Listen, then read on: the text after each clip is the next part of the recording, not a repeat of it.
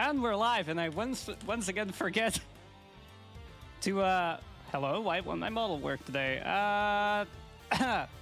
Okay, there we are. And we're live, once again, and I once again forget to turn my, my tits off. Hello? Loving how the HUD just wouldn't want to disappear either. I know we're currently running an ad break, so we're going to wait for that to be done. I'm sorry for being late. Unfortunately, one of my VAs had a medical emergency that we had to wait for. So that's why we're a bit later tonight. But how's everyone doing? I hope everyone's doing well. I hope everyone is doing okay tonight.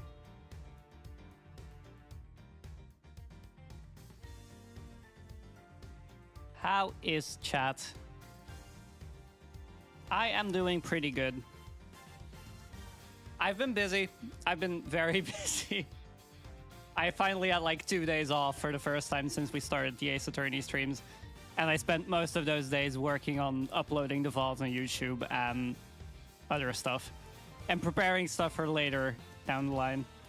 Once we're back to normal content, once we're... Spend a lot of time on Twitter, as some of you may know. But yeah, I'm thinking the ad break will slowly be over. So we should probably get started, because we have a bunch of stuff to do for tonight. We are doing a two-parter. All the cases from now on will be two-parters, just to spare my voice actors from completely dying.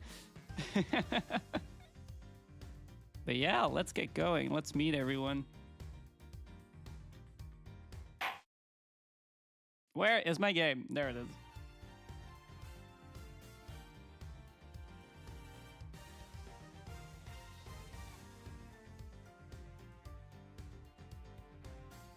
About, Hello? Hello? Hello? Hi. I'm echoing. I'm still watching the stream. Mute that shit right now. You could hear yourself. Yeah. Ding. Yeah. I mean, it was more that I could hear you double. Oh, yeah, Very right. weird. Yeah. Very off-putting. Let me quickly fix one thing. How is everyone doing? I'm alright. I'm alright. Yeah, I'm very sleepy. Very eepy. Very eepy. The eeper. Yeah. You're finally back for the first time since, like... Yeah, I was taken out by a viral infection. Taken out back and put out of his, put out of their misery. But for real, no, but for real, I felt like absolute fucking shit for about like 4 to 5 days. Fair enough, fair enough. And yeah, my voice was also gone. I had a sore throat.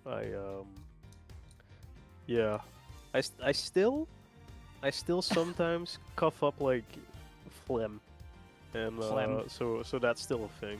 Right. But other than that, we're good. Glad you're feeling better. Thank you. Me too. How is the Where Gian? did the chat go? I'm quickly changing some stuff. Oh, okay. I've been messing about with chat to make it a bit more readable while I'm waiting for acids Okay. for a chat window. Ashich. Ashich. Is it Gian here? Yeah. Flu do be doing the rounds. Yeah, true. All right. If everyone is here, let's go over the roll list, which we finished 2 seconds before I started stream. Hell yeah. No. Hell yeah. So this one has a very big roll list, but that's also because there's a past and a present part to the case. So it's not actually a lot of rolls at the same time. But for Gregory Edgeworth, Miles Edgeworth, Eddie Fender, Judy Bound, it is yours truly, the alien herself, Alfira Nova. For Samson Tangaroa, Child Eddie Fender, Tyrell Bad, and Dick Gumshoe. Once again, after a long absence, it's Boss. That's me. The return. The return of Dick. Yippee! It's back. Oh no, it's back. For Manfred von Karma. Delicious Cone, K. Faraday, Verity Gavel. It's Ash. That's me. I love Wait, how. This will be taking Manfred. Actually, obviously, I just realized for the past segments, you only have one role. Yo, for real? Mm-hmm. Wait. Oh, that's huge for me. I think we all. Oh no, wait, never mind. Life could be a dream. And for Carmelo Gusto, Child Judy Bound, Larry Butts, Eustace Winner, it's a Jin. Hello, hello. So like I said, this is a very long roll list, but that's also because there's two completely different segments to this case, apparently. Let's get started before we end up streaming until 4 a.m. again, huh? Oh yeah. Yeah. Can you share your Please, screen no. real quick? Oh yeah, I'll maybe do I it. should share my screen. Fucking goober moment. I will not be watching the stream. I think I made this joke last time, actually. Yeah. Yep, you made that joke before. Good job. Please don't kick me off the stream. I'm sorry. What kind of shit streamer in it? This is why I'm not the streamer. This is why I do all the streaming stuff.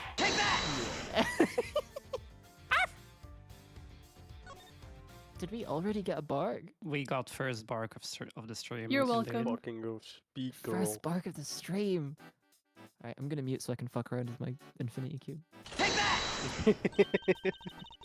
What shall we make today, kids? Like mop.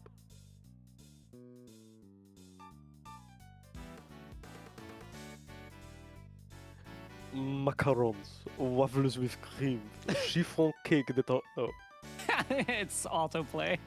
okay, it's gonna be French, I just... That's I fine. just know. I saw the baking over there.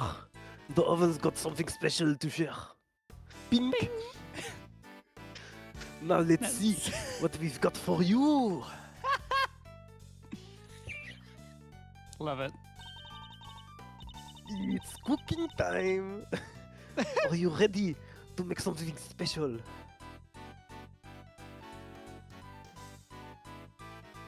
It's the kind of quality TV I wish I had access to as a kid. For fucking real.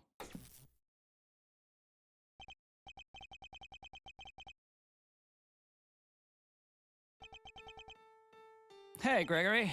I'm going back there tomorrow with your boy.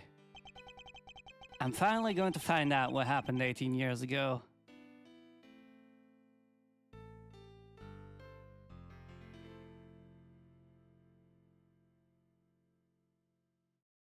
That was a long ass pause.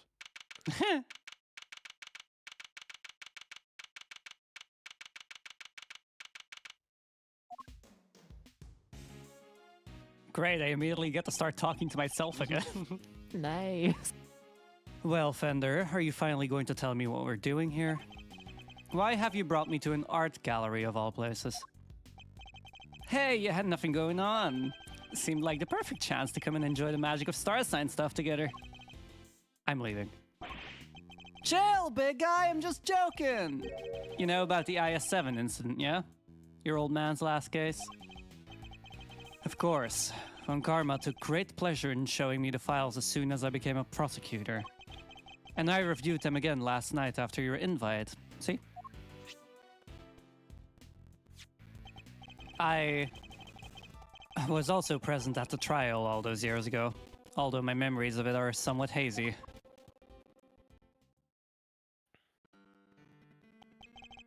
As a child, I was completely in awe of my father. The sight of him in court was inspirational. Gregory Edgeworth, attorney at law, and opposite him, the man who would become my mentor, Manfred von Karma. It was quite a case. However, it ended with the conviction of the accused. Ah, so you were there too. You were in the courtroom for Gregory's final outing. Well, that'll make explaining things easier. I wanted you to know something, see? That something being what really went down. Not the truth in those files, but the capital T truth. It was 18 years ago, smack dab in the middle of a real doozy of a winter. The buildings were covered with a blanket of snow. It looked like the streets were lined with popsicles. But things weren't so innocent behind those frozen doors. In fact, some pretty sordid stuff went down. This was back before yours truly was the fine figure of an attorney you see before you today.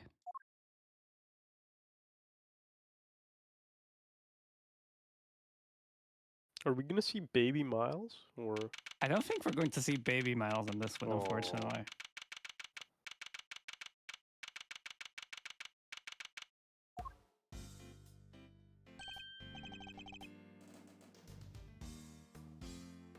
Whose child is he? I think that's Boss. Oh, wait, Yeah. okay. How would I play him? I missed the. Hey, this one really came out of the blue, huh? That works. It did. We were called in before the ink on the arrest papers were even dry. My name is Gregory Edgeworth. I'm a defense attorney. I'm here visiting a client with my assistant, Eddie Fender. A murder on Christmas Eve? What's the word coming to, eh?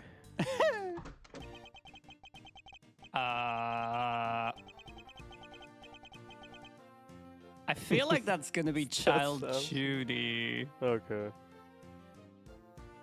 Who's Judy? In the dark of the night, at the end of the day, I saw two timely saviors are coming my way. If there's gonna be someone else, I'm gonna be so. There's something. I fucking knew it. Ah, Welcome, my friends, to the visitor room. And if we are not friends yet, I'm sure we will be soon. Whoa! Talk about an entrance. Those kind of bars. I was not expecting that. Neither was I. Is that still me? Mm-hmm. Sorry if I surprised you. I'm just happy to see you both. Thanks so much for coming out. Seriously, I cannot thank you enough.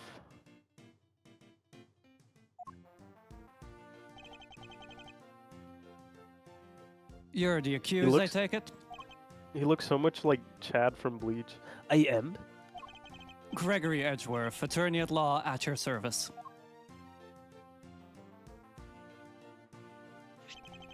I look forward to representing you. This is my assistant, Eddie Fender. A place to meet you, sir. I'll do everything I can to help. Come now, Edward, calm down, please. You'll have to forgive him. He's still new to this. He's been helping me out part-time, but he's far from fully fledged lawyer material yet. Nonetheless, I'm hoping he'll be of some assistance in investigating the particulars of this case. Gregory and Eddie, it is an honor to meet you both. My job as a defense attorney is to save my clients from wrongful convictions. So the first thing to do is establish whether or not he is truly innocent. Perhaps we could begin by having you tell us a little about yourself. What am I thinking? I haven't even told you my name. I am Samson Tangaroa. It is really you. Samson Tangaroa, the world's greatest confectioner. You flatter me, my young friend. And call me Samson. All my pals do. Well, thanks, Samson. Fuck, no, stop defaulting to a hillbilly. Wow, thanks, Samson. I will. I can't believe I'm meeting you in person. I'm walking you. Think about that. Think about that. I am It walking. seems Eddie knows something of her client. Mr. E, it's the Samson Tangaroa.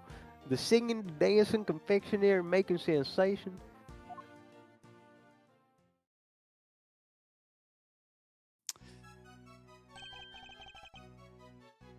What shall we make today, kids? Macarons, waffles with cream, chiffon cakes that are light as a dream. Laugh smile it's true. All that sweetness waiting for you. Look there, what where, over there. The oven's got something special to share. Ping, now, let's see what he's got for you. Fucking bars. This is a thing. I almost started dancing along. I love the cop doing jazz hands in the background. No way, I got to sing with Samson Tangaroa. Now that is a dream come true. Thanks, little pal. It means a lot to hear you say that. My apologies, but I think we need to discuss the matter at hand. Of course. I am sure you are both very busy. Alright, where would you like me to start? So you're not just a confectioner, but also a singer and dancer. I sure am. When I'm having fun, my body just starts moving. Hello? The controller is Hello? being awful. You must really enjoy making desserts. Hahaha, I wouldn't be much of a confectioner if I didn't. I love to make sweets that will bring joy to others. Hey, they're not just things, they're works of art. Sparkling, dazzling, mouth-watering creations, that's the stuff that dreams are made of. So he aims to create joyous and inspirational pieces, does he? I understand that the incident in question happened in your mansion. It did. Hello? Hello? Can you guys hear me? Yeah. Properly? Okay. We were holding an international confectionery contest there when a body was found inside of one of my creations.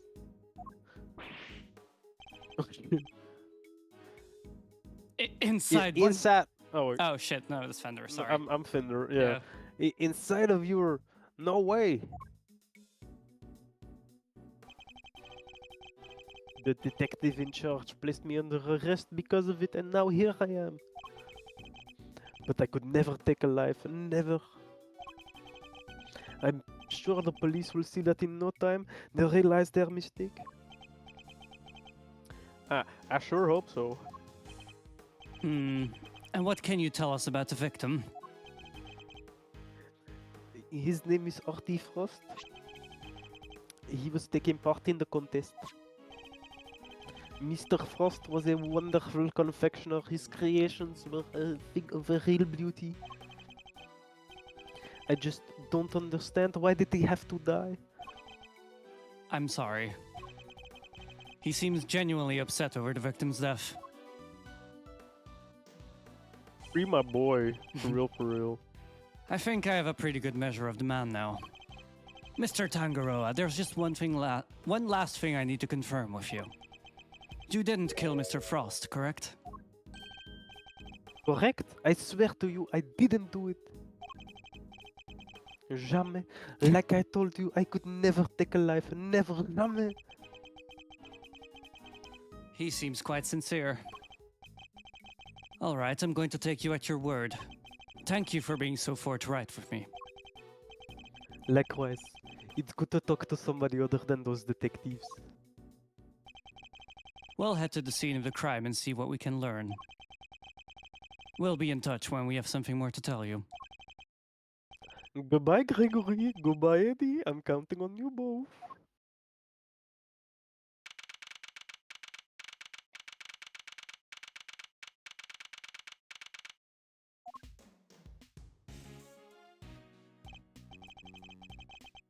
It's pretty cold out here, Mr. E. I never saw so much snow. Yes, and it doesn't seem like it will be letting up anytime soon. But just... Oh, But just look at this place. What a sweet house Samson's got. It's huge. that's this fucking house? Jesus Christ. I thought it was a museum. I thought it was like a town square. Yes, I big thought it enough. was Paulonia Mall. Yeah. Ba, ba, ba, ba, ba. Ow. Yes, big enough to hold an international confectionery contest, no less. That's gonna be Judy Bound, I think. No? Maybe? I don't know. I think so. Samson's in jail. Yeah, exactly. Wait, who's Judy? I think it was Aegean. Yeah. Wait, that's where I was a kid? Yes. Oh, okay. Welcome, welcome everyone. Come on in. We'll have some fun.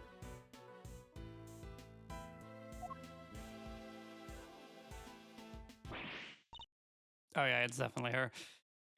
Oh no. Are you alright? I'm sorry. Would you happen to be Miss Gregory Edgeworth by any chance? I would. It's a pleasure to meet you. I'm Eddie Fender, Mr. Edgeworth's assistant. Mr. Edgeworth, Mr. Fender, welcome to our humble abode. Duty bound, it's an honor to meet you both. I'm the housekeeper here, and Mr. Tangaroa's assistant. You're no housekeeper. You're Judy Bound, the Judy Bound. You know a little something of my work? A little? I watch you on TV every chance I get. I'm Bacon Bob's biggest fan. It's very kind of you to say so. We'd be nothing without our fans. And what might Bacon Bob be?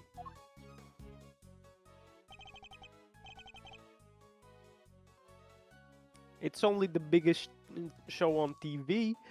Every kid on the planet loves it. The dynamic duo of Sansom and Judy make delicious sweet stuff, all the while singing and dancing. Like this, check it out. Gonna do a little dance. Am I gonna have to do a little rhymey thing? Yeah, what shall we make today, kids? Cookie dough, caramel too, fluffy shoe cream, tiramisu. Everyone, come along. Bacon treats with a smile and a song. Where? Ooh, there it's true. And the oven's got something special for you. Just take a bite and you will see.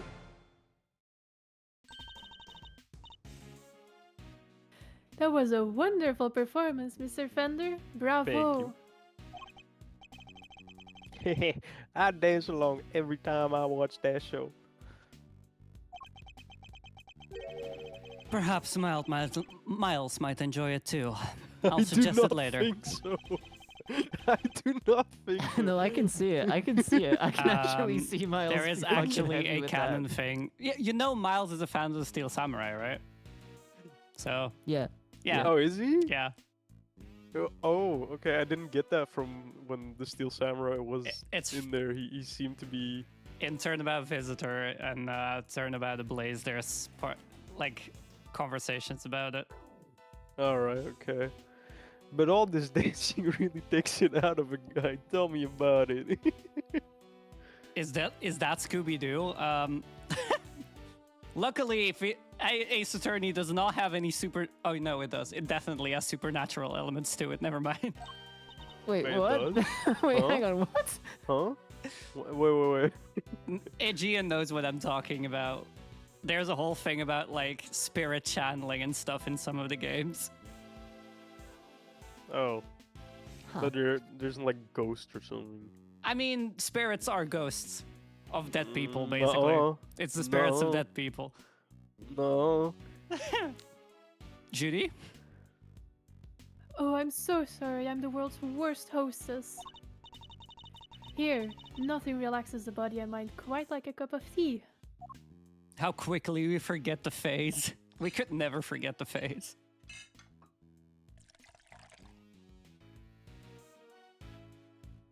Tea ASMR? Holy shit. Little cup of tea. Yeah, you love that, don't you, man? Ah, this is Ceylon, correct? It's delicious. Its citrus aroma is said to improve one's ability to concentrate, as I recall. Interesting. So what's this Ceylon tea taste like, huh? How odd. The saucer's cold. Yes, it's so that the tea cools down more quickly, I'm afraid. Some of our guests don't like it too hot. I see. These teacups are very unique too. The design is really something. You think so? Thank you very much. I ordered them all the way from France. They're my absolute favorite. They were designed by a marvelous sculptor named Paul Halik. Have you heard of him? He makes the most amazing tableware in the world. You're clearly a big fan of his work. Oh, I am. These teacups are my greatest treasure. She's certainly not afraid to show when she's passionate about something. If you don't mind, Miss Bound, I'd like to move on to the reason we're here.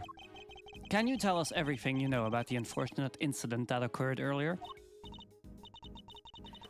Of course. I'm sorry for getting so distracted. I guess I'm still in shock. Because I'm the one who found the body, you see. You discovered the victim.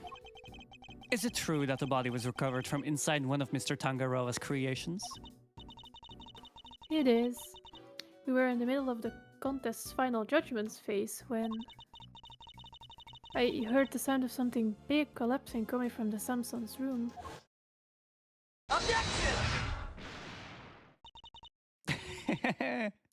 Goara, Samson, are you here?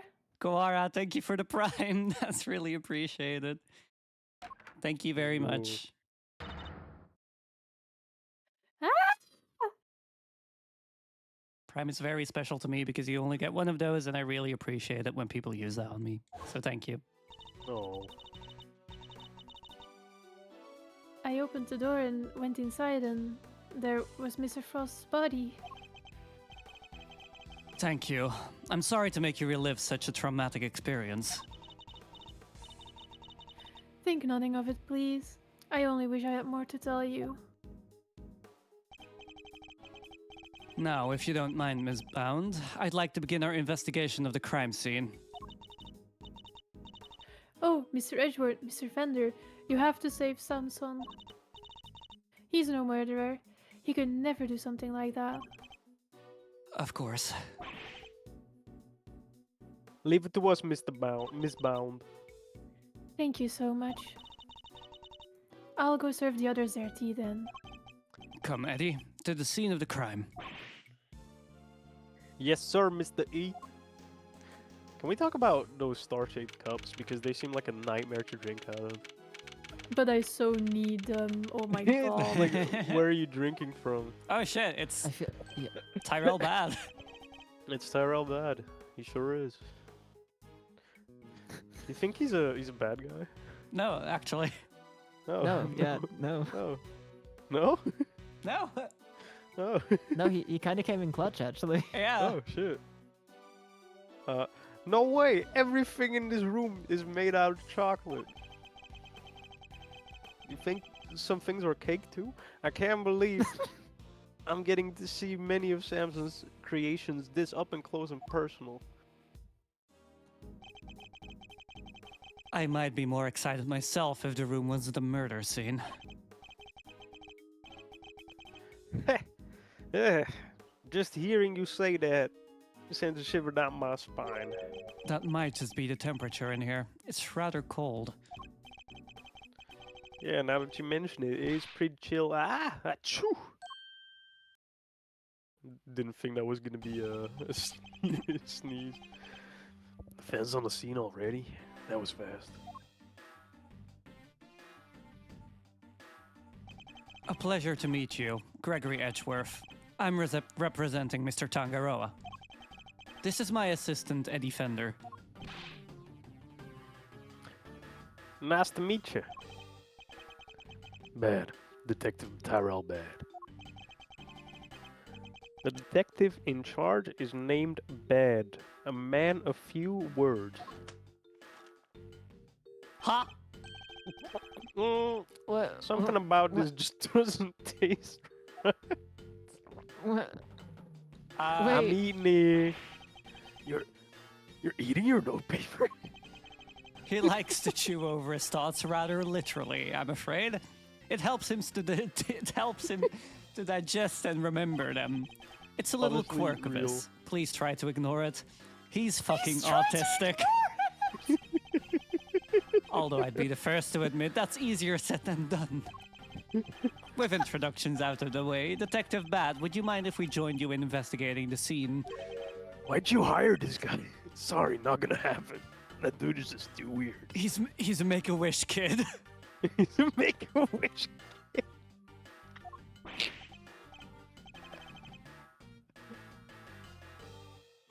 What? How come Mr. Edgeworth, Mr. Tangaroa's attorney? Yeah, and attorneys will do anything to get him off the hook. Even put words in Clyde's mouth. Mouse. Objection. My assistant puts his words in his own mouth. Yeah, for real. You think I need that on my crime scene? Mr. Edgeworth would never do something like that. Kind of loving that boss is back for literally 45 minutes and they already have to start talking to themselves. Like for real. 67 different roles. Yeah. I don't trust attorneys, okay, kid? Detective, you've established my client's supposed guilt based on an investigation of the crime scene, correct? That's usually how it works, yeah. What of it? Then extend me the same courtesy. I believe he is innocent and I would like the chance to prove it. You believe he's innocent, and you didn't even see the scene yet. That's some flimsy lawyering. That's exactly why I wish to see the scene for myself. I need to ensure that my belief is based on solid evidence and sound reasoning.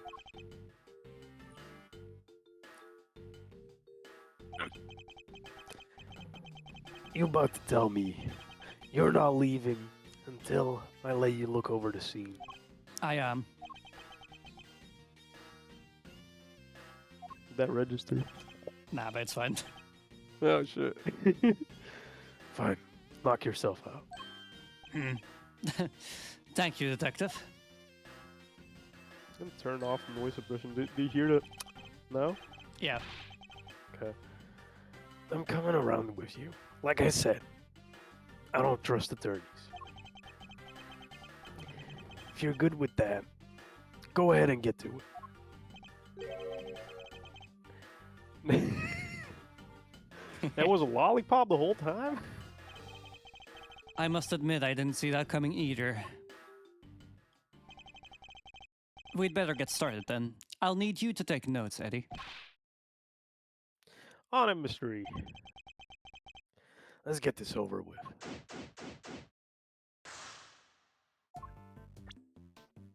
Hey, attorney's badge. Ow.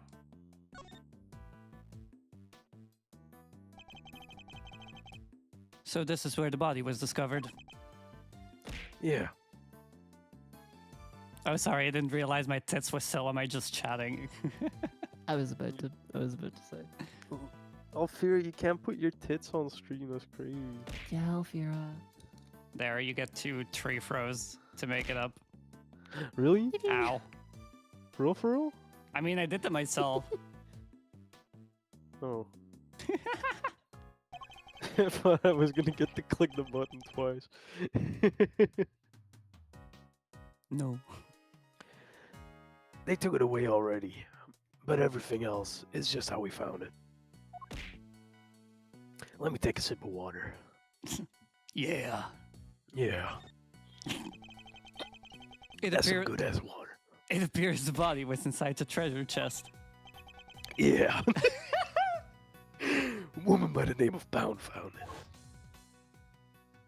Judy Pound. Forever. Bound? Judy bound? Samson, are you in here?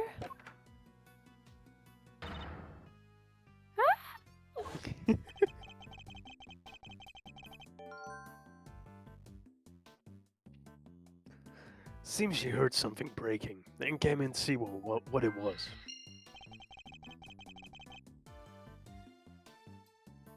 If only we had just a little more information.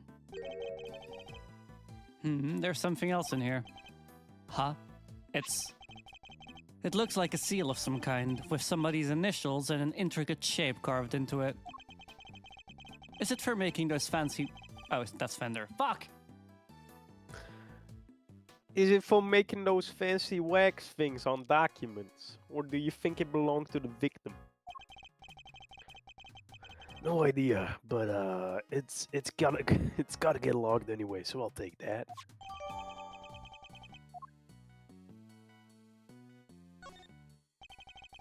It's really rather impressive, making an entire ship out of chocolate. That's Samson Tangaroa for you. Don't you just want to take a big bite out of it? Oh my god, there was a dead body in there. Which part to bite first, though? That's the real head scratcher, you know. How about the part where the dead body was? Bite any part of it, kid. You'll be off this crime scene so fast your head will spin. Hey, it was just a joke. Don't stop staring at me like that. I do sometimes wish Eddie could keep his cool a little better. He's just an intern. One of the stands for the ship is broken.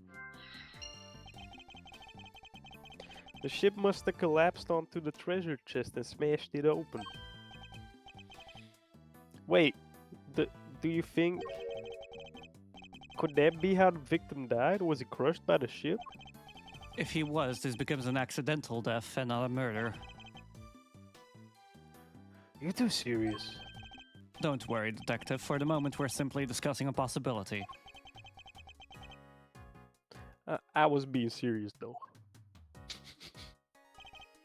Detective, can you tell us a little more about the state of the victim's body? Let me see. Got a picture here someplace. You can see for yourself. Yep, he's dead alright.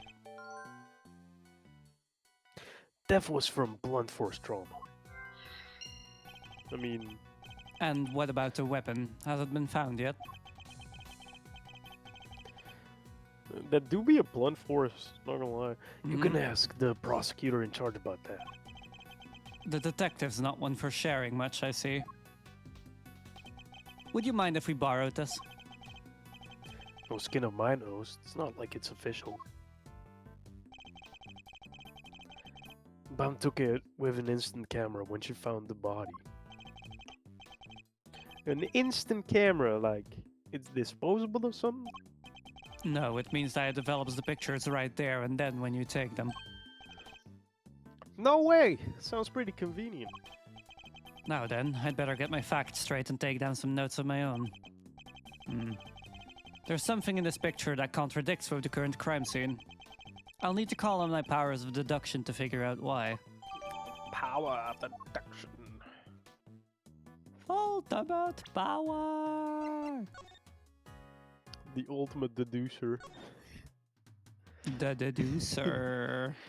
He's gonna lay so many deuces. Huh. Not even gonna know what's hitting you. I must scour the scene and inspect anything that catches my attention. Wow, is that as a different catchphrase? Yeah. No. There's a part of the ship that's just broken, I think. Like here. Could this be related to the evidence somehow? Eureka! You said the only thing that has been removed from the scene is the body. Yeah, and that piece of cloth it was wrapped in. And something here doesn't quite add up. It doesn't? Take another look at the scene in front of us, Detective. A very conspicuous pool of blood that should be here is clearly missing. Exclamation mark? You're right. Don't remember anybody mentioning they'd removed the blood along with the body. Let me check with forensics. What is it, Mr. E? What did you figure out? Compare the treasure chest in the photograph to the real thing. In the picture, the solid chocolate bottom continues underneath the deceased hand. And yet, that part of the chest is now gone. Exclamation mark? The part with with blood all over it? Exactly. So did the police remove it, or perhaps the killer? It wasn't forensics. They're saying nobody took anything like that away. Interesting. So somebody deliberately removed the blood from the scene. Could be.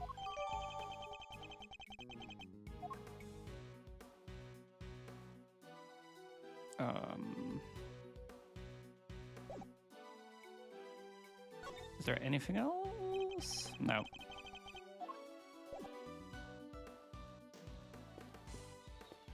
It must have been the Crips. And you are? Who's doing Carmelo Gusto? That might be me. Let me check. Yeah. Yeah? Yep.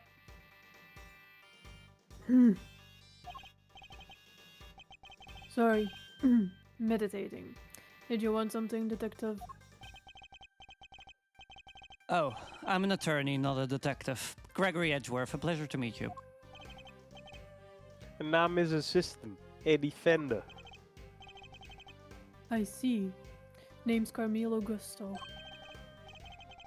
I'm a confectioner here for the contest. You are? That's my specialty, Mr. Gusto. What's your special? Fuck. What's your specialty, Mr. Holy shit. Huh? Oh! What the fuck? The art of air and sugar. No way! Look at that! It's a little baby seahorse! It's a dragon. A noble, soaring creature of the skies. That's a dragon? It does look more aquatic than airborne. No need to sugarcoat it. My design sense is weak. I know it better than anybody. Yo, he's not gonna sugarcoat it. But I thought he was a master of that. That's why I'm That's heading to pretty bad. Zhangfao when this is all over. I need to train hard. Perhaps we should get off the subject of his design sense for now. So what are you doing here, Mr. Gusto? I didn't think they were allowing civilians on the scene yet. Detective wanted to know more about one of the pieces in here. Makes sense, seeing as he's a contestant. Perhaps I should ask him a few questions of my own. Those are some interesting implements you use, Mr. Gusto. I was gonna do it again. He's gonna do the whole thing again. Yo! It's a chicken! Sugar blowing pumps. They put air into the sugar. They're so cool. It's like watching a soul master do his thing. I'm no master. Not a day goes by that I don't hurt myself one way or another. That's why I wear red. That way, it doesn't matter when I make a mess. The way of the confectioner is a lonely one. You never stop learning, not until you die. The way of the confectioner sounds like a long one, too, if he's still injuring himself on a daily basis. What can you tell us about the contest? Based on what we've seen so far, flavor doesn't seem to be the only criteria at play. The contest was Tangaroa's idea. It's about art. Confectionery is art. Confectionery as art? Art you can eat. Every part of it. Every single item in this room is edible. The whole place does kind of smell like chocolate. Chocolate! Chocolate? Tangaroa is a genius. A once-in-a-generation talent. Flavor and flair, he has it all. And if you can't outdo the god of confections himself, you can't win. I don't know, man. Beating out the greatest in the world seems kinda hard, yeah? As it should be. Whoever beats him becomes the greatest in turn. That's the real prize here. Nothing else matters. So you're competing for a title, effectively. And the treasure. The ultimate cookbook. Tangaroa's most prized possession. If you want to know more, it's all written down here. It's the list of rules that was given out to contestants. Did you know an Alfira is gay? I hear paper can also be found in Officer's Lane. Shot. Yo, that's big news.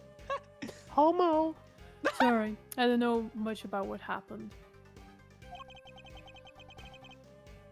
I only heard about it after the judging was over. How was the judging organized? It started at 3 p.m. Tangaroa began making the rounds right around then. He left his own room, then worked his way around the venue clockwise.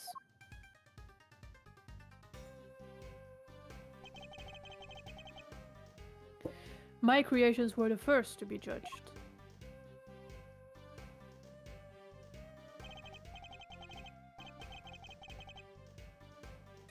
After that, he went to Scone's room. She's another one of the contestants. What can you tell us about her? Ruthless, brutal. There's nothing she wouldn't do to win. She was working with Cream, some kind of dreamscape.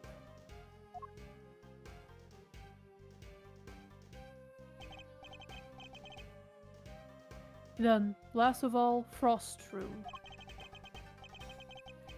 His thing was flavored ice, sculptures this time, or so I heard.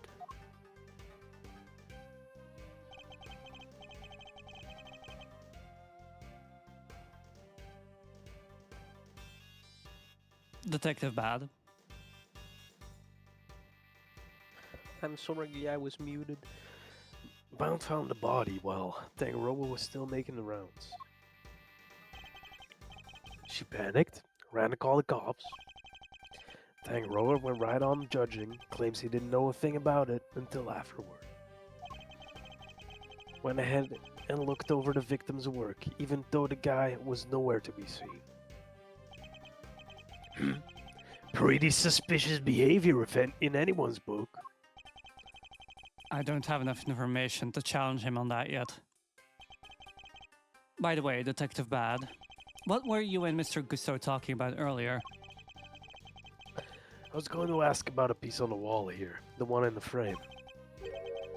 Seemed like something was off.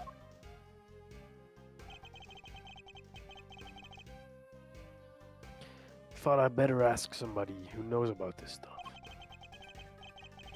But then you bozo showed up and pulled me away from my very important work. Perhaps we can take a closer look at it together. Can't take a hint, can you? Mr. Gusto, would you mind helping us out? Of course, confectionery is my life. If you have any questions, I'll be happy to answer them. Thank you, that's very kind of you. It's almost like the stream is made up of a bunch of gay women with nice voices or something. To be fair, there's only 2 women and 2 NBs on this stream.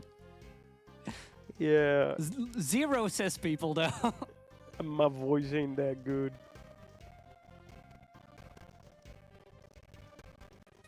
Oh. There's something There's missing a here. handprint on the. Oh, yeah, that as well. Ah, the chocolate handprint. Are these finger marks? Chocolate handprint. Yeah, but we don't know whose yet. We still haven't figured out. Maybe it's doo-doo. No fingerprints, no ID, just oh my doo-doo. God. Finger marks without prints. They could certainly be important to the case.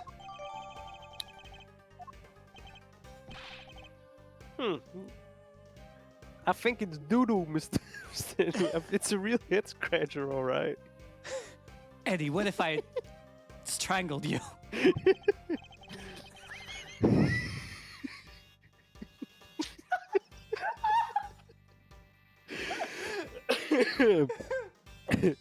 Not really.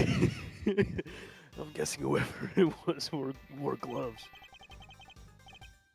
Oh, where's your sense of romance, of adventure? There doesn't tend to be much of either at a crime scene, Eddie. It's almost like the stream is made of a bunch of trans people with nice voices or something. That's closer, yeah. Aw, Thank you, Cat Snaggle. that's so sweet. Buzz does have a good Gumshoe voice, yeah. It's very inconsistent.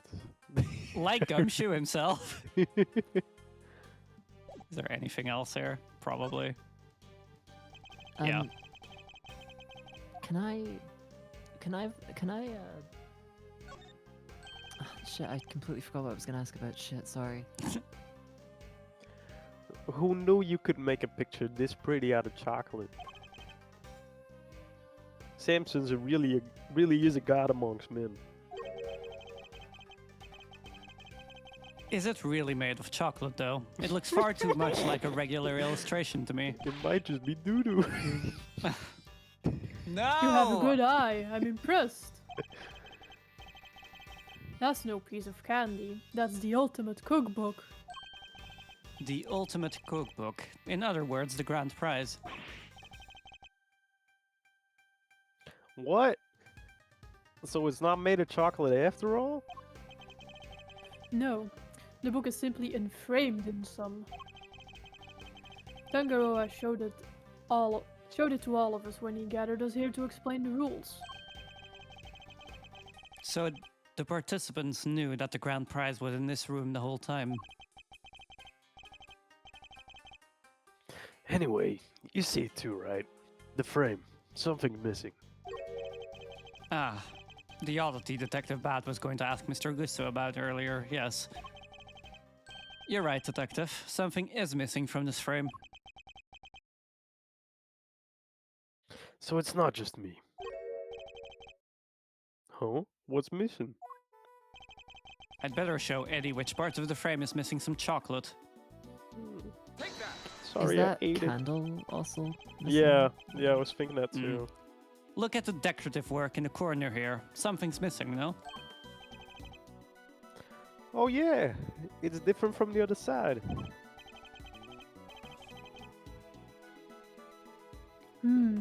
That's not like Tangaroa. The balance is all wrong.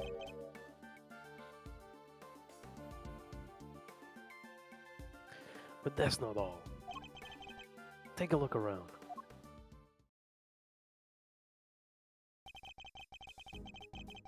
Every confection in this room is missing some small bit.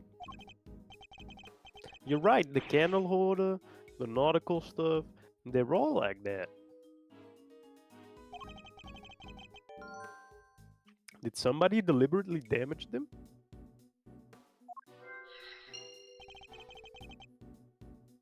That's a very good question. Or did Tangaroa just want it to look like somebody messed up his work? He'd never do that to his own creations, never! Could this have some deeper meaning for the case?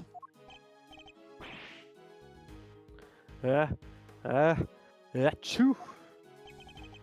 Are you alright, Eddie?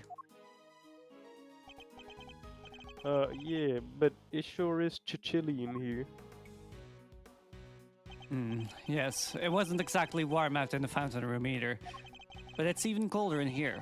Would you like to borrow my jacket? No, I'm fine. And besides, you always said... wait, you said you'd give it to me when I finally got my attorney's badge. I did, didn't I? Why do they have to get... wait, why do they have the heat down so low? Chocolate, bro. Chocolate needs to be kept at the right temperature. Take a look behind the panel on the wall. What panel? Look at that, it was there the whole time? There's one in each of the contest rooms. Tangaroa hid them so they wouldn't spoil the aesthetics of our work. And what do the controls do? They adjust the temperature and the lighting. Goes all the way down to negative 22 degrees Fahrenheit. Cold enough to keep any confectionery from melting. So, in effect, each room is a giant freezer.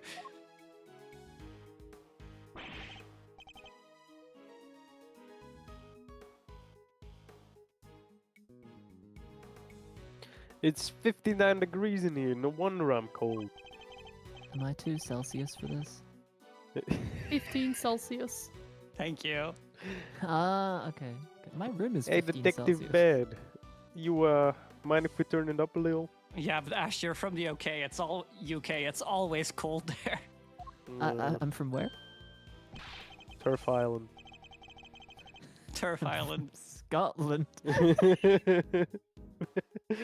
Preservation of the crime scene is the foundation of detective work. But I'm not a detective. The same goes for attorneys, Eddie. We must never disturb the scene of the crime. Get used to the cold. It's all part of your training. Chocolate needs to be kept between 59 and 65 degrees. There's no way around it. You know the temperatures by heart, huh? Guess it's your job. Is the very least I should know.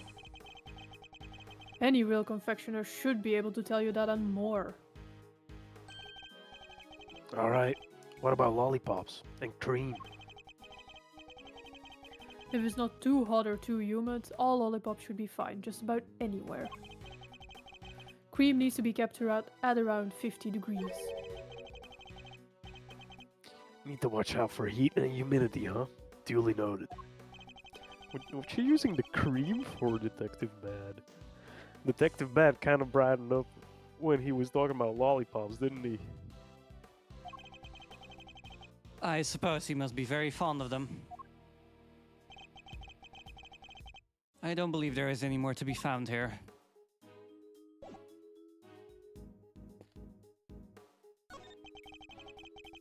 There's some very tasteful tableware here, along with some kitchen utensils. This tea set is of the same design as the one Miss Bound served us with earlier.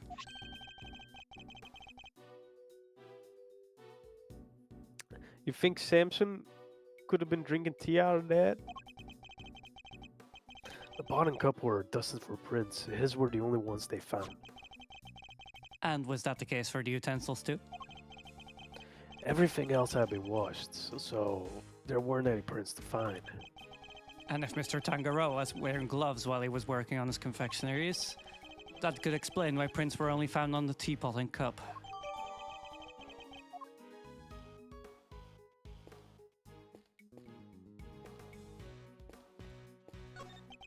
So, when they say everything in this room is chocolate, Mm-hmm. Gloves. Oh, say it. is that including, like, the table and the oven? No. No, but the dead body definitely was. What? What if Right. that was the mystery? Yo, It wasn't actually a dead guy, it was just It was chocolate. cake. It was cake, exactly. Oh my god, okay. Gloves. Tangaroa wore them when he was working on his masterpiece over there.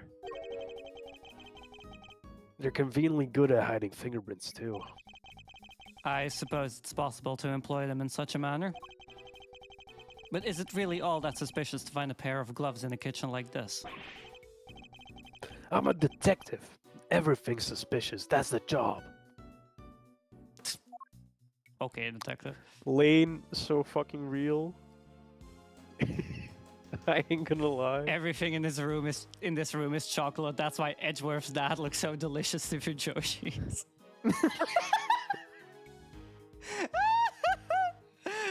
Wisest thing anyone has ever said. Hello? I have to Google real quick what a Fujoshi is, though. I'm really scared. Really?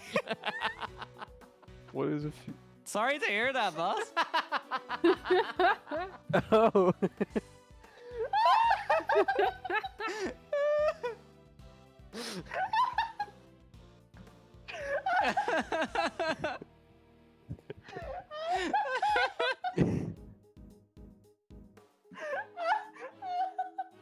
What? I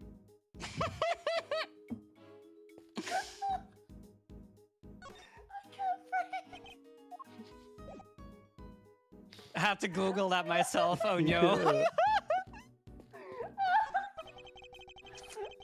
This is a fine selection of nautical paraphernalia. You think one of them could be the murder weapon? No, they're all made out of chocolate. You'd have a hard time bludgeoning somebody to death with one of them. I could do that. Can't tell what's real in here. They really do look genuine. I can hardly tell the difference myself. A true testament to Mr. Tangaroa's skills. Mr. Edgeworth, do you know what a Fujoshi is? Unfortunately, Detective Bad, I do. I'm fucking dying over here. Wait, can I... Does this work as well with... I can't believe I still have to watch stream ads while I'm in the stream.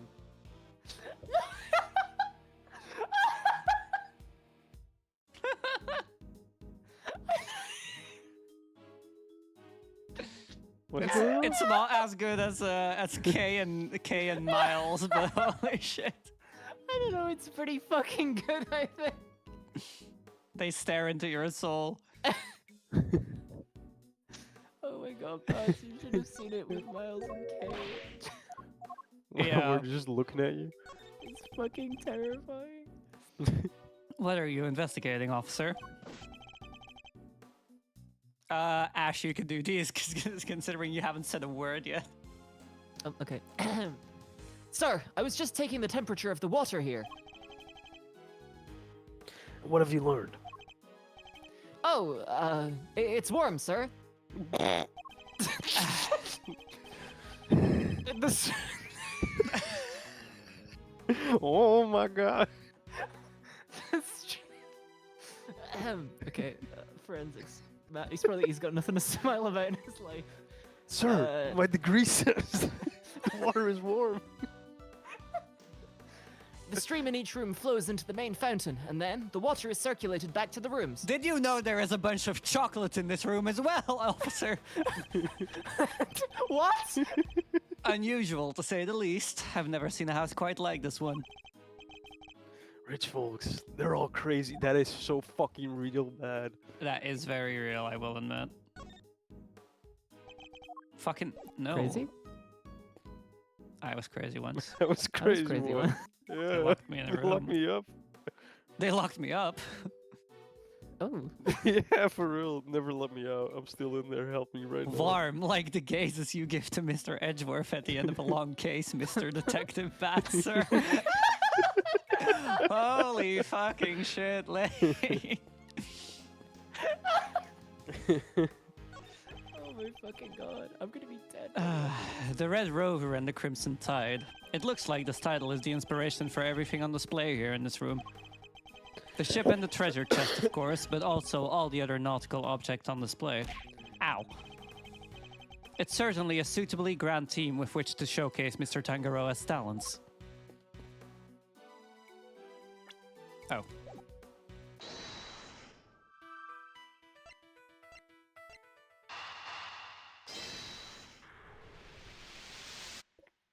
Yo, broken stand.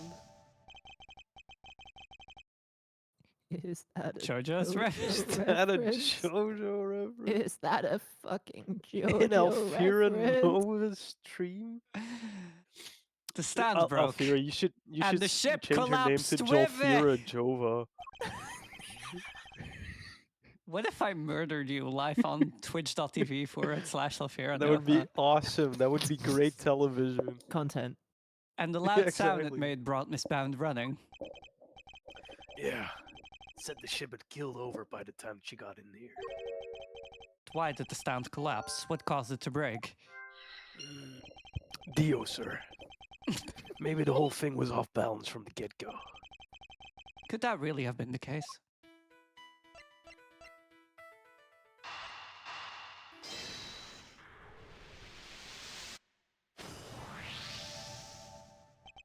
All of Mr. Tangaroa's creations are missing a little piece each, including one of the stands that was holding up the ship. Somebody really went all out.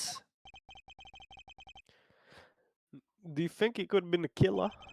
It's certainly a possibility. Either way, I think we can safely say the stand was damaged in a mystery person's tampering spree. And when it broke, the ship fell and smashed open the treasure chest, which would have remained closed otherwise. Hell yeah. Good job, team. I think we're about done here for now. Yippee! Well, if I wasn't convinced before, I am now. Tangaroa did it.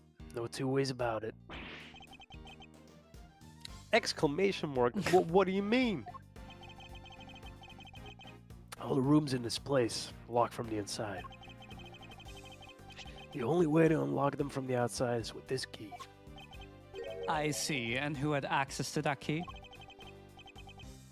Who do you think? Tangaroa. And it's the only one. There aren't any copies. With the mansion key, Tangaroa could slip into anybody else's room anytime he liked. And he could even lock his own room from the outside when if he wanted. But Mr. Tangaroa's room wasn't locked, was it? Nope, which is exactly what makes him a suspect. Would you care to explain your thinking?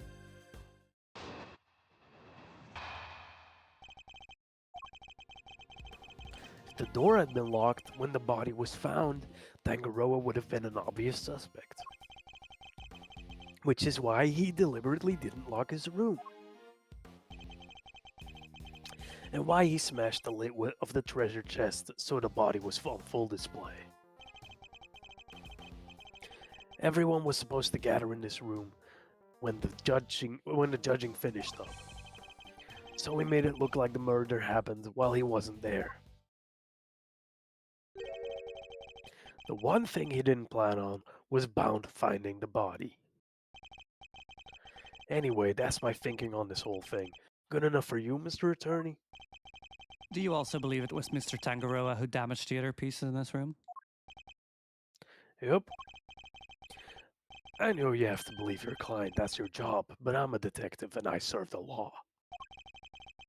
No matter how squeaky clean somebody might seem, a suspect is still a suspect. I fully understand your reasoning, Detective. Now, would you mind if I applied a little critical thinking of my own?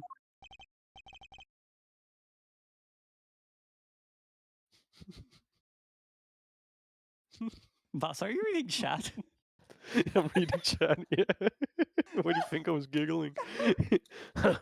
Do your worst, chat. I do have to admit, young Eddie Fender does kind of look like Dan Avidan from Game Grumps, yeah. He really fucking does, yeah. Just as the detective won't compromise his devotion to the law, I won't compromise my beliefs either.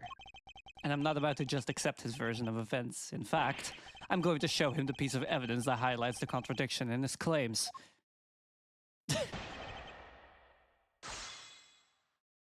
I don't have to reread these lines. No, do you I? don't. No. They could slip into But you should. They could I feel slip like into morally, anyone's you should. room, Gregory, including you, slipping into my room in the middle of the night. No one needs to know, not middle of your the wife night. or your child. Fucking hell. Wait, could Boss read that out maybe in the detective bad voice? Actually, yeah. They could slip into anyone's room, Gregory. including you, slipping into my room in the middle of the night. No one needs to know, not your wife or your child. We could just say that there was only one bed in the hotel room or something, Gregory. Please, I need it right now. It could indeed be the it could indeed be the killer. Why do you think I'm sucking on this lollipop all day, Gregory? Young Dan Avidan from Game Grumps.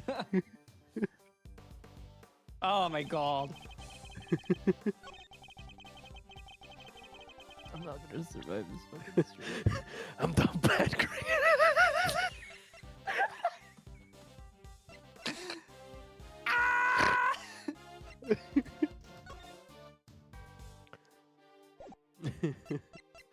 I'm so glad this is now my digital footprint. So Lane, do you wanna join us on Sunday?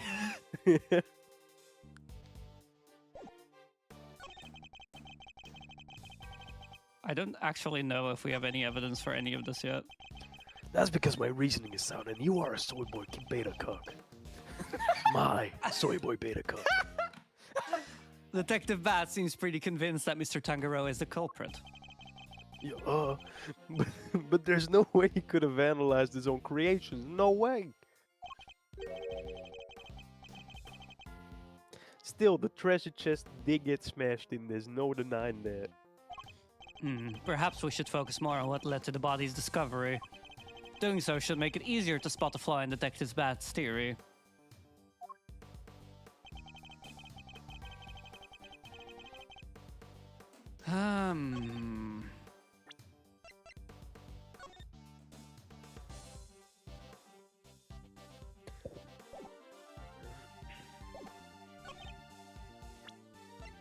Objection!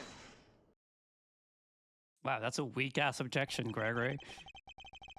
We've established that the body was hidden inside the chest, and that Miss Bound only came running into this room when she heard a sound. It seems reasonable to infer that the sound was that of the chocolate boat collapsing. Sure, seems likely, based on evidence. And yet you assert that it was Mr. Tangaroa who had smashed the lid of the chest. I believe this photo makes it clear that it was the ship that did the smashing. Just like I will be smashing you tonight, Detective Bad. Oh, bring it on, bro. Period, period, period, period, period, period. And if that had occurred only moments before Miss Bamd had entered the room, then it couldn't have been broken by Mr. Tangaroa, who was judging the contest at the time. Hold it. If you weren't such a soy boy beta cuck, Gregory, you would be in my hotel room tonight with this key I conveniently left in your hand. If you want to prove you're not a cuck, Gregory, you'll cuck your wife. I never said he did then and there. He could have done something to the stand, so it collapsed when he was in the middle of judging. Objection! Have you any way of proving that assertion? Nope. But the investigation isn't over yet. There's still time. Nem235, thank you for the follow. So he doesn't have anything conclusive. Have you found any prints in this room besides those of Mr. Tangaroa? Yep. On the door. Hmm. But we found Tangaroa's and Frost's print over there too. We were all brought in here for a briefing, right before we started work on our creations. Those prints are probably from then. I take it you haven't checked any of Mr. Tangaroa's works for prints yet. Why would... We know that somebody tampered with them. Therefore, it's possible they left some prints behind when they did so. Fine. But if we don't find anything, your guy's still on the top of my list. Got it? Lane, have you ever thought about fanfiction writing? I think you'd be real good at that. You, check all this chocolate prints, chocolate stuff for prints now. Yes, sir. Right away. Yes, sir. Detective Bad. We finished dusting the chocolate, and we found prints that don't belong to Mr. Tangaroa, sir. Exclamation mark. Go on. Whose?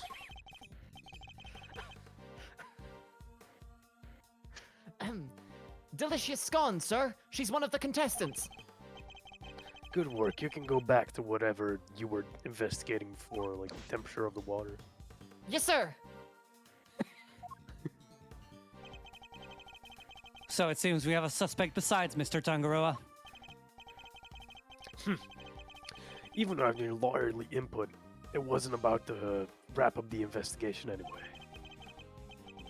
I'll go speak to Miss Scone and see what she has to say for herself. Delicious Scone. Mr. Gusto mentioned her too. He said that she was ruthless, that she'd do anything to win. This Scone lady sounds pretty suspicious character, huh, Mr. E? Yes, I think we'd better try to speak with her ourselves as well. Detective Bad, would you mind if we accompanied you?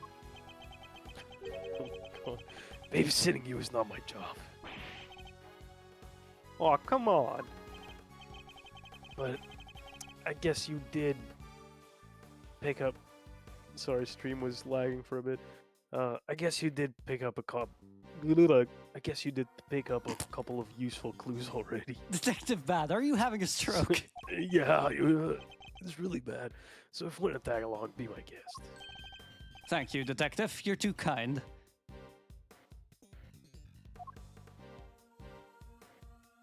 Hi, Nem.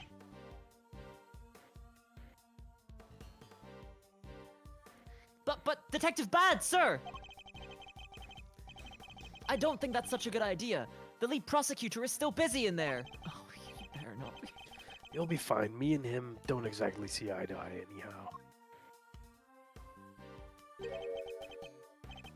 Who's this him? Who did they assign the case to? Manfred von Karma. What? They gave it to von Karma? He hasn't lost the case in 25 years. Manfred von Karma, a living legend over at the prosecutor's office. We've never faced one another in the courtroom, but I've heard plenty of stories. They say he'll do anything to ensure a guilty verdict. But I can't let that distract me. For now, I need only continue to do what I believe is right. Are people still good to go? I mean, I'm Yeah, good to go. I I'm could, having I a could grand fill old up my time. water for a second, but Is that if that's the only thing? Then yeah, we'll just quickly yeah, vamp for a minute while people go fill up their water. Yeah. yeah. Okay, I'm gonna fill it up real quick. I gotta say, Maybe. this makes a very nice change of pace from last time. Mm-hmm. But yeah, Lane, if your throat is fine by Sunday, you're free to join. Pretty please. Spare everyone a few rolls. Ooh, pretty please. I'm just really funny in short bursts. Overarching plots become more complicated. That is understandable. Oh my god, I hate when Boss does this. He leaves his microphone so close to their headset that I can hear myself talk if I'm too loud. Really? Yeah. But Boss would never do that. Uh-huh. I was really hoping it would echo there. That would be really funny. I have written fanfic before, Me too. but I don't have the time to continue with it, so. Oh. I wrote Boku no Hero fanfic. Wow. Wow. Oh my. Did you know that I'm very funny and that is very attractive? Yeah. Some people tend to be attracted to that. So, Aegean, what are you up to? Not much.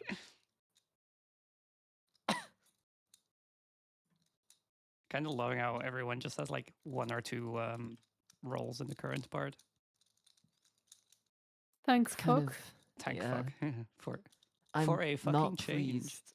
I am not pleased that Manfred and however you pronounce this other person's name are probably going to be in the same room. Manfred and who? Gone lady. Oh yeah. Hello. Hi. You back? Yes. No, I'm still filling up my water, Alfira. All right. We'll wait. Okay. Yep. No, really, we've got all Okay. day. Mm-hmm. Yeah, it's dripping It's in fine. there. No, take your time. It's cool. It's totally cool. It's dripping in there. I beg your pardon? I've got one of those IV bags, right? And I like that water best. But like the only way to get it out of it is to like drip it, you know? So like my water bottle, my 2-liter water bottle is filling up right now. Okay. Yeah. Ah. I Have hate I- so much about what's going on. Delicious sounds like a woman I would like to know. Them that is so real. I put obscene amounts of honey in my tea. I have been known to put some honey in my tea from time to time. It depends on what Yeah. tea, though. No sugar? Jesus. No, actually no. The only thing I put in my tea is more tea. Damn. Good. Wow, a candy castle. And look, there are even some little elves to go with it. The only thing I put in my tea is E. Nice one, twitch.tv/Alfira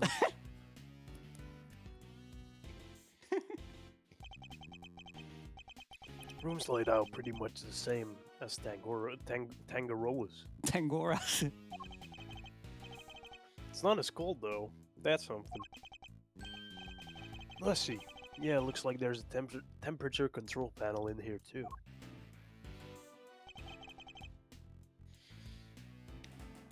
Over there where that orange light is, right?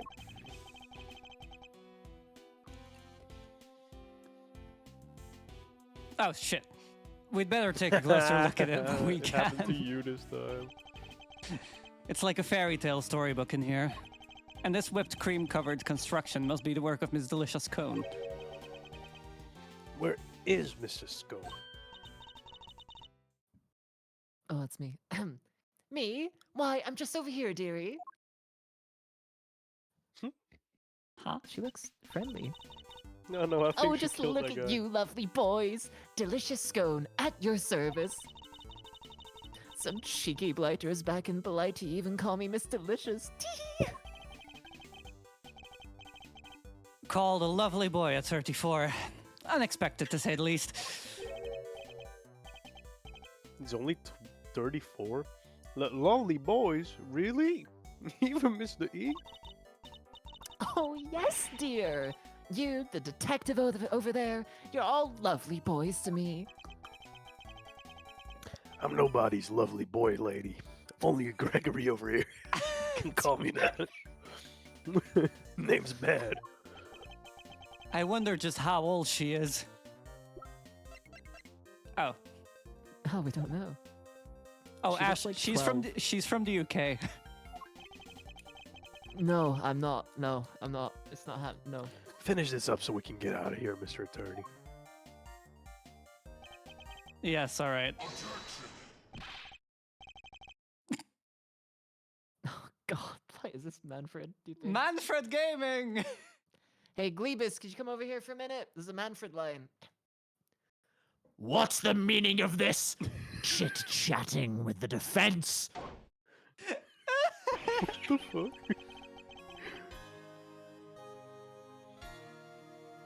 Mr. Edgeworth, some scary guy just stepped out of the castle. Von Karma. What? He's Manfred from Von Karma? Sorry, mannequins. The notorious prosecutor Von Karma himself. Mannequin.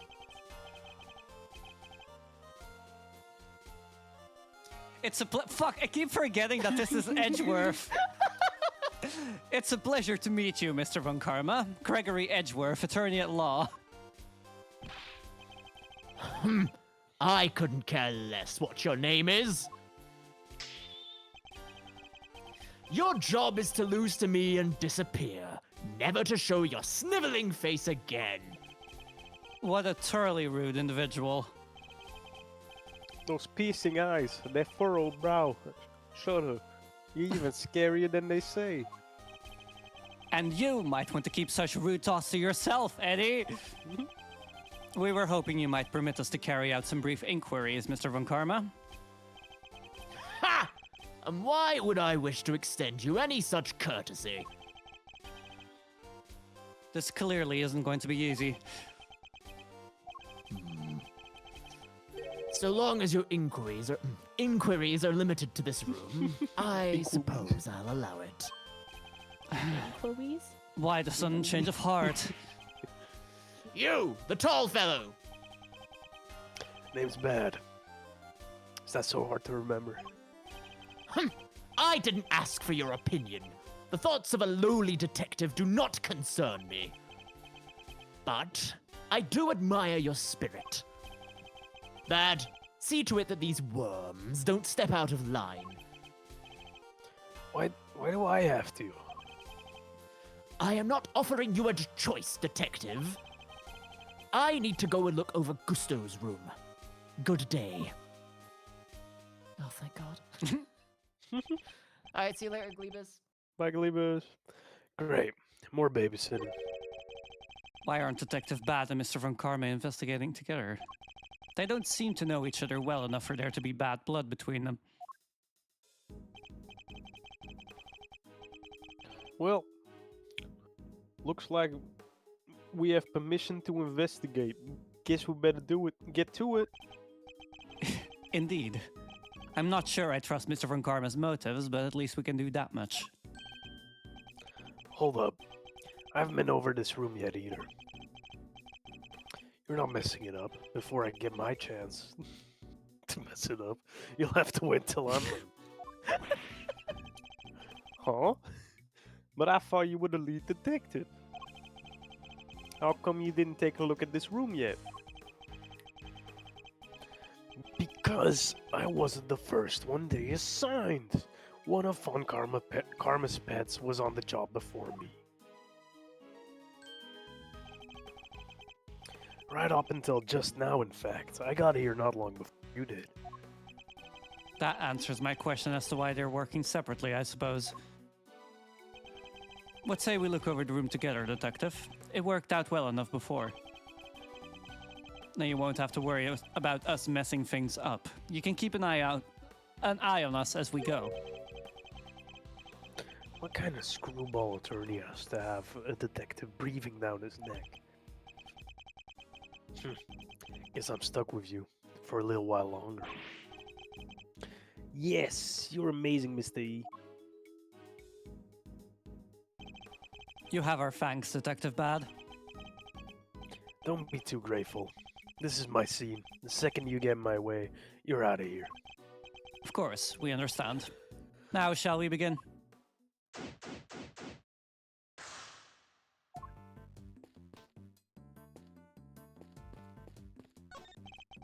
There's a small door in the wall here, just like Mr. Tangaroa's room.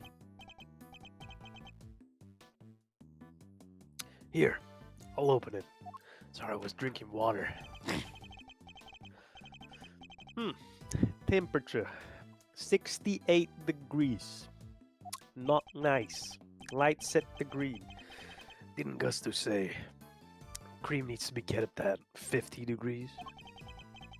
Temperature in here is too high. That is odd. I wonder why.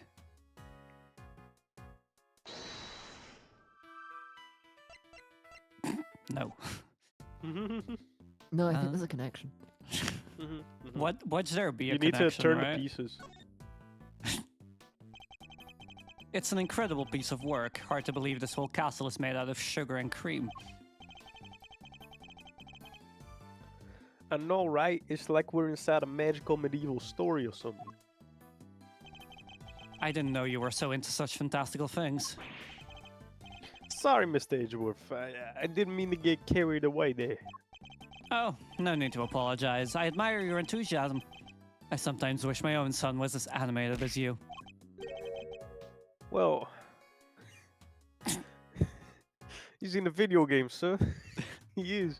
You have a son, Mr. E? I do. He's still in elementary school, and yet he'd rather read a statute book than a fairy tale. I can't help but worry that his interests will make it hard for him to make friends.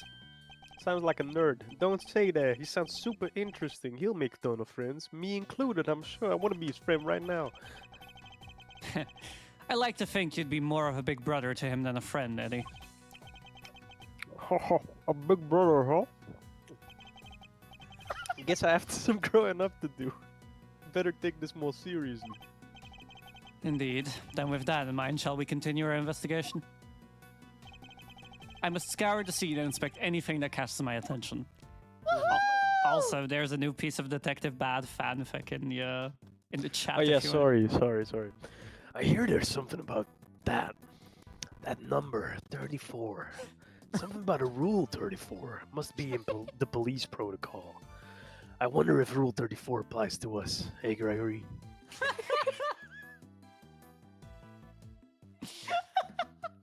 I'm gonna make that a Valentine's card sent to my girlfriend.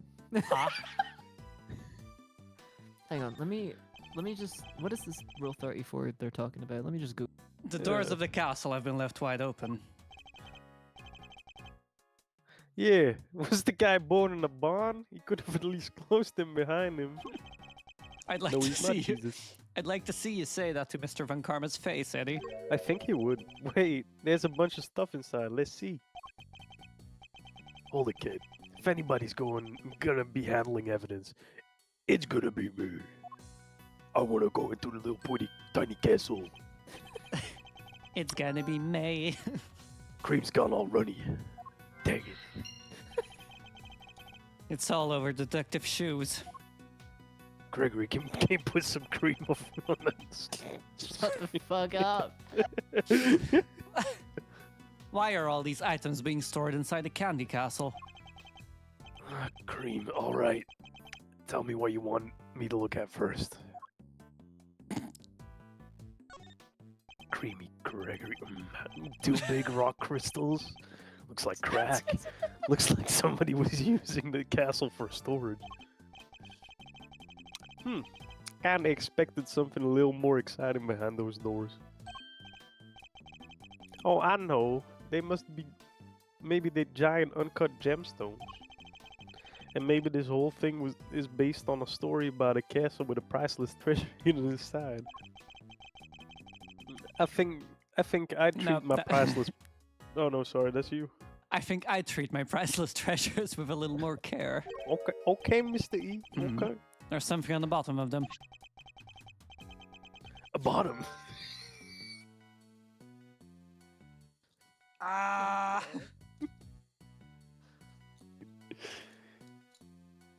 Bad? Look, oh, sorry, I was thinking about it. Never mind. Looks like a little stand or something.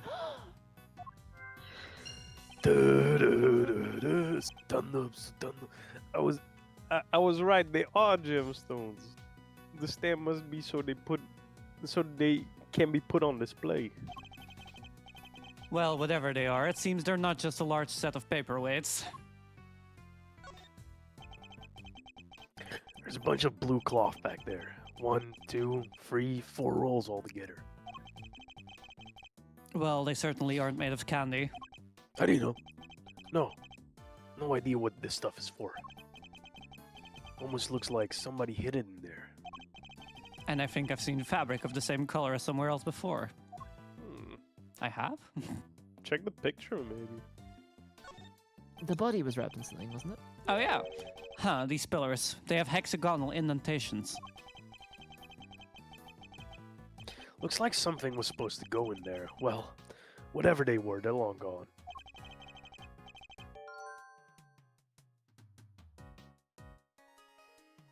Eddie. Hexagonal indentations, huh? I wonder. Castle's covered in whipped cream, so maybe a giant strawberry? A giant strawberry with a hexagonal bottom? Look, I like hexagonal bottoms, okay? Can't blame a guy for wishing. I prefer bananas myself. Blueberries for me. Oh no, we don't have it in common. Actually, I like blueberries too. Gregory. Wow. Down bad. With double D.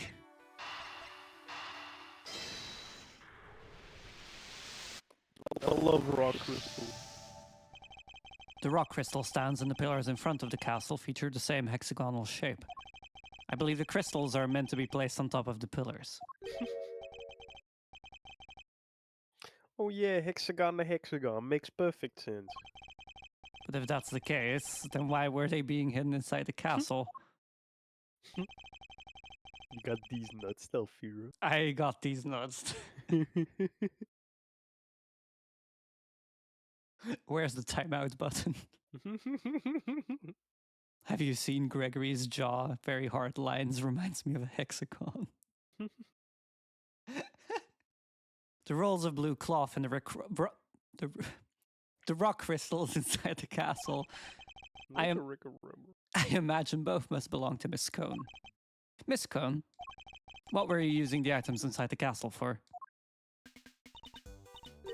Hmm? Oh, those. Sorry, Lambkin. I'm not allowed to say. Let me guess. Von Karma? How did you know? Please don't ask me to tell you. You'll have my guts for garters. It seems the prosecution really has no intention of sharing anything with the defense. Man, thought we were onto something with those giant rock crystals, but What's that, dearie? You're interested in my little trinkets? the trinkets. Yes, my sweet. I use them to make people all lovely and relaxed. You use rock crystals and cloths to do that. I do. It's wonderful. You should see it. And they're not just any rock crystals either. They're great big lumps of salt with lights inside them. Wait, she uses them to make people relaxed. By killing them. There's no way she's the killer. I think there's a way she's the killer. Wow, those Literally are look at- lamps. She's know- 12 at most. She looks like she could kill someone. Oh, that's not even the half of it. That was a bit straying into K there.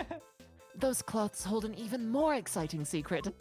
A dead body! She really opened up the moment we started talking about her trinkets. Since you're here, why don't I give you lovely boys a taste of my relaxation magic? Hmm? Oh, Batty Bumpkin! Can you get it all out and set up for me? The name is bad. That's what I said. Is that a no? Why are you being so selfish, Batty Bumpkin?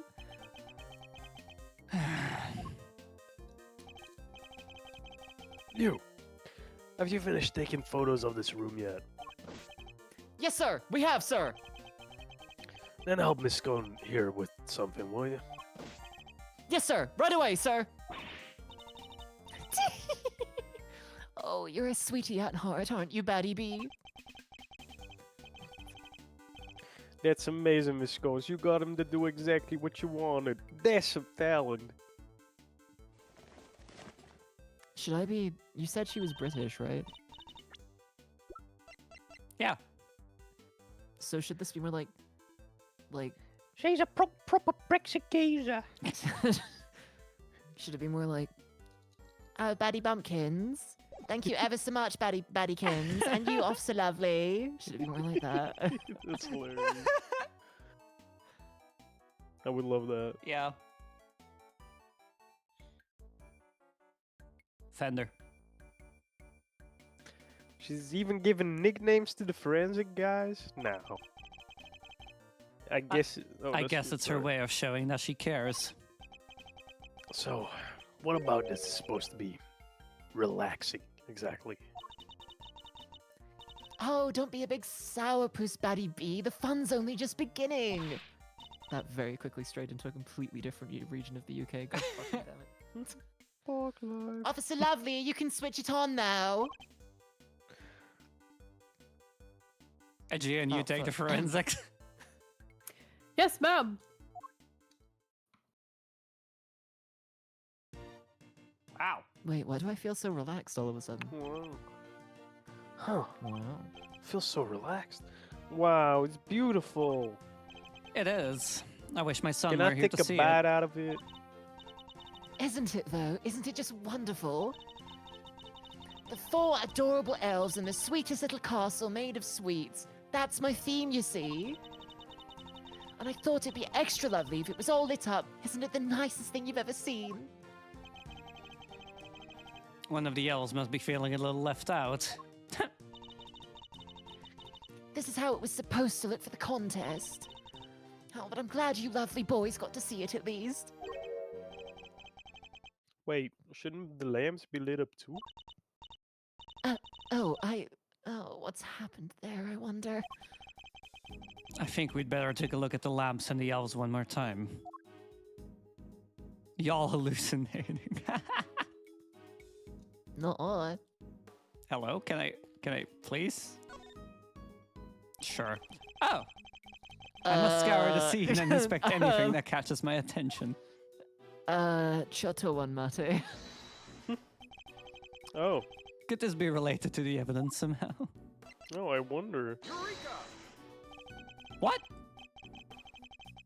Look at this, Detective Bat. Don't you think it's a little strange?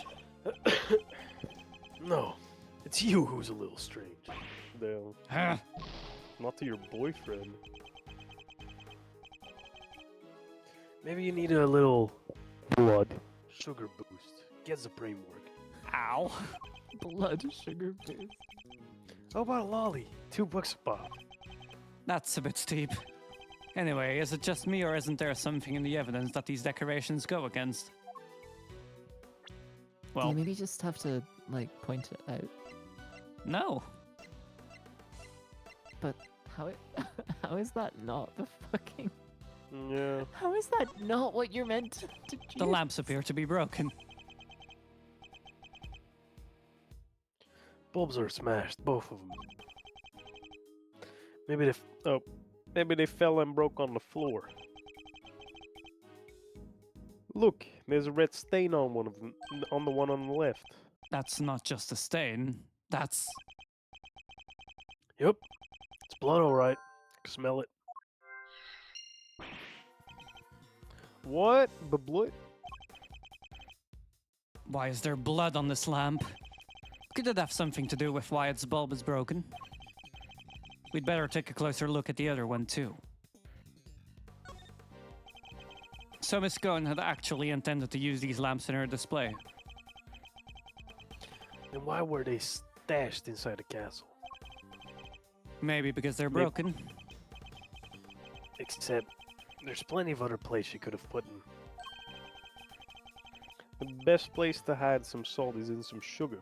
Isn't that how it goes? Or perhaps the best place to hide a tree is in a forest. Anyway, if her intention was to put these salt lamps in her final display, that contradicts a certain piece of evidence in my possession.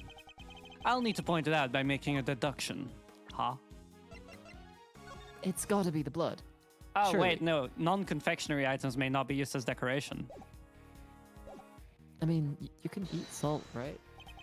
I mean, I guess, yeah. But that's not a confectionery. You have to put salt sometimes in something. Yeah, you Yeah, do. but a whole salt rock is not a confectionery. not What if is you're the a meaning of a horse. confectionery, actually? If you're a horse, then you're fucking chowing that shit down like there's no goddamn Exactly. tomorrow, Althira. Horse Exactly. electrolytes. Sweets and chocolates considered collectively items of confectionery. Yeah, you have to put some salt in there. Also, to chime in with chat for a second, yeah, accents are really cute. Yeah, see? Fuck you guys. Oh. Take a look at the list of rules for the contest, Detective.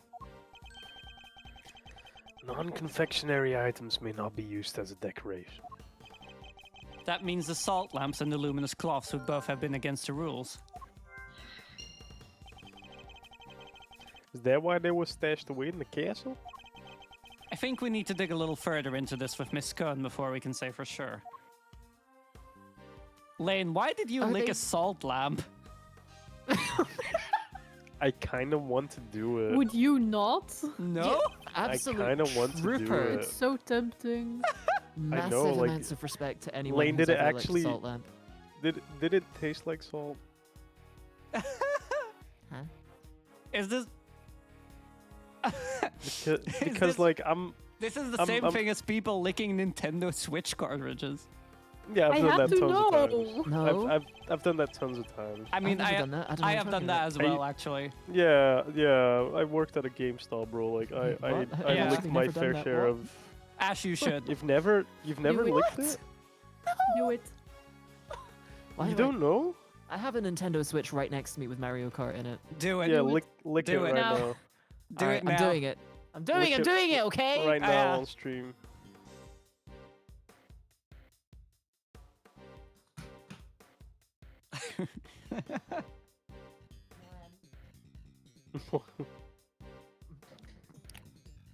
Yeah. Yeah, it tastes bitter, doesn't it? Ah, that's good.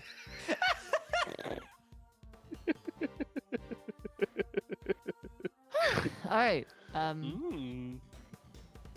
Did you actually lick game. it? You didn't? No, I'm not licking my copy of Mario Kart 8 Deluxe.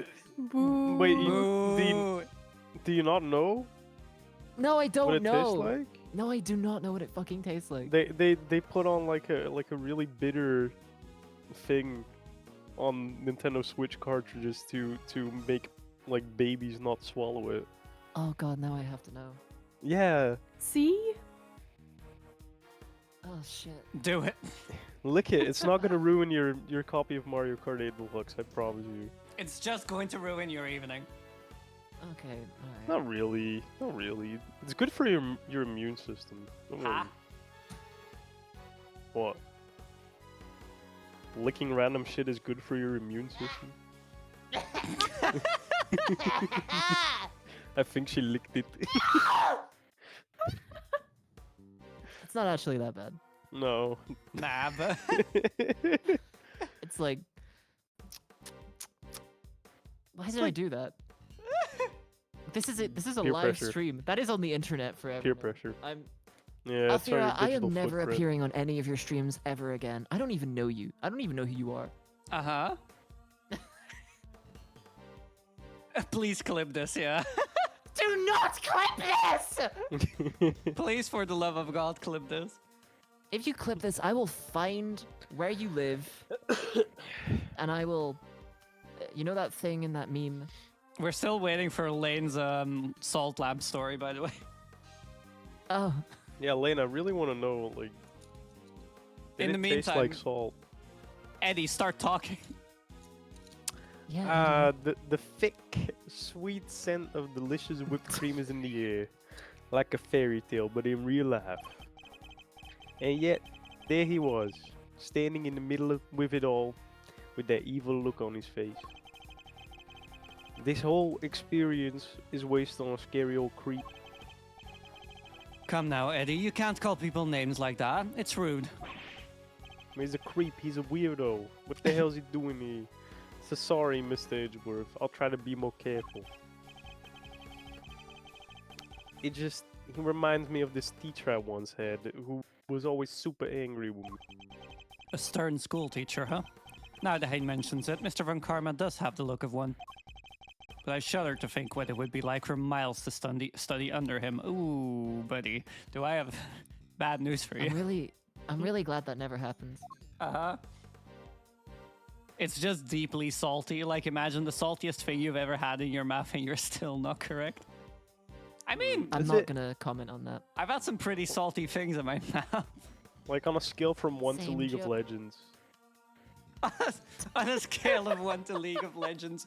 You can't... No, actually, you can't say that because Lane does play League. Oh, I'm so sorry, Lane. Ooh, I'm so that's sorry. I hope you get better.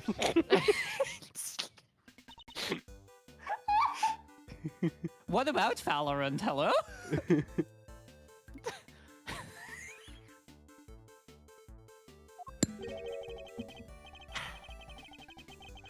What's the matter, Miss Scone? You seemed a whole lot less cheerful than you were a minute ago.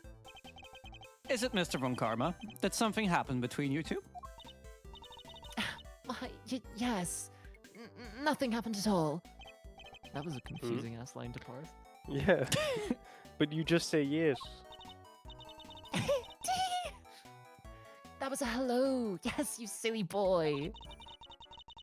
Aren't you just the sweetest little sugar dumpling? This accent has changed like 4 times. The gay sounding woman in the lobby. That's pretty salty. Remind me, what was your name again? It's changed again. Oh, Eddie. Eddie Lumpkin. Oh, you'll go far, dearie. I can tell. Eddie Lumpkin? It seems our English gentlewoman has taken a liking to you, Eddie. No small accomplishment. She's not exactly what I picture when I think of a gentlewoman, Mr. E. Never mind that now. We should ask her a few questions while we can.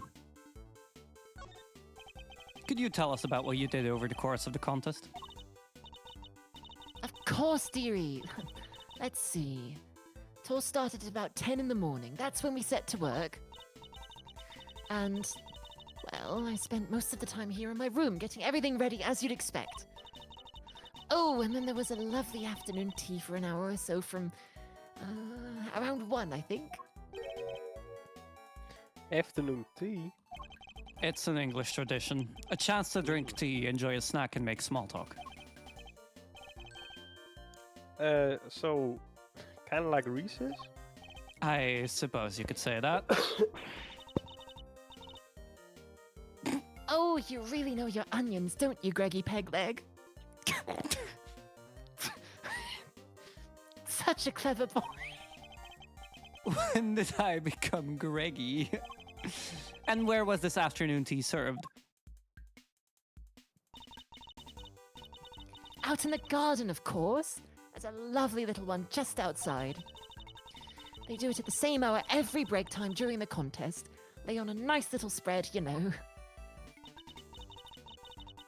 But today, only me, Samson Silly Pants, and Moody Judy were there for it.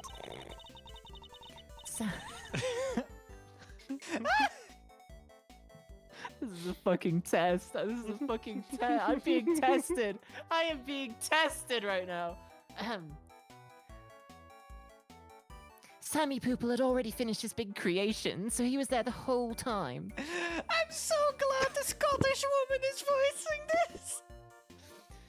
I'm gonna give her a Scottish accent then. But poor old Chillywinks and Gusty Pants had to miss out because they hadn't finished yet, bless them. Okay, I won't do that anymore, I'm sorry.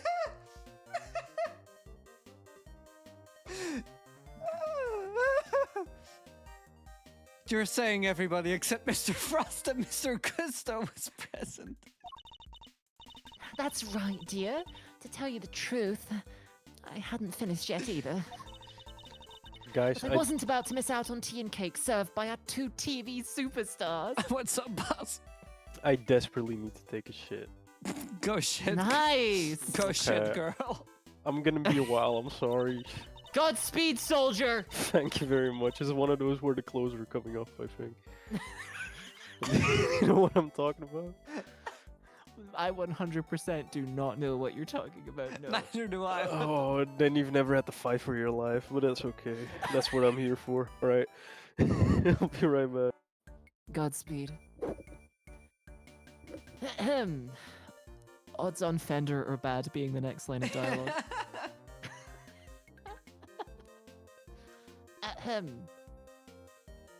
Boss needs to take a bad shit. I'm not getting through this line, team. I went right back to work when I was finished, though. Toddled off while the others were still nattering away. And at any point during the contest, did you visit any of the other competitors' rooms? I think you should do the Scottish accent again, Ash. Do you? Well, no, dear, don't be silly. I like the Scottish accent, though. Yeah, but it's the wrong accent. She's not Scottish. True. I mean, it says UK. Yeah, it does, doesn't it? It does say UK. Does that include Scotland, does it?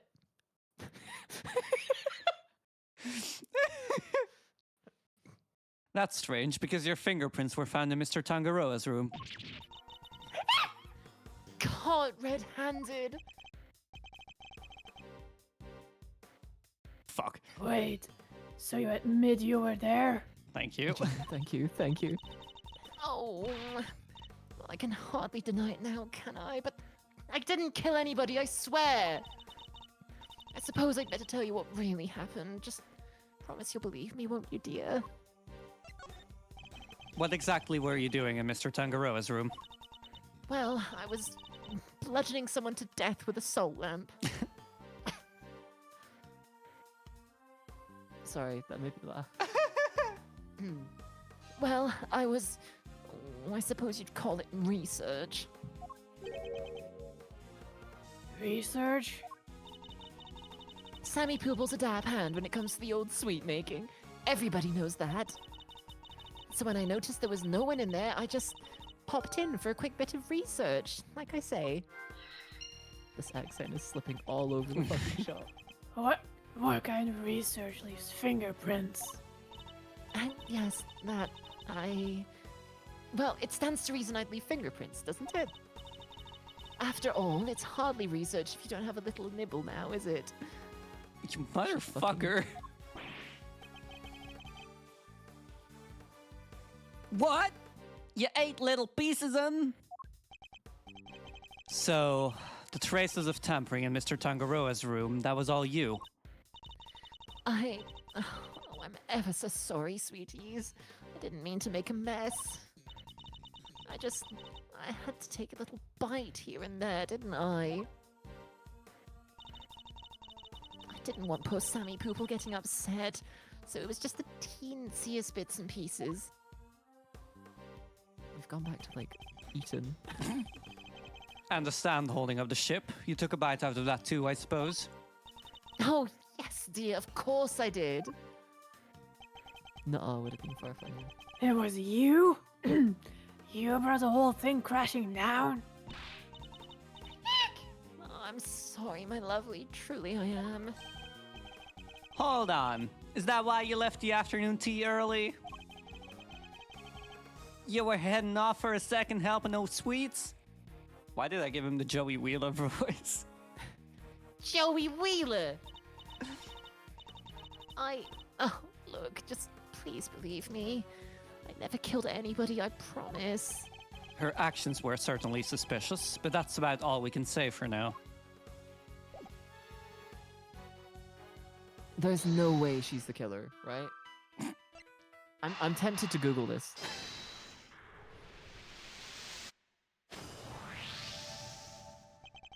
We know that the victim was struck and killed with something blunt. And we found blood on one of the lamps, which has a smashed bulb inside. Could the lamp not have been the murder weapon? For sure! It could definitely do enough damage to kill someone.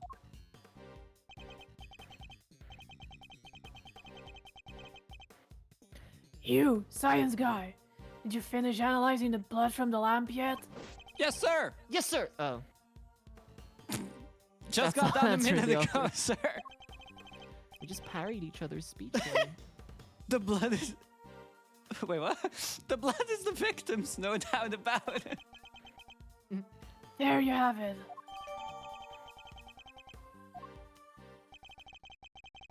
So the murder weapon was hidden in Miss Cohn's room. I'm beginning to think we may need to add her to our list of suspects. Nuh-uh. Oh, the runny cream and the high temperature. Oh. Yeah.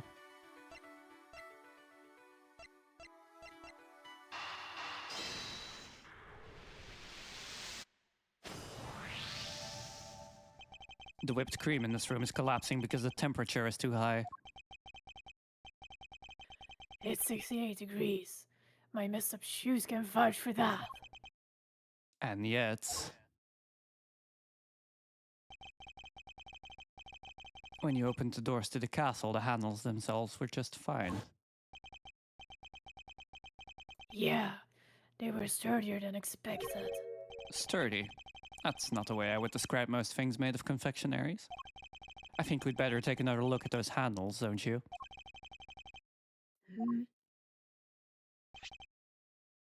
What, I think it's safe to say those handles aren't made of candy. It's not just the handles. The whole castle, the little elves. They're all just plastic models with whipped cream smeared on top. What?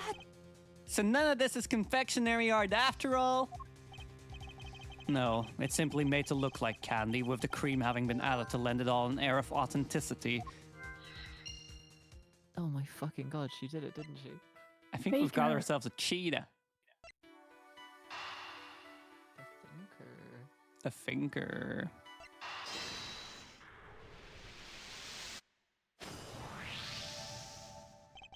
So not only did she use decorations that were against rules, she didn't even make any real sweets.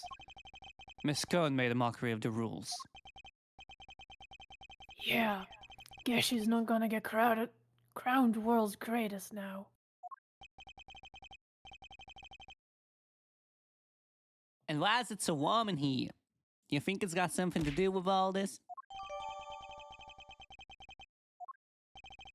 That's a good question. I think we'd better go ask Miss Cohn herself.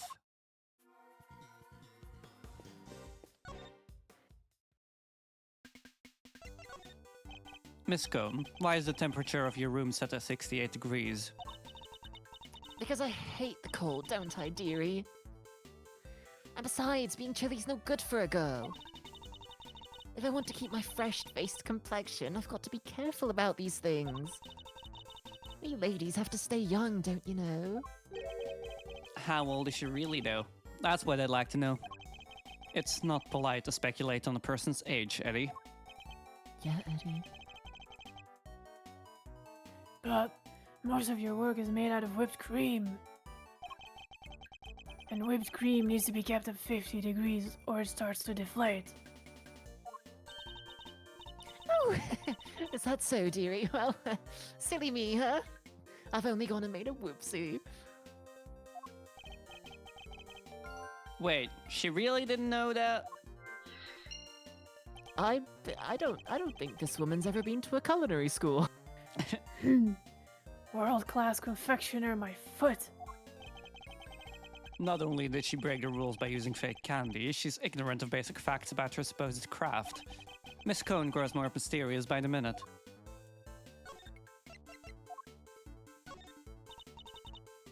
Can you present the salt lamp to her? I can try, but Oh, look at that! Don't you have the loveliest toys, Greggy Pegleg? But that colour, oh, no, that won't do. Here, let me put a lovely splodge of cream on it. please stop that! Okay, guess that's nothing. Present the fucking murder weapon to her.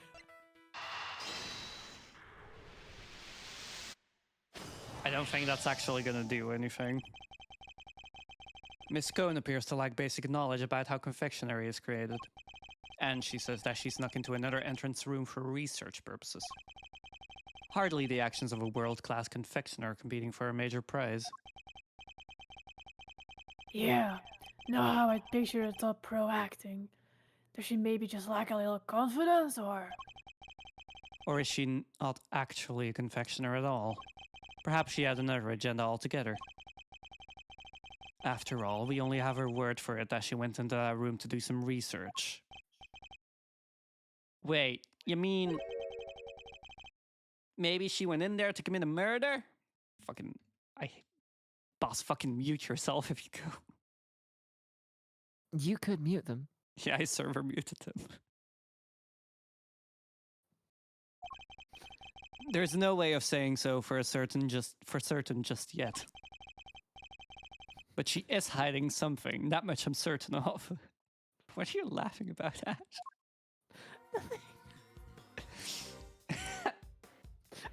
It's not polite to speculate about a woman's age.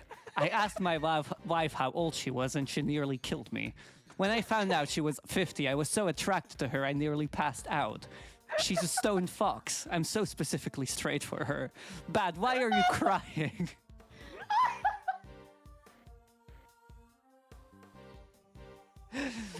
Detective, have you heard of hag maxing? Hag maxing. I'm hag maxing. Are you hag maxing? Yeah, fun fact for everyone watching, I'm actually 47 years old. Right. What else do we have to inspect? Wait, if Bus is server muted, how are we gonna know when they get back? I just unmuted them. Okay.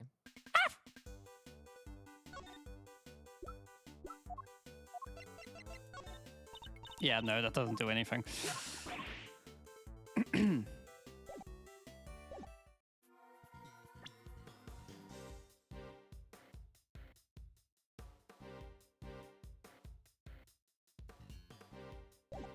Is there something Alfira gonna find me more pretty in like a week and a half? Early happy birthday to you.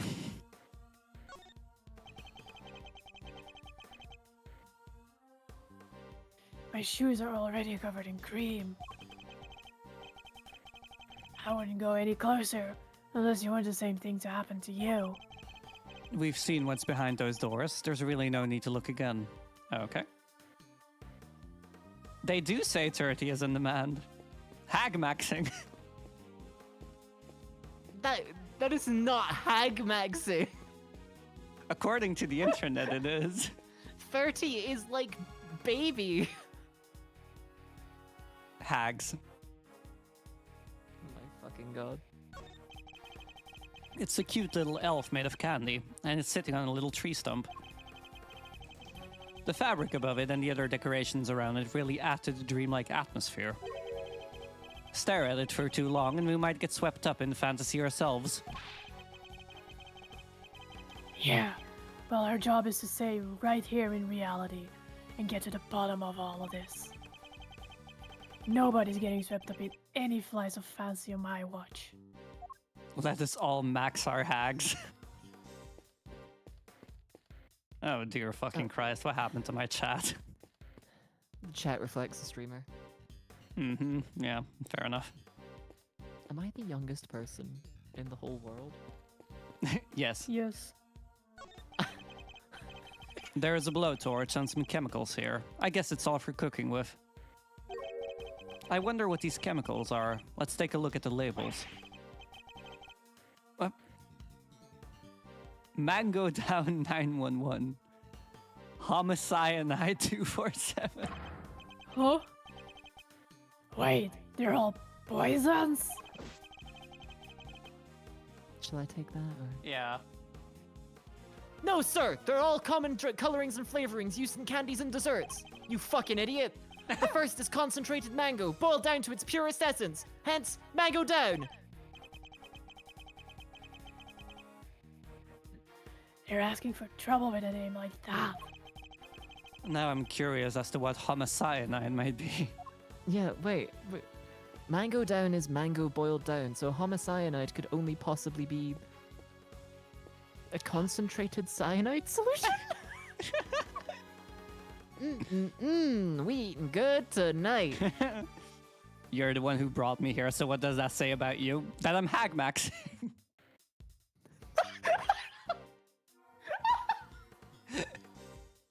Your Honor, I rest my case. Don't turn around. Don't turn around. If you turn around, you'll eat it. You can't eat the castle. Don't eat the castle. I guess he's watching his sugar intake. What am I Isn't missing the castle here? mostly plastic?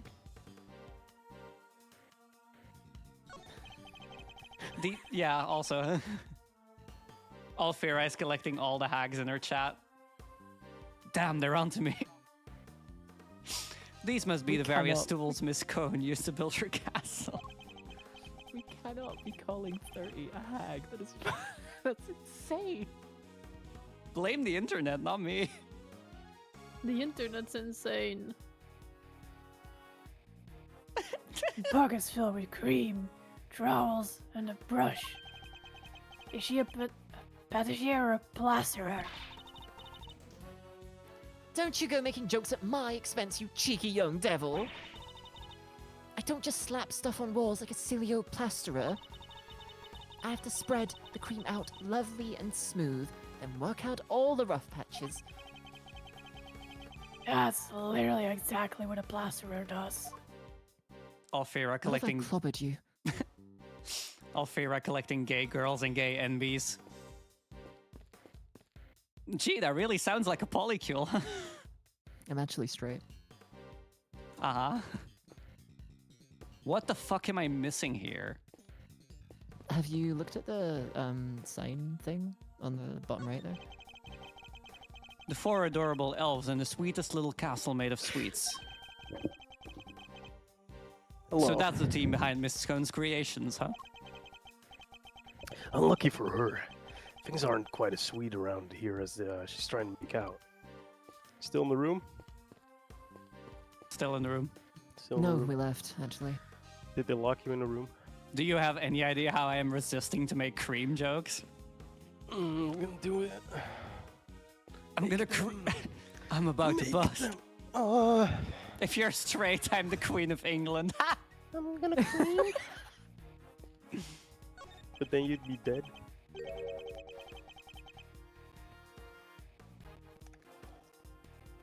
Detective Bad. Sorry, I was taking a sip of water. What's the matter? Something's weird about the ladder? It's not a ladder, Detective Bad. It's a step ladder. Ooh. Stepfather, stepladder, same difference. Far from it, actually. You'd know if you observed their basic natures more closely.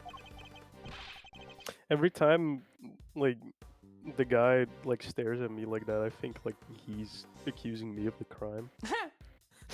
Same. Amazing, Mr. E. I'll have to remember this for future reference.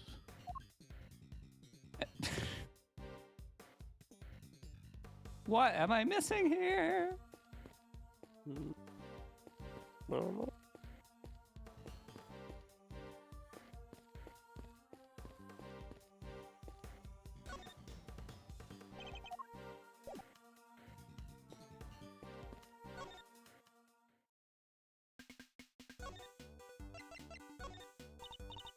Nope.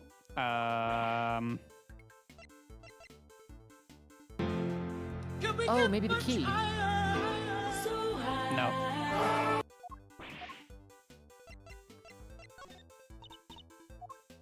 Okay, I guess we have to do something else, but then I don't know what. Have you tried talking to, Eddie? There's nothing. Huh. Hmm.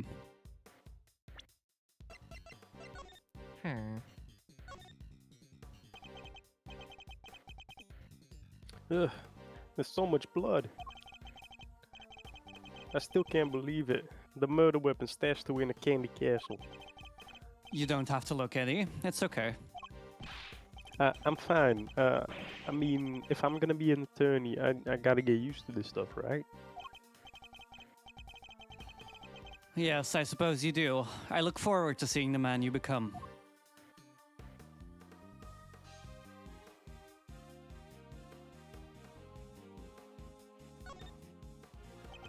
So, oh.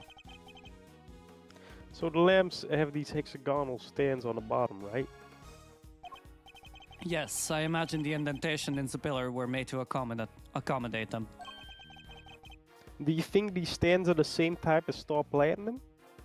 And boy, do they fit like a Breaking glove. your neck.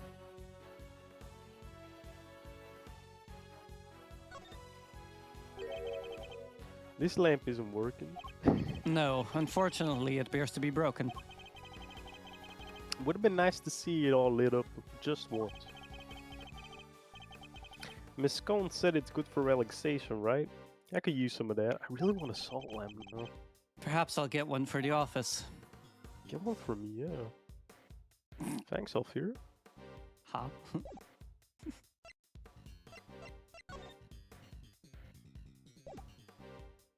Which is... that is a lot. Hmm.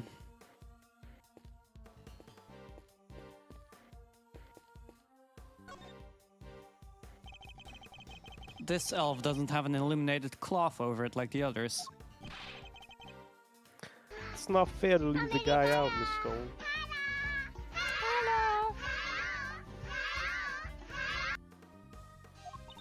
Hello?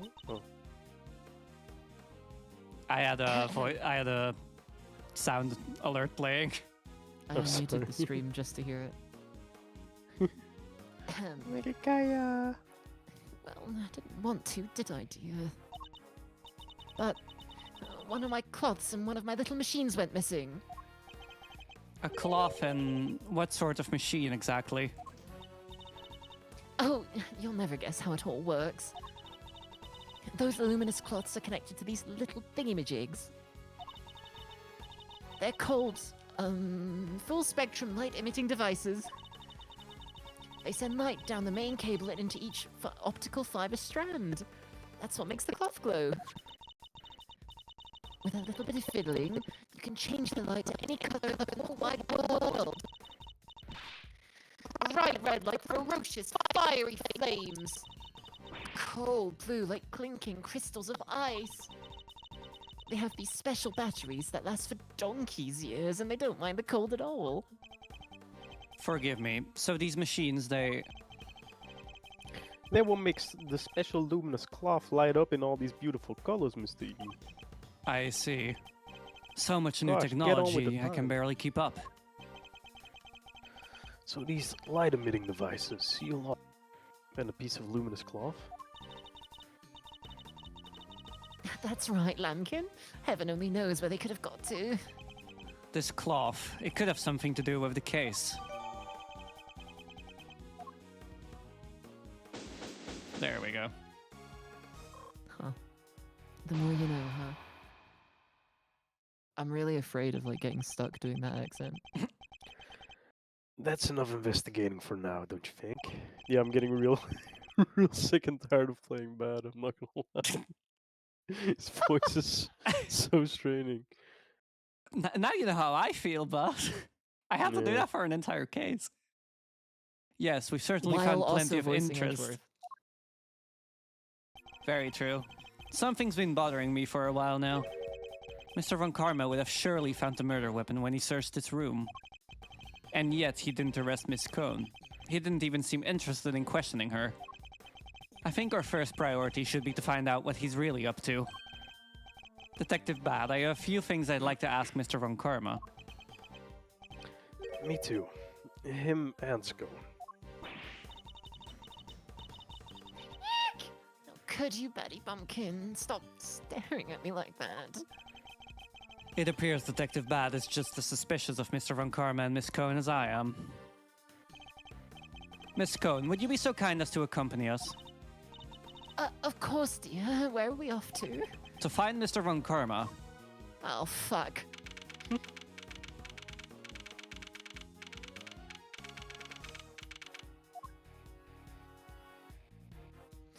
Oh god, here we go again. Mr. Von Karma, we'd like to speak with you, if that's alright. Hey, Glebus, come over here. Judging by your faces, I'm guessing you found the murder weapon. We did. It was in Miss Cohn's room. Which means that Mr. Tangaroa should no longer be the only person of interest. Ha! Nonsense. It doesn't matter where the weapon was found. Tangaroa is guilty. And as long as this is my case, guilty he shall remain. How can he be so sure of Mr. Tangaroa's guilt? You have an explanation, I assume, for why the murder weapon was in Miss Cohn's room. Of course I do. And I'll be delighted to share it with you.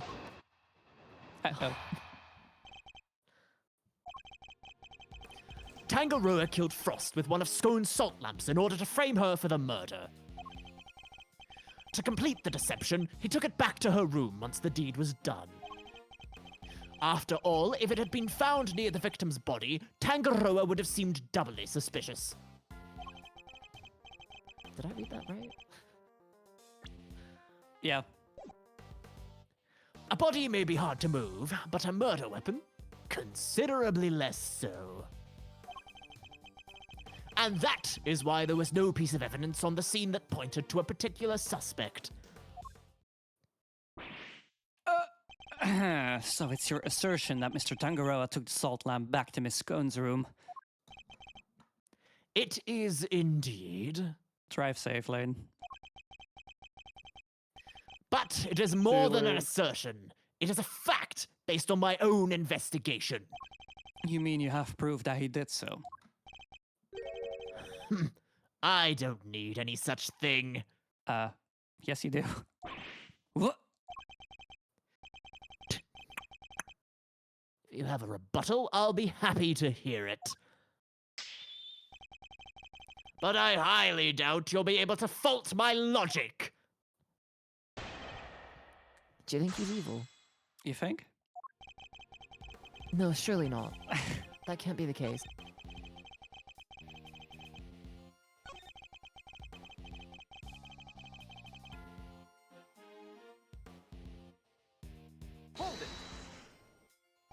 But he came under suspicion anyway due to the body being in his room.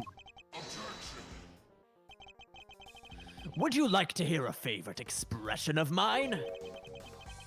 Even a dog can hold still and stay.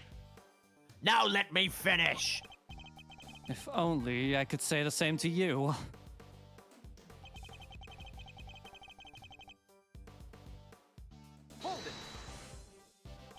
So you think he hit the body in the chest but removed the murder weapon from the crime scene? Yes, he foolishly believed his own creation would be the perfect hiding place. Oh, I'm sorry. I had to help myself. I think you mean you couldn't help yourself, no?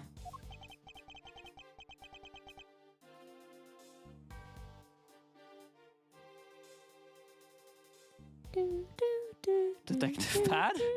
I'm so sorry. I was muted. I did the line. She doesn't seem very sorry to me. In any case, the weapon was taken away while the body remained at the scene of the crime.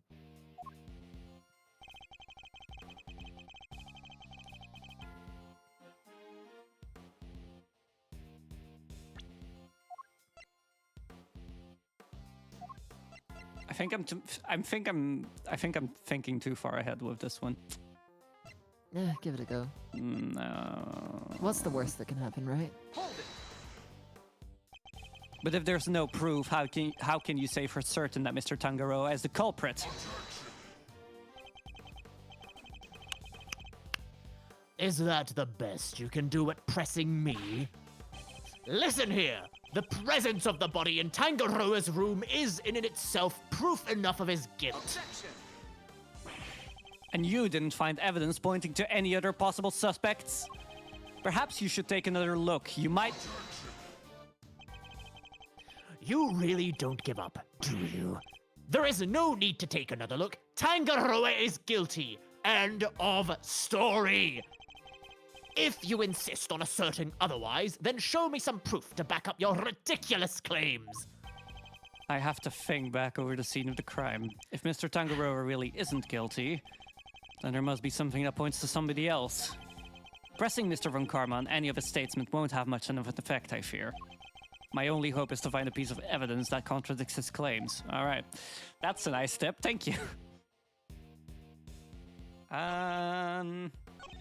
It might actually be the cloth in that case. Objection! Yeah. It's true that the murder weapon and the blood-stained chocolate were removed from the scene of the crime. But something else remained that does point to one person in particular. Take another look at the photograph of the body, if you will. The cloth covering the victim's lower half. Is that not one of the same luminous cloths we found in Miss Cone's room? What's that, dearie? One of my lovely, colourful cloths? At the scene of the crime, you say? Luminous cloth? Nonsense! I see no light to speak of. I guess he doesn't know how it works. It may look like ordinary fabric at first glance, but attach one of these light-emitting devices, and the difference soon becomes apparent.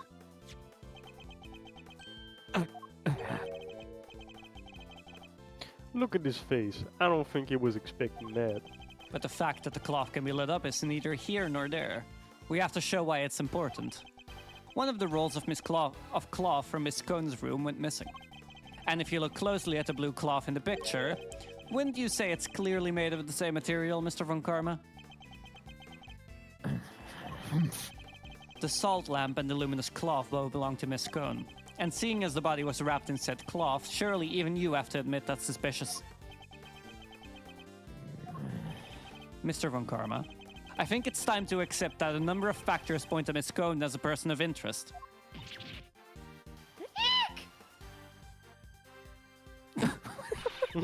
She's died. Greggy Pegleg, how could you? You're accusing me of all people. I'm not accusing you of anything just yet, but I do think you're hiding something. That's not. Just to clarify, your assertion is that both the murder weapon and the cloth were in Miss Stone's room prior to the murder. Exactly. Is something funny? Only that you've walked so carelessly into my trap. Neither the cloth nor the murder weapon were in fact in her room. So sorry to have to break it to you. What does he mean? Tangaroa spotted them before the contest began and noted that the lamps and cloths contravened the rules. He subsequently confiscated them and took them to his own room for safekeeping. What? Then, after the contest began, nobody saw hide nor hair of Frost until he had secluded himself in his room. Oh, as if, sorry. And the only person capable of entering his locked room was Tangaroa, possessing, as he did, the only key. As you now know, he was also in possession of the lamp used to commit the murder. So you see... I have everything I need to get Tangaroa convicted all along. Well, how does it feel? To have lost to me before even setting foot in the courtroom. This can't be happening. Wait, all of our hard work was for nothing? Miss Scone? Why didn't you tell us your stuff was confiscated by Mr. Tangaroa? Well, dear. Mannequin said that if I spilled the beans, I'd end up being the one under suspicion. Mr. Von Karma said that? And he wasn't wrong now, was he? You two accused me yourselves just a second ago. Pathetic. Curse you, Von Karma! You led us to the murder weapon knowing we'd make certain assumptions as a result. One more thing, my pathetic friend. There are 2, and only 2, sets of fingerprints on the murder weapon. 2. Yes, those of Delicious Scone and Samson Tangaroa. No others were found. Tangaroa used the lamp he had confiscated to murder Frost. And he was foolish enough to hide it in Scone's room without first removing his fingerprints. At this rate, no one will even need to testify. My perfect evidence will do all the talking for me as I secure his guilty verdict. Objection! But wait! What about the luminous cloth that was left behind in Mr. Tangaroa's room? What about it? They probably meant to return it after disposing of the body. I don't have enough to disprove any of what he's saying. No more pitiful objections. Then get out of my sight! And close the door behind you. Mr. E? I'm not about to just give up. I see you mean to waste more of my time. Bad, escort them off the premises now!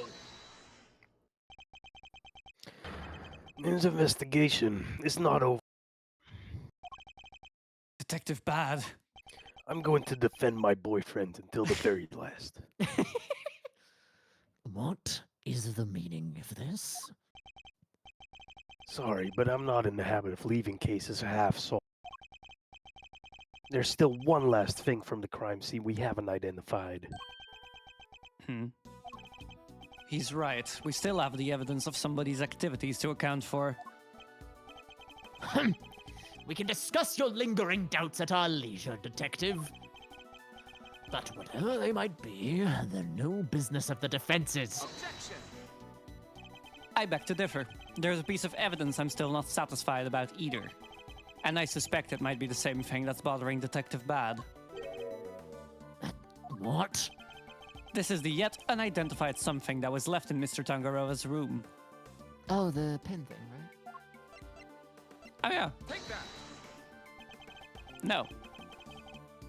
Huh? We still haven't properly identified this piece of evidence. That's not what I was thinking of. Oh, That's really awkward. Jesus Christ, I'm gonna step out. And I assure you, there is no such thing as an unidentified piece of evidence to a Von Karma. I picked the wrong thing. Still, a single question does remain. I guess the fingerprints it- then? Yeah, it's gotta be. Take that. Maybe? There are finger marks on one of Mr. Tangaroa's creations. Supposing they belong to the murderer, it could certainly explain how their prints didn't end up on the murder weapon. How do you know so much about the crime scene? Because I let them look around. You let the defense examine the scene, Bad? Are you out of your mind? I don't remember you telling me not to. Insolent worm!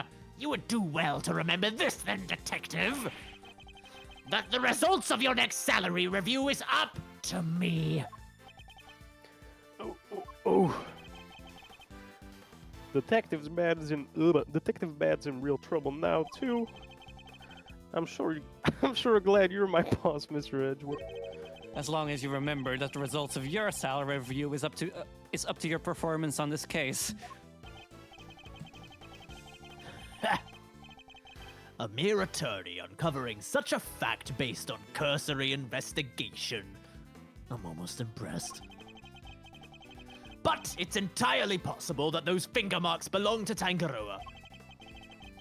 After all, he wore gloves while preparing his creations. Objection. But can you prove conclusively that the finger marks are his? Furthermore, there is still something about Miss Scone that doesn't add up. Is there? Or are you simply not prepared to admit defeat? Oh, stop it, Greggy. Stop it, stop it. Why are you being so mean to your poor old pal Delicious? I owned up to nibbling poor Sammy Poople's sweeties. What more do you want? I don't want to have to make you a suspect. That much is certain. But you lied to us. And you're still not telling us everything. Greggy, stop it. Stop bullying me. I'm sorry, but you don't even know the temperature whipped cream should be kept at. What kind of professional confectioner doesn't know something as fundamental as that? I'm sorry, all right? I'm sorry. I'm just a silly, muddle-headed girl. What more do you want me to say? I don't think you're muddle-headed at all. I think that you were never a confectioner in the first place. Enough! I'll thank you to keep your baseless accusations to yourself. Evidence is everything in a courtroom, in case you've forgotten. If you're going to accuse a witness of perjury, then I demand you present something to back it up. But this isn't the courtroom, is it? Nevertheless. What proof do I have that Miss Cohn doesn't know the first thing about making desserts? It's like roleplay, Gregory. Work with me here. Huh?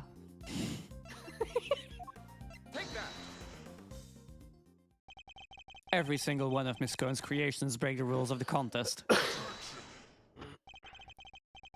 The offending items, the cloths and the lamp, were duly confiscated as we have established.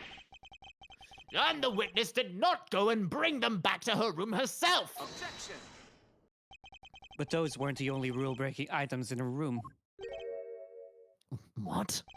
The entire fantastical world Miss Cohen created, every last bit of it, it's all just a collection of plastic models slathered in whipped cream. That cream is the only authentic confectionery in the room. No real-world title contender would ever stoop so low. Is this true, Bad? Yep. Saw it with my own eyes. Stepped in it with my own shoes. Did we finally convince him? With her lies exposed like this, surely he can't continue to deny the facts. Miss Cohen, your actions place you firmly on our list of suspects. But, no, dear, I'm no killer. Then why don't you finally start telling us the truth? Who are you really, and why were you tampering with your rival's work?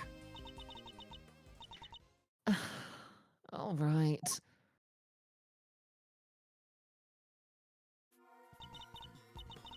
Truth is, I'm not the adorable little cook you see before you. I'm actually a pharmacist, if you can believe it. Wait. A pharmacist? I can't blame him for being so surprised. This couldn't be further from what we'd imagined. So what's somebody in your line of work doing entering a contest like this one? Well, I just love eating sweeties, if you must know. And Sammy Poople sweets are the best, or so they say. I just had to enter. I didn't mean to end up making it all the way to the final. Even Mr. Von Karma is lost for words. That's it? That's the only reason you're here? Yes, dearie, and it was worth it. Samson's Silly Pants' sweeties are the tastiest treats I ever did eat. And the finger marks? Were you the one wearing gloves? No. That wasn't me, dear. I didn't even wear gloves. Remember, Miss Cohen's fingerprints were found elsewhere on Mr. Tangaroa's other creations. I'd say that points to her not having worn any gloves. Exactly them, kin. Greggy Peglegs got the right end of the stick. I'm an innocent woman. Is your head filled with cream, too? Sorry, mannequins. Her head may not be filled with cream, but she's certainly no master of subterfuge. Miss Cohen, were Mr. Tangaroa's works the only one you sampled? No, dear. I couldn't help myself. When I'd finished my afternoon tea, I tiptoed over to Chillywink's room for a little taste, too. Ah! You were in the victim's room, too? Yes, dear. Nobody was in there, you see? Quite possibly because the occupant was already dead. But I could only stomach one little bite. I never tasted anything so salty in all my life. So I had myself one of the tasty star-shaped bits off to the side to cleanse my palate. You have quite the sweet tooth, don't you, Miss Scone? Indeed. What didn't she sample? That's everything. I promise. Greggy Peggles, Mannequins. I'm so sorry. I didn't mean to make a mess of things. As long as what you've told us is the truth, that's all that matters in the end. Sorry, I need a minute. Sorry. I fucking love how Gregory's objection sounded like objection. It's so weak. And then Manfred is there in the same room like, objection! Objection! Alright. Do not think for a second that this means I myself believe you. I'm going to investigate the victim's room now. We'll see how truthful you've really been after I'm through. Mr. Von Karma, please let us accompany you. I think it's only fair that we be allowed to investigate the veracity of our conclusions. Company me if you like, but don't think for a second you'll be permitted to conduct your own investigation. We'd like to accompany you all the same.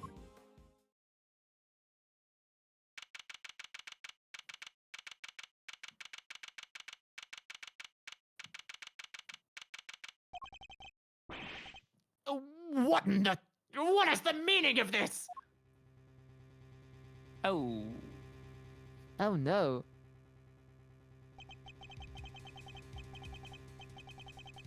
Wait, Well, we no, got this the is frost room.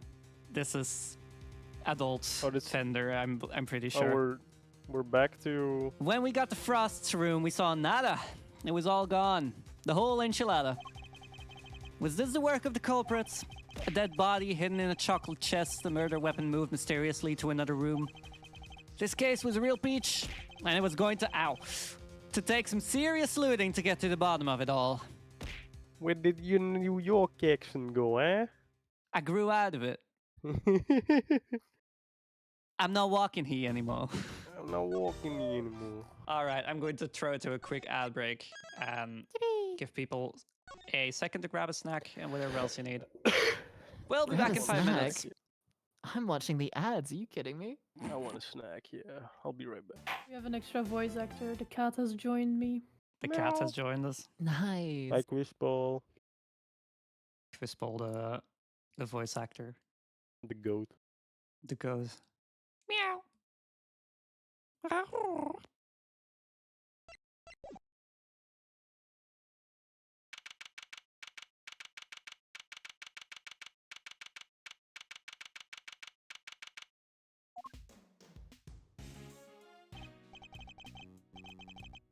Whoa, went deep on that one. Sorry, Mazrino.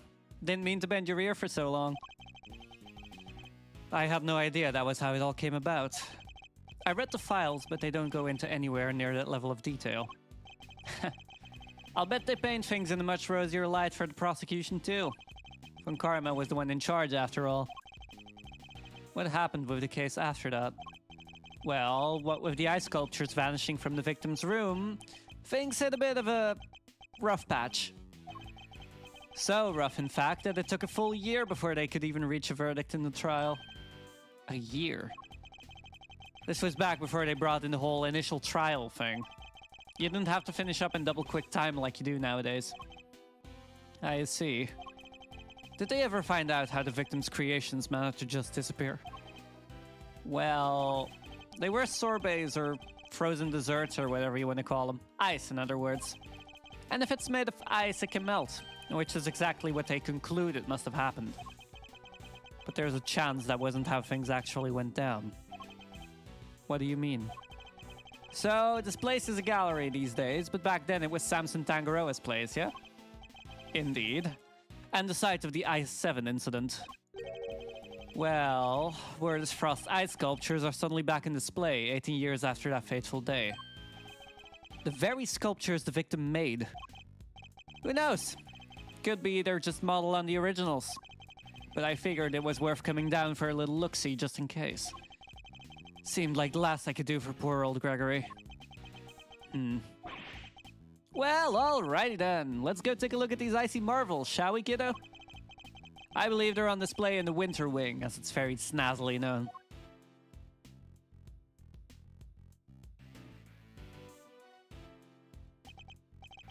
So, Winter Wing, Winter Wing. Huh? I don't believe it. It's locked. Gallery's open for biz, but the Winter Wonder Wing's off limits, huh? What gives? Fender. Perhaps you should look more closely at the pamphlet we were given.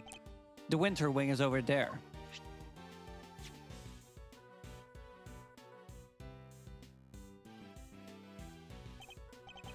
It is? Freaky! Could have sworn it was this one. Anywho, shall we? Time to dive on in and see what we should have seen 18 years ago. Oh. Oh my god, it's... What is it? That is the guy that in the original games was the original Mask the Mask Oh, with his girlfriend. Oh, I got bad news about his Pem the predecessor. Pem. Ooh, I see they're still keeping it chilly as all heck in these rooms. I'm about to turn into a popsicle stick. It is the winter wing, you know? But you're right, it's like a freezer in here. It could be a trick of the light, but it feels like the whole room is made of ice. The temperature controls will be somewhere at the back there, if memory serves. Hey, Master, can you go peep the degree count? I'm thinking a complaint to the management is in order. There is such a thing as too cold, yeah? Alright, if you insist. Take your time, mosey around and take in the sights while you're at it. I've got a camera I'd need to prep for action. Feel like your pop might appreciate a picture of all this. I'll put it on his grave so he can have a gander. Of course. So, how about this? I scream out, oh no, this must be the work of that villain the mask. Yeah, and I go, that's me, the legendary Mask the Mask. Yeah, and then, no, say that and you'll be in cuffs before you can blink, Ronnie. You've got to take this more seriously. Otherwise, how are we gonna get this to market to sell? What exactly are these two plotting? Oh yeah, and this little fucker we'll see you later on in the game. Okay, foreshadowing. Huh. Fender, I can't seem to find the temperature controls you mentioned. Oh, yeah, it's a little tricky if you don't know where it's at. Here, I'll have it open for you in a jiffy. In a giffy. Huh? Dang thing's locked? Makes sense, I guess. Wouldn't want the visitors cranking up the thermostat and melting the art. According to the pamphlet, the winter wing is kept at a constant 27 degrees. Hoo-wee! That's colder than the snowman's gold bits. I'm gonna freeze to death in here. Guess there's only one thing for it. Somebody's getting a snuggle. Hey, what's with the icy stare? You want me to freeze to death? No.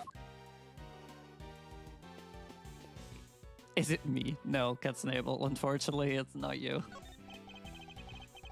There are two large ice statues on display here.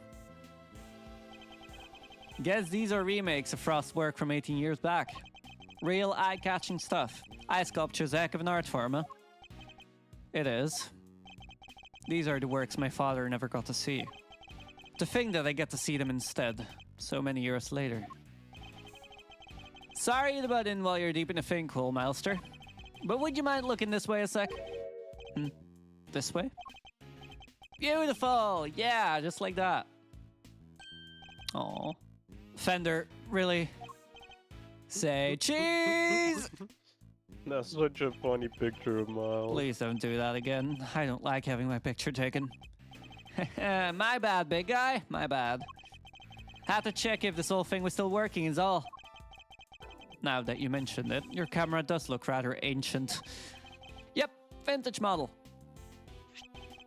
You ever hear of an instant camera? It develops the picture right after you take the shot. Still twist my noggin trying to think how it works. I know what an instant camera is, although I've never used one. Should have known Mr. Know-It-All would know it all. You really are your father's son. Alright, step aside. I need to get some good shots of the room here.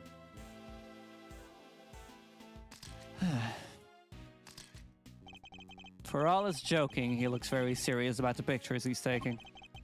He must have his own theories about the IS-7 incident.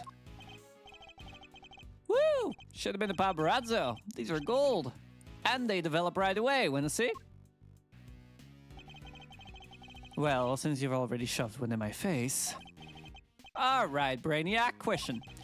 What do these sculptures represent?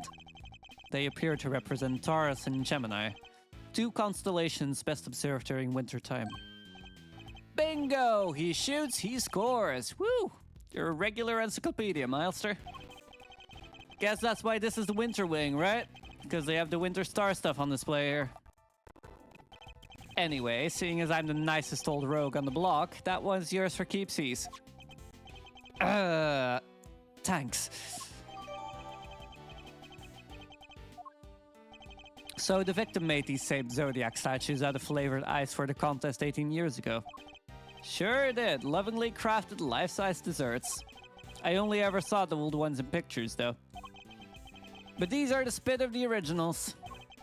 So this is what you wanted to show me. Yep, Finn Gregory would have wanted you to see him too. And I may not have had it in me to come here on my own. Sorry to drag you along. Not at all. I'm happy to be able to serve where my father's final case and to see where my father's final case unfolded. Good to hear you say so, Palio. Let's say we grab another quick snap to commemorate this heartwarming occasion. Absolutely not.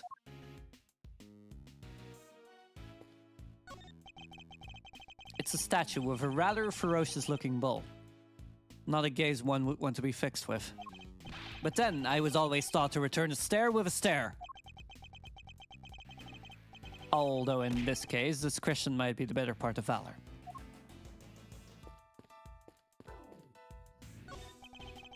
This lamp appears to be made of rock salt. It's illuminating the diagram of the zodiac just above it. Yes, both Gemini and Taurus are not only zodiac signs, but constellations that are visible during winter. Winter constellations on display in the winter wing, and uniquely, these statues are made of flavored ice. According to the pamphlet we received, the ones in the other rooms are made of crystal glass. Ice might be rather fitting for the summer wing too. Who doesn't like a nice snow cone on a sunny day? But then it would probably be too similar to this room, I suppose. My hungry ass could not be in here. For real though. Leaving Sunny's so out here. soon, Miles. Stick around, taking the sights. Might as well while we're here. It's too cold. I was thinking of heading somewhere warmer. If you want, I could lend you some of the old Fender treads. In exchange for your jacket, of course. I'll be fine, thank you. Seems I'll have to stick it out a little longer.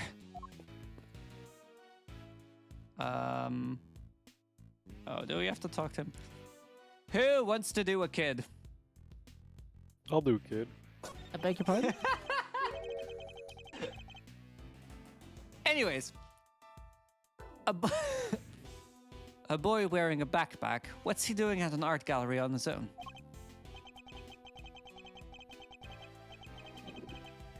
She wanted to run a gallery so bad she couldn't quit the industry. I don't get it. I just don't get it. Does this boy know the owner of the gallery, perhaps? Also, holy shit, that voice. Oh, fuck off.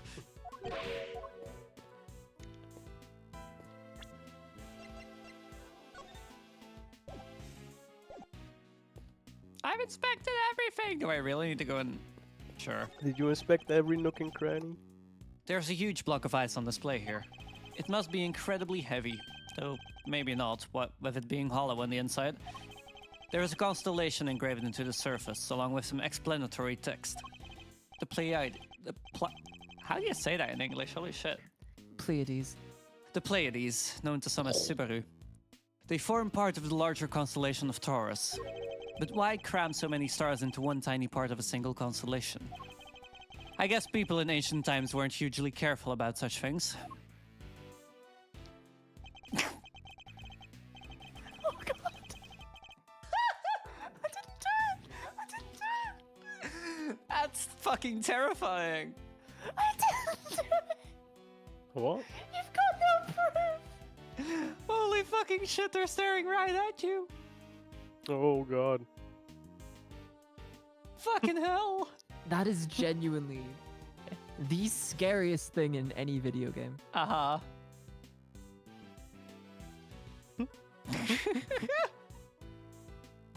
Yo, I missed our ice carving class in school. What?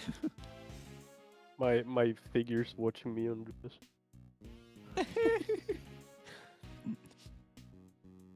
You might want to watch the stream for a second. Oh no.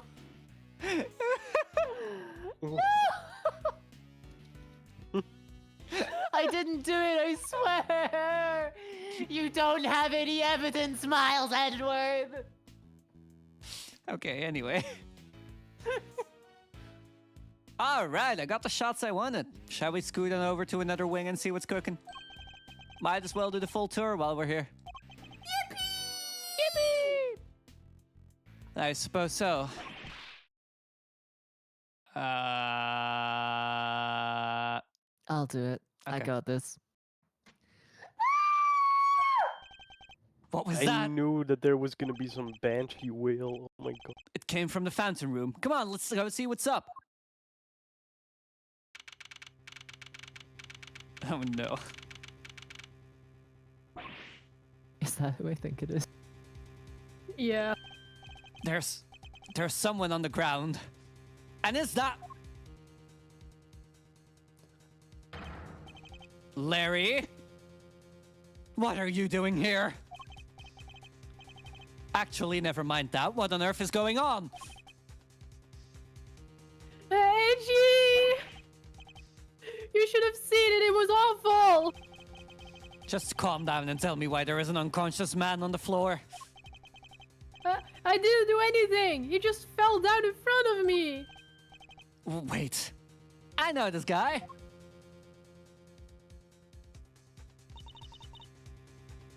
Oh shit. I'm Objection! Lucy. Hi Lucy, thank you for the raid. Hi, how are you doing? What were you playing? Hi Raiders. Thank you for the Hello, raid. Raiders. To anyone that doesn't know me yet, I am Alfiranova, Supernova VTuber, currently turned prosecutor because we are playing through the entire Ace Attorney Investigations collection and fully voicing it. We've been at it for about, well, almost 2 weeks at this point, and we still have another week to go because we're currently at the third case of the second game. But yeah, I'm mostly known for yapping on Twitter, barking on stream, and occasionally things do get a little bit NSFW in here. But hi, welcome in. If anyone needs to go and grab a snack, a drink, go lay down for a bit, that's completely fine. Thank you for passing by. For those that do want to stay, I hope you enjoy your time. You are very welcome to stay, and I will take a sip. Thank you, Lucy. But yeah, what were you up to? What were you playing? Anyways, I was adult Judy, right? Mm-hmm. Okay. Is everything all right? That's gonna be My time is now. yeah. Don't you know it's rude to make a racket at an art gallery, you naughty boys? I'm so sorry for that light delivery. I'm so fucking sorry. Wait. The smell. The smelly smell. Smelly smell. That smells smelly. Anchovies. Anchovies. What the fuck is going on? It's a SpongeBob reference. Dreaded casual TF2 as always. I really need to play TF2 again. I did. Yeah. I have tried Deadlock today. Actually, How is TF2 in 2024? last time I played TF2 was like 4 or 5 years ago, and it was ooh. Yeah, same. Is that Titanfall 2 or Team Fortress 2? Team Fortress 2. I'm not interested. Wait, the smell. He's still breathing, but I know these symptoms. Oh no, he shit himself. It's not safe, Miles. We need to get everybody out of here. Everyone with me. There isn't a moment to lose. There's poison gas coming out of our room.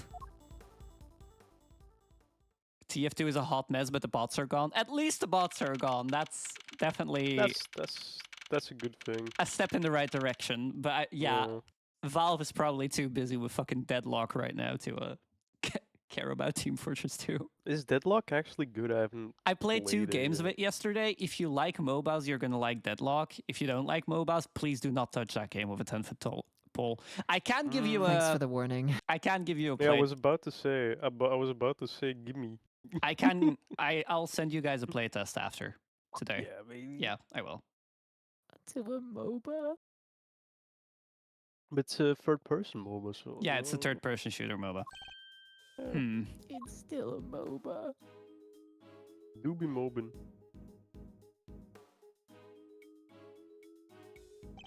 How's the victim doing, Fender? Not good. He inhaled a lot of gas. He's still out, and it seems like it's pretty serious. But the paramedics said there were no signs of external injury, and that he was conscious before it happened. Anyway, he's alive.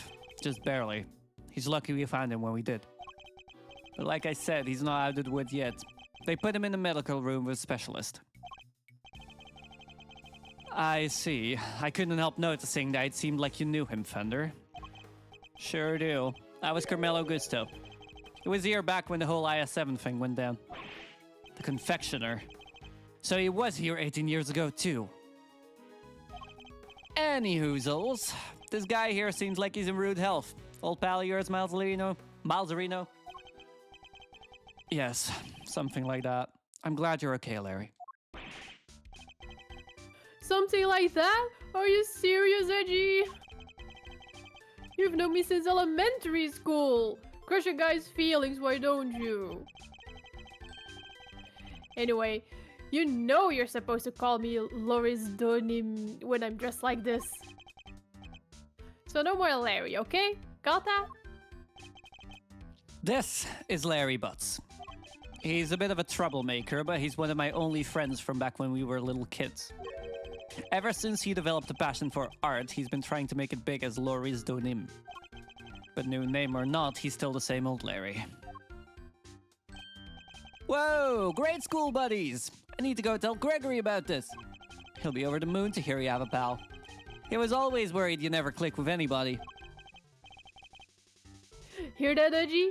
You're lucky to have a friend like me. I never knew I was the cause of such worries for my father. Never mind that now, Larry. What are you doing here? Loris, Edgy! How many times do I have to tell you it's Loris? What are you doing here? What's with the demon eyes? Alright, I'll talk. Just stop looking at me like that. Good. Now talk. You want to know why I'm here? Why the heck do you think? It's for my art, of course. Oh, and I'm coming on a date here with Lulu soon, so I thought I'd better scope the place out. So, not actually for your art at all. Lurie's my man, an artist and a romantic. You'll have to introduce me to this lady friend of yours. Oh, sure. It's nice to have somebody to take an interest for once. Spare me. Oh, by the way, Lauricio. Did you notice anything when you found the victim? Nothing in particular. Didn't you say you'd seen something awful? Oh, that. The old guy, he just appeared and then splat. He was on the floor, scared the life out of me. But for once, I had nothing to do with any of it. Don't look so proud. That's the least we should be able to hope for.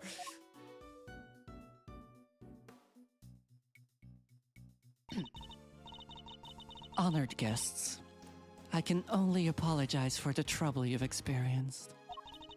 I'm Judy Bound, the gallery manager. Another person from the IS-7 incident. Good to see you, Judes.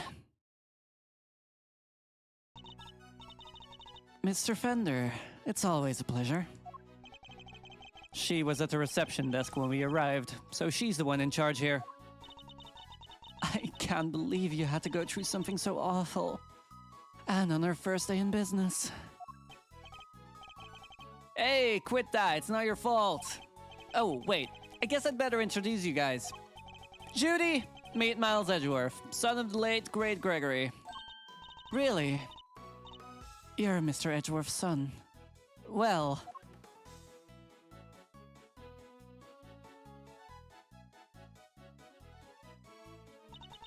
Isn't this fabulous? That great man's son here with us. 18 long years have passed, but now look, he's here at last. It's very lovely to meet you, Mr. Fine Attorney number 2. Judy, that was the bomb. I see you're in good voice as ever. Miles Edgeworth, prosecutor. It's a pleasure to meet you. Oh, you're a prosecutor. I'm so sorry. Forgive me for jumping to conclusions. She's very polite, but there's something strange about her. Hey, Judy? Can I, get an autograph? You can write it in here. Well, if you're sure you'd even want such a thing. Why do you want it, Larry? Rude! You know who she is, right? Come on, Milester, you don't keep up with showbiz news or nothing. Guess that's no big surprise. What's going on? Why are they looking at me like that? Judy here's a living legend. It's not just TV, movies, musical, chart-topping hits, you name it. Oh, don't be silly. I'm just a humble art gallery owner now. I finally quit the biz for good. I finished shooting my last movie just the other day, in fact. Some of my co-stars were even kind enough to say that they would come visit once we opened. Anyway, here you are. And good luck with your artistic endeavors. Thanks so much, Judy. I'll treasure it till my dying day. Ah, you and me are peas in a pod, Larice. Peas in a gosh dang pod. How lovely for you both. Larry, could you go practice your drawing somewhere or something? You did come all the way to an art gallery after all. It would be a shame to waste the opportunity. A real artist drawing our exhibits? What an honor.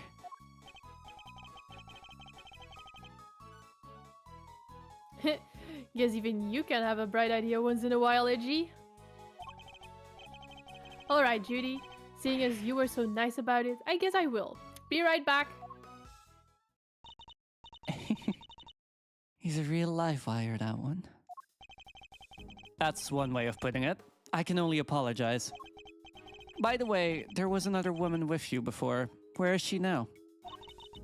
Oh, you mean Delicia? Delicia Scone. She's in the medical room helping to care for Mr. Gusto. I call it the medical room, but it's nothing quite so grand, of course. I couldn't stay with them as I'm the only one on staff, and I can't leave the gallery unattended for long. Delicia Scone. We've heard that name before, haven't we, Fender? Sure have. Sounds like our IS-7 bingo card is complete. Something tells me this isn't a coinkydink. Perhaps I could offer you gentlemen a cup of tea? A drop of the old Judy Band special blend? Why not, for old time's sake? That would be lovely, thank you.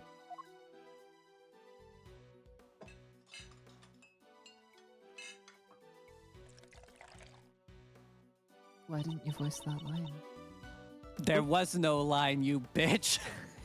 Oh, come on! It was all in your head. Everybody's so mean to me. Now, if you'll both excuse me, I'd better go and explain things to the other visitors. You go do you... Oh. You go do your thing, Jews. Thanks again.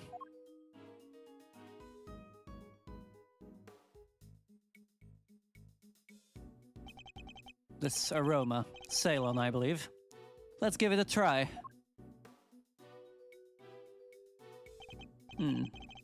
This is a fine blend. A top quality Ceylon indeed. Its citrus aroma is set to improve one's ability to concentrate, right? Your old man said those exact words 18 years ago. Really takes me back. There's just one difference. Jude's cool to saucers back then. Not today, though, it seems. Anyway. Don't you think this is all a little odd? Every single person from an 18-year-old case all assembled in the same place at the same time? Yes, it almost feels as if an investigation is in order. Mr. Edgeworth, sir, you're alright. Mr. Mr. Edgeworth, Mr. Fender!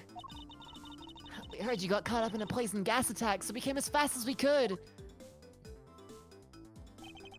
Well, if it isn't the cavalry, come on, team, bring it in. No way! Besides, you're both doing just fine. Gummy and I got ourselves all worked up over nothing. Detective Gumshoe, what were you thinking bringing Kay with you? Sorry, sir. I knew it was dangerous, what with the poison gas and all, but she wouldn't take no for an answer. I ran and I ran and I ran and I You cut out. rack, Huh? but I just couldn't shake her off. When it comes to running away, the great thief right here is the world champ. Then run away. Don't chase the poor detective. Alright, see you later. All set, sir. Just say the word and I'll head in there and start investigating. You guys stay here. The gas could still be dangerous. All right, we're counting on you, detective. Good luck in there, Dickie boy. Excuse me? No way. Gummy almost looked like a real detective. I'm so proud of him. But he is a real detective. Arguably. This is Edgeworth speaking. This is Tancred. This is Tancred. Mr. Edgeworth, looks like the gas is mostly dissipated, sir.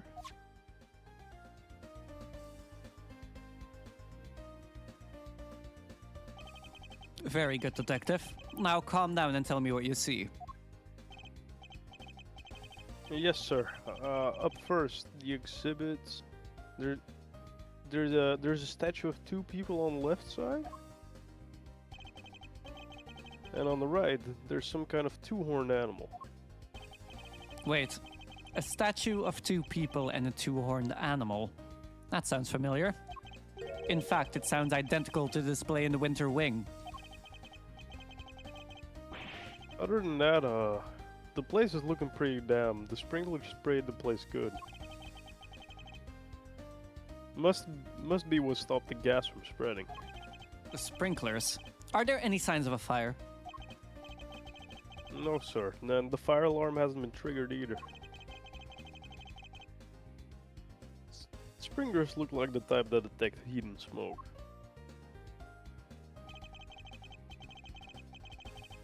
When they detect something, they send an alarm, either fire or smoke, to the security room. Guess they read the gas as smoke, they trigger the smoke alarm that way. And was anyone in the security room when that alarm went off? This place only has one employee, and that's Judy Bound, the manager. And she was at the reception desk across from the security room the whole time since the gallery opened. So she heard the alarm from across the way and turned on the sprinklers? Detective Gumshoe, could you not steal my line? Oh, sorry. Sorry. So she heard the alarm from across the way and turned on the sprinklers. Yep. Seems they can only be switched on manually and only from the...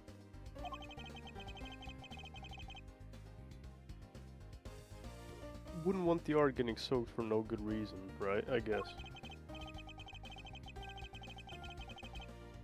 And if it's manual, then you could maybe even check how bad the fire was and try to get some stuff out first. So the security setup is geared around protecting the exhibits. That makes sense in an art gallery, I guess. Ugh, and one more thing, it's freezing in here. This isn't the autumn wing, it's deep in the winter wing. So the autumn wing is cold too. I checked the temperature, it's 26.5 degrees in here, sir. Why is the autumn wing being kept at the same temperature as the winter wing? That's all I got about that. That's about all I got for now. I'll let you know if I find anything else, sir. Understood. Thank you, Detective Gumshoe.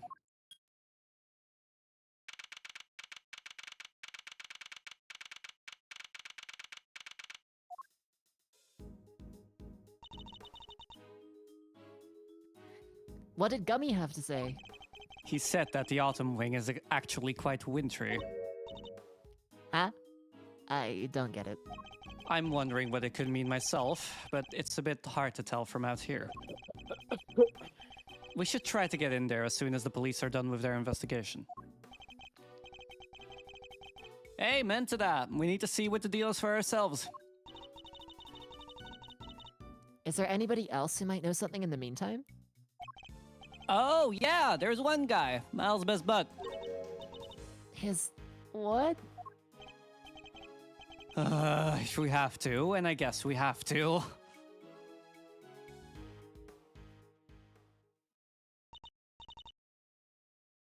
Wait, that's...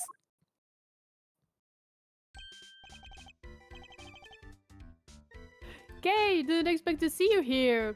You're looking as fresh-faced as ever. Yeah, long time no see, Larry, right? So here's the deal, okay? I'm Loris right now. You see, I'm also a bit of an artist. Ah, so it's your alias. I like it. Good to see you, Larice. I always knew you were a nice, thoughtful kid. Unlike some people. I have some questions for you, Larry. What the? How am I a suspect? Just because I found the guy, that doesn't mean I did the crime. I never said you did. I just need you to tell us what you saw. You said you saw something awful. How so exactly? Look, I didn't see anything, I didn't do anything, okay? I don't think I did anyway. Whoa, Chief, you didn't sound too sure of yourself at the end there. There's something you should know about him, Fender. When something smells, it's usually the butts. We've been saying that about Larry for 26 years now. His ability to attract trouble is legendary, for want of a better word. His ability to cause trouble, too. I suppose I'd better find out what he did this time.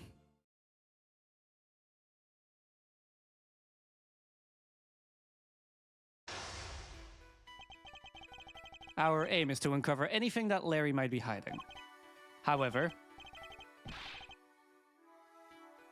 I didn't see anything and I didn't do anything. And you can't prove otherwise. it's almost impossible for him to keep his cool. I'll need to bide my time when he gets agitated and wait for him to calm down. Let's start by asking him to go into detail about what he's doing here. I also quickly need to restart my model because Vtuber is fucking up again. Oh god, the alien's been spirited away. Oh no, she's died. Dead it.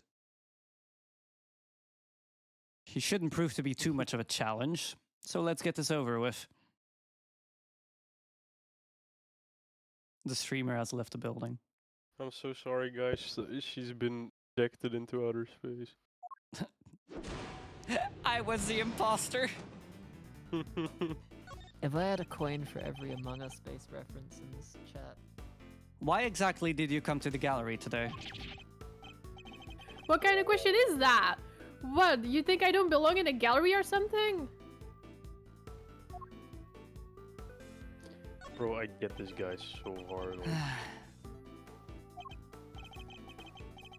Hey, if you're gonna ignore me, then I'm gonna paint your portrait. And when I'm done, I'll scribble all over it!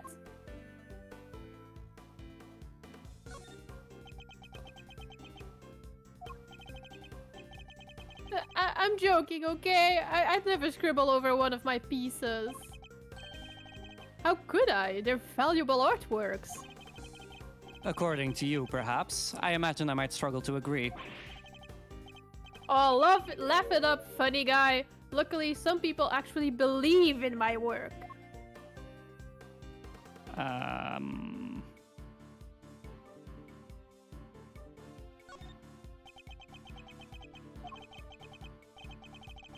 She's called Lulu, okay? And she says my pictures are masterpieces.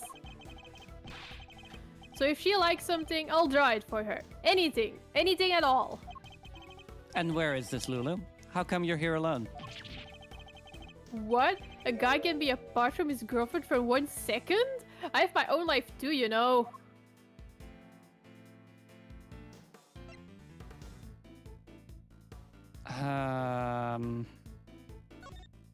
I feel like this might be too soon.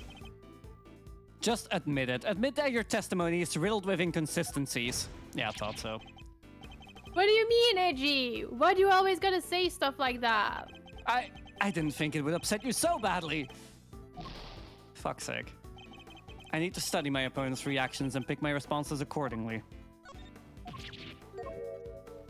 How Bad game for autistic people. How long do I have to wait to fucking catch this guy?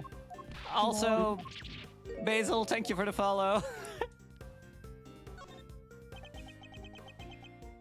Welcome in. I hope you're doing okay. Fine. Lulu said she's a Gemini, okay? So I thought I could do a sketch of the statue to show her on our date. And I expect you're pretty proud of the sketch. Not so much this time, actually. But you know, it being her side and all, I just thought maybe she might kinda like it.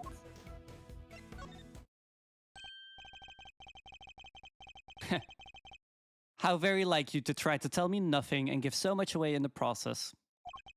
So to summarize, you came here today to draw a sketch of the Gemini statue for your girlfriend Lulu.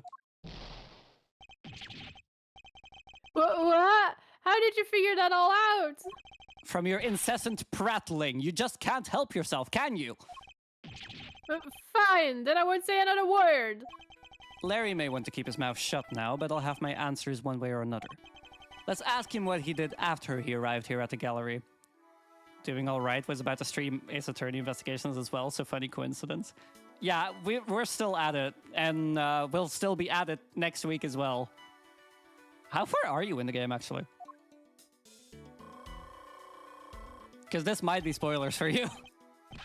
We'll soon see where he's hiding. It's just a matter of time. Alright, tell me what you did once you arrived here. What's the big idea? Why are you staring at me like that? I don't remember. I didn't have a pamphlet, so I didn't know what was where. I just kinda hung around by the fountain.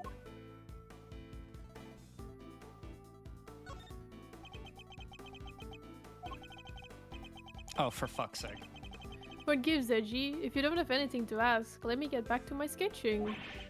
Wait, I guess I ignored him and his blathering for too long. I know the entire game, I'm just happy I have it legitimately. Fair enough. I never played the fan translation for the second game, so...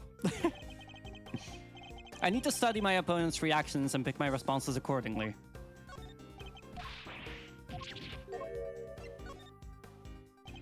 You didn't receive a pamphlet when you paid your entrance fee at the reception desk? Huh? You mean entry is not free to get in here? You mean to tell me that you entered without paying? I'm sorry, okay. It wasn't deliberate. There wasn't anybody at the reception desk is all. So I thought entry must be free. You're saying Miss Band wasn't at the reception desk at the time? Yeah, but it looked like there was maybe somebody in the little room opposite. Interesting. According to Detective Gumshoe, Miss Bound had to enter the security room to activate the sprinkler system. I expect she wasn't at the reception desk because she was busy responding to the incident. And right after she finally got the place open for business too. Poor Judy. The Winter Wing, the gallery's greatest attraction, and it's gonna be ruined now. You say you don't have a pamphlet, and yet you seem to know all about the Winter Wing. For example, that Gemini statue you came here to draw just so happens to be in said room. Therefore, it was your intention to visit the Winter Wing all along, wasn't it?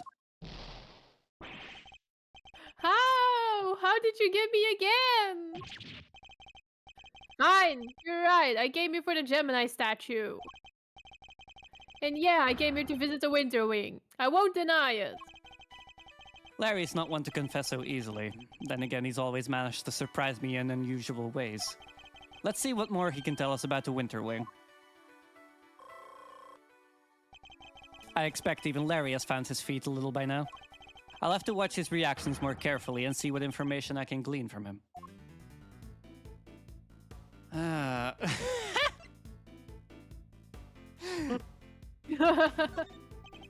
That's it, I'm done with you, Larry. Go home. You sure? I mean, I'll totally leave if that's cool. I was just thinking of dropping by Lulu's anyhow. No, wait, I didn't mean... My mistake. Seriously, Edgy? I really think it's time you started taking responsibility for the stuff you say, don't you? Scolded by Larry. Forgive me. Would you mind giving me just a little more of your time? If I have to, I guess. Maybe you could sweeten the deal with a free dinner? Very well. I must be more careful about what I say. Hell yeah, free food! I fucking love that that's an option. Right? Larry, be honest. Did you enter the Winter Wing? What is that? Is that suspicion I see in your eyes? I tried to get in there, sure, but... You tried to get in, but you couldn't? Yeah, exactly. I wanted to get in there, but... That old guy came out and fell to the ground, and like I said, it was all pretty shocking.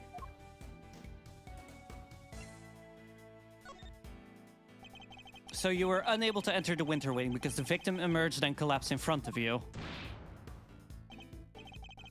Yeah, he came out of the Winter Wing door and then down he went. Hmm. But wasn't it the Autumn Wing that the victim came out of? If that stupid poison gas thing had never happened, I'd be in there happily sketching away right now. Larry seems to have the Autumn and Winter Wings mixed up. Regardless, it seems his aim really was to make a sketch of one of the statues.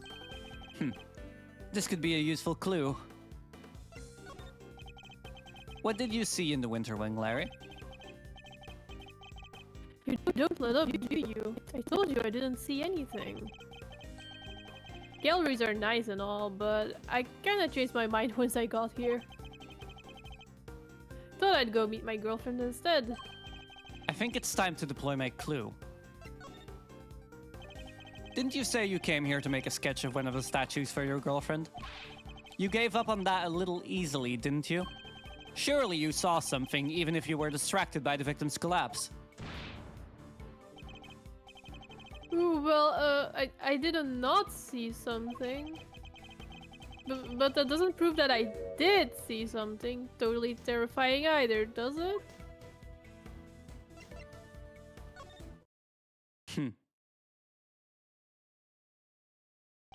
Really, Larry, you could at least try to make this a little harder for me.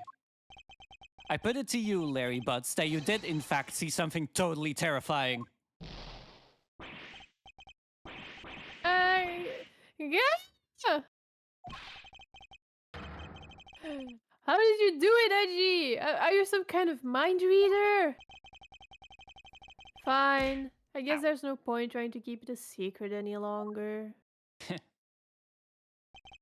I'm not sure there's much point in you trying to keep any secrets, given your track record. It wasn't exactly the most edifying use of my time, but that's checkmate.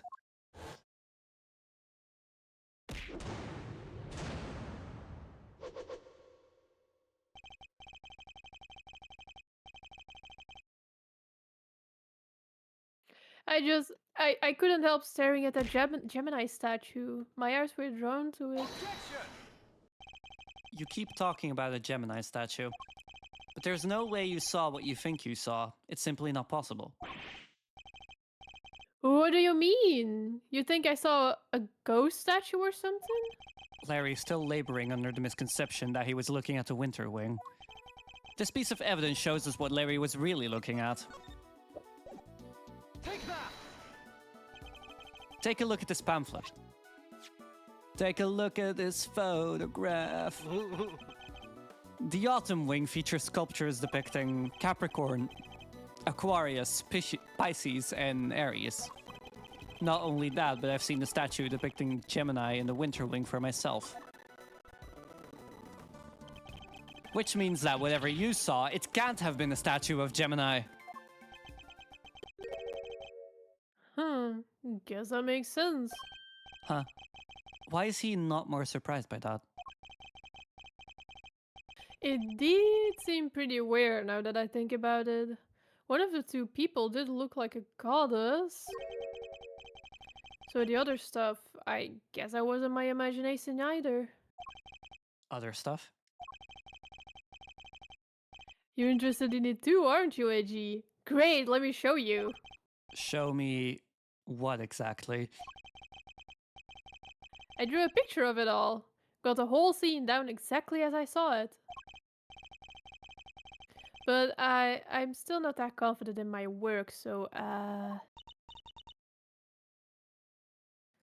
Well, I want to see them. Really? Alright, here. What on earth? It's grotesque!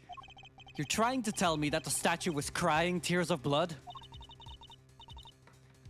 I have to say, Loris, it's pretty scary. Right? Because it was scary.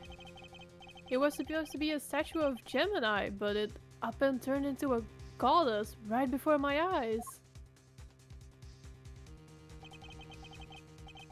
It freaked me out so bad I screamed out loud. So he wasn't reacting to the victim collapsing in front of him after all? Classic Larry. Wait, when you say it turned into a goddess, what do you mean exactly? What do you mean? What do I mean? The bottom half was suddenly a fish. That's what I mean. Huh. What the fuck A is going goddess on? with a fishy bottom half. Sounds like Pisces to me. I heard it's all based on this legend of a goddess and her son turning into fish to escape some baddie. What would you want to Whoa, escape really? the baddie? I thought Pisces was just two plain old fish. I was thinking the exact same thing, boss. Wait, what? Why would you try? Go ahead. Why would you try to escape the baddie? Edgy, do you think the statue's cursed?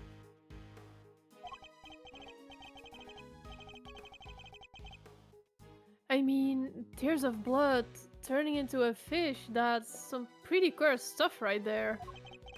Don't be a fool. I imagine you simply mistook one statue for the other.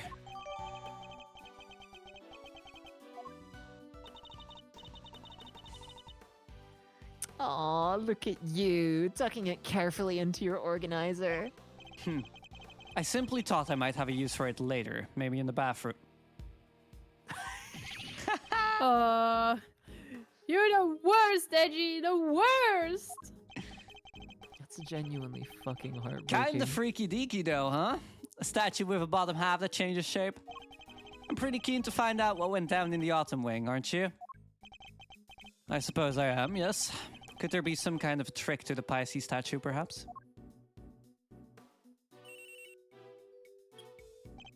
Yes, Edgeworth speaking.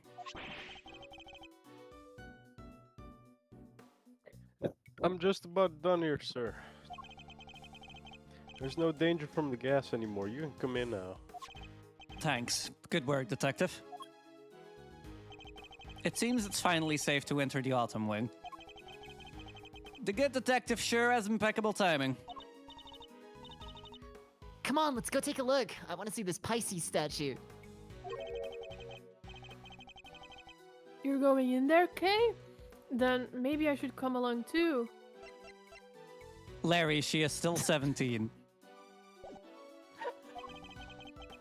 Did you really think I was going to leave you out here on your own? I know better than that. All right, everyone, to the Autumn Wing. Here we are at last, and it really does look a lot like the Winter Wing. Glad you could make it. Oh, hey there.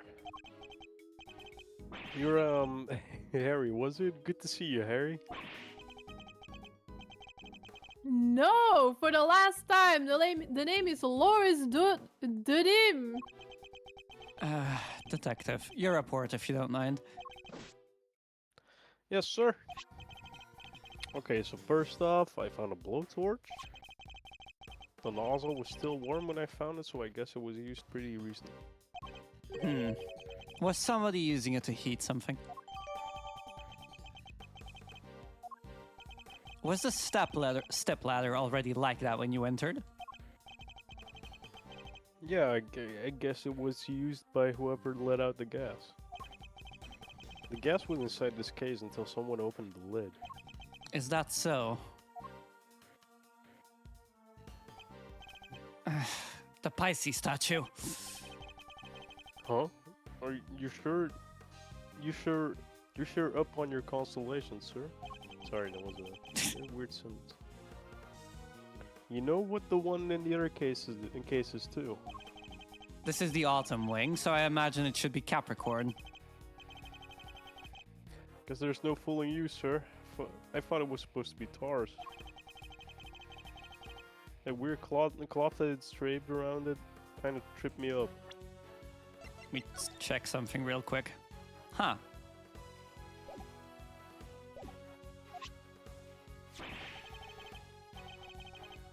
Isn't that a piece of luminous cloth from way back when?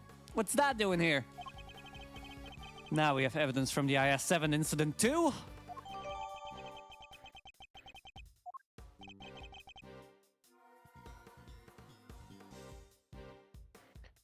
Taking a look around. Detective, are you having a stroke? I fucking am. I really am, I think.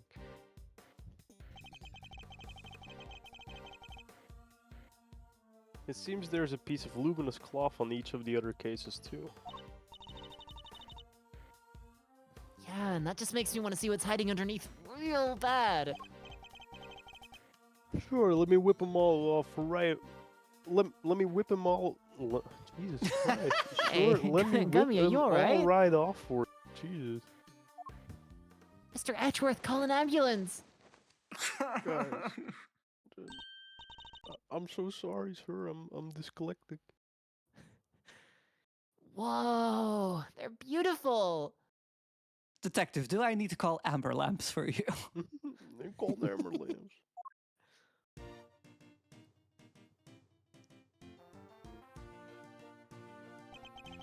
Did someone lace gumshoes noodles? So the transformation Larry witnessed. Could it have been the moment when the cloth around the Pisces statue lower half fell away? See, Edgy? See? I wasn't imagining things, and I wasn't mistaken. Listen, Milester, I think we can all agree this room is fishier than a bucket of fish. My hunch is that somebody deliberately tried to make this room look just like the Winter Wing. Yes, I was thinking exactly the same thing. They even covered the statues up in just such a way as to make them look similar. With a cloth over the bottom half, the Pisces and Gemini statues look almost the same. Ditto for Capricorn. Cover his bottom half up and he looks pretty much like Taurus. The other two can't be fixed as easily, so covering their cases up completely was the only answer. So somebody went to some lengths to disguise the Autumn Wing as the Winter Wing, hmm?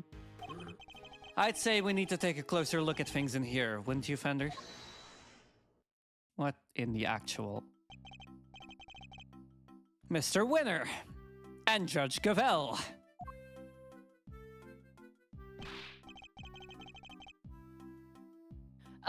What the heck are you guys doing here? You're the last thing I need. This is my scene, you hear? Mr. Edgeworth, It seems I have failed in my duty yet again. I pray one day to make you see that your presence is not required at every crime scene. And that co-opting the good detective for your own ends is neither right nor good. I will have to give serious consideration as to how the goddess of justice would have me judge you.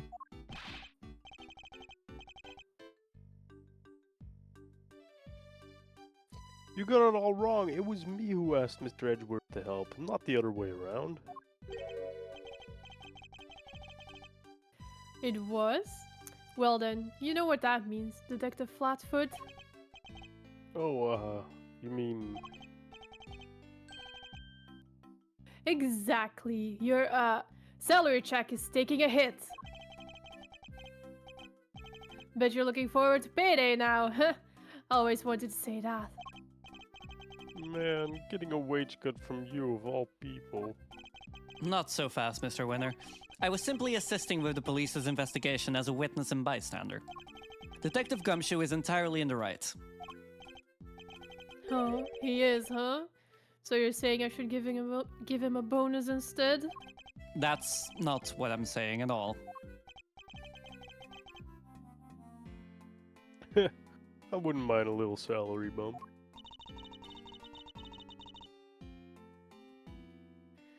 Your compassion and generosity are truly heartwarming, Eustace. But we must take into account past transgressions when making judgments that concern the future. And I hereby judge Mr. Edgeworth and his associates unfit to tread the hallowed ground of this scene. What? But we only just got here! The goddess of justice has conferred her blessings on Eustace, and Eustace alone.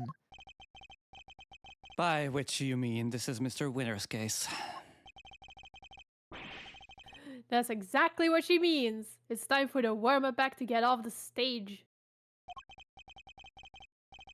After all, I solved this one already. I have a suspect lined up and everything.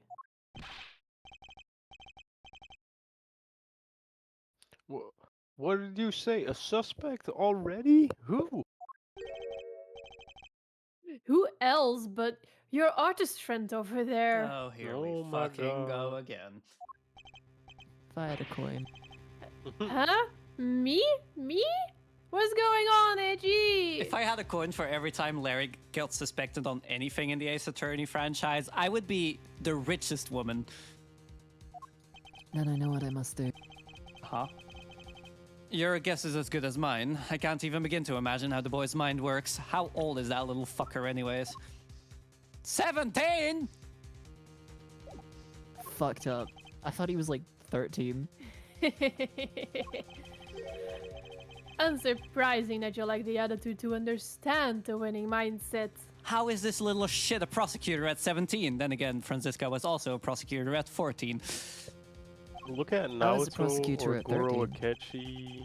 Akechi. Lack the attitude. Something tells me he doesn't know the real winning turn of phrase. Well put, Eustace. Mr. Edgeworth does indeed lack a certain aptitude. Yeah, exactly. Where's your aptitude, smart guy? Whoa. He's totally shameless. Underestimate my information gathering skill at your own peril. Before we came here, we dropped by the medical room to ask the doctor a few questions. And he told me where the poison gas came from. And where might that have been? It was, it's the chemical you find everywhere. I can't think of the name just now, though. Wait there a second. Let me just call him real quick.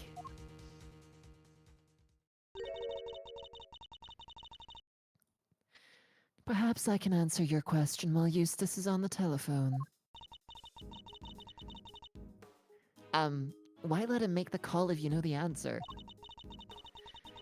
The gas was created by mixing two specific chemicals, ubiquium and asphyxian.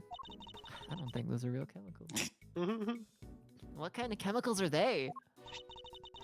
They're the one that Ubiquium choke is a red liquid used in all manner of everyday products. Paint and dishwashing liquids, among various others. Oh god. On its own, it is entirely benign. So it's something anyone could get their hands on. Precisely. But the same cannot be said for asphyxian. That does sound nasty. What is it used for? It is the main ingredient in a product called Infesticide Ultra. Hmm. It is pure white in color and is unavailable to the average consumer. In fact, it is nigh impossible for members of the public to obtain it here in this country. As such, we are currently investigating where it might have come from.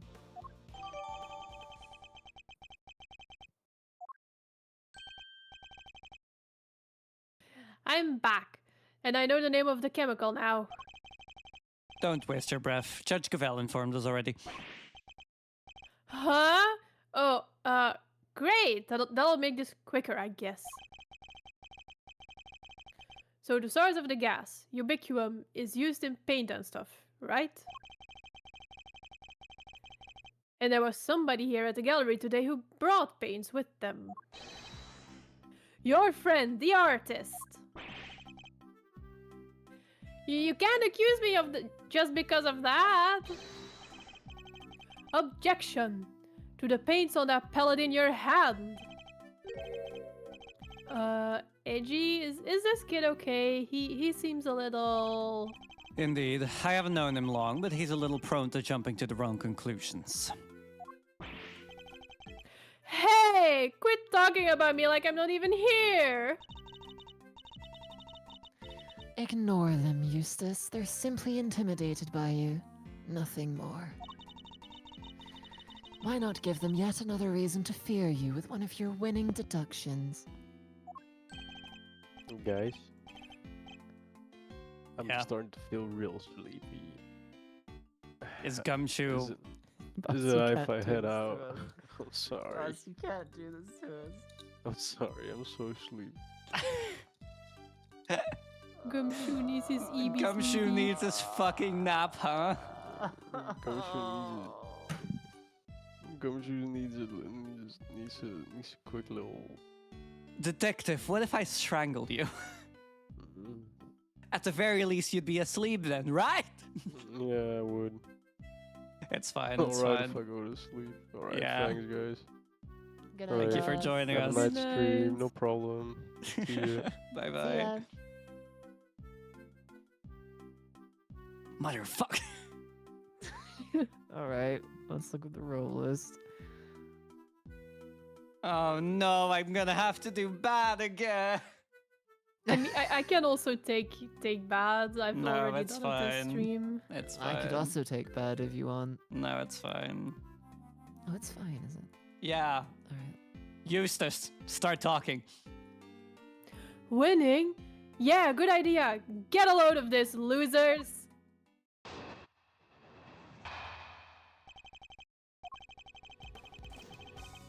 Our friend, the artist here, won the race to find the victim and was first on the scene, correct? And the gas the victim was poisoned with is made from a ubiquium, which, as we know, is found in paint.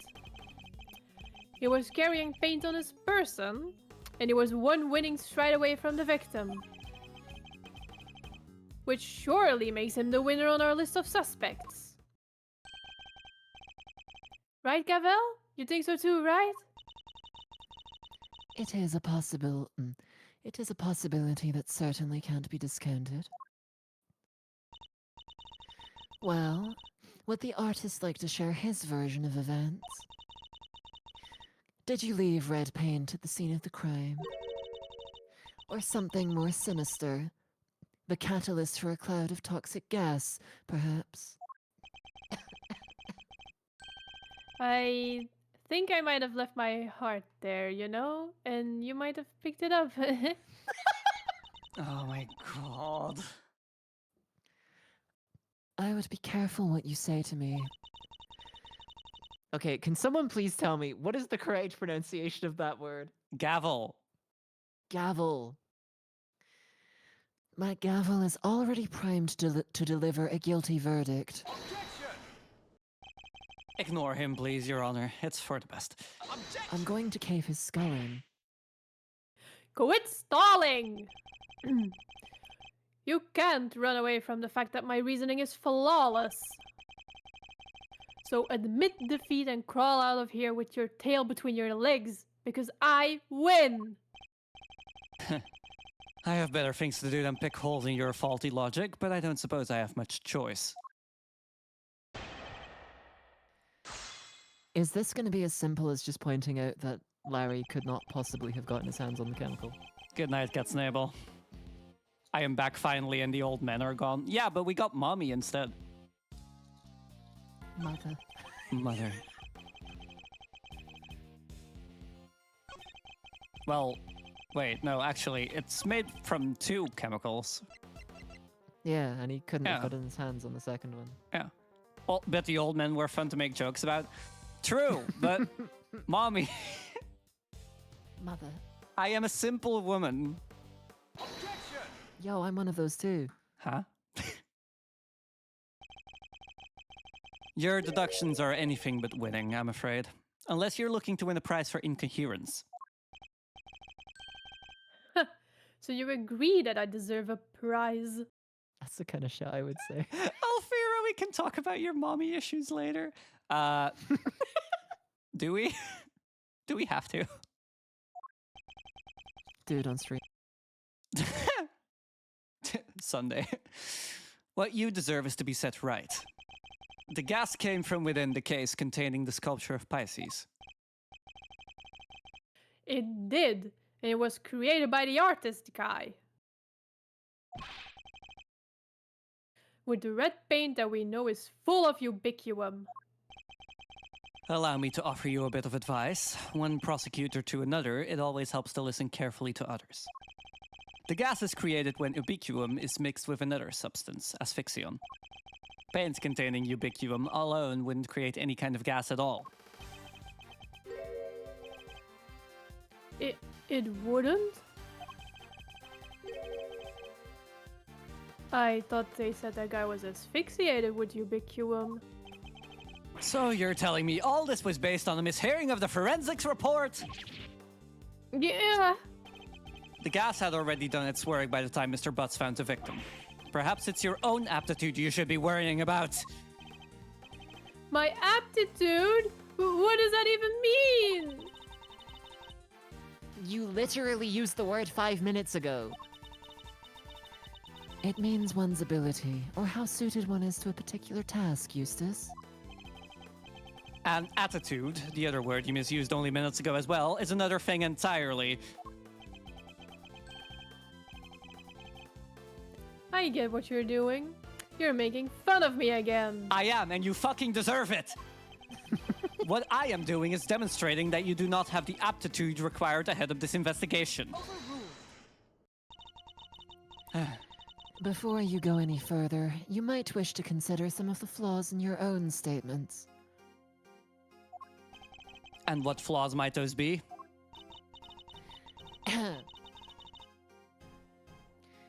Firstly, that you cannot prove your artist friend did not enter the Autumn Wing. That's... Lol, I'll do a lot of things on stream, alright? Lane, what are you planning on doing? Huh? Should I be concerned? What's gonna happen on Sunday? Uh-oh. Interesting. Okay, it's back. She's fun to make jokes with. Yeah. Ash, shut.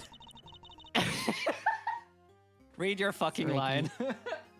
No. Okay, hang on. Sorry, I actually need to take a breath. Hang on, sorry.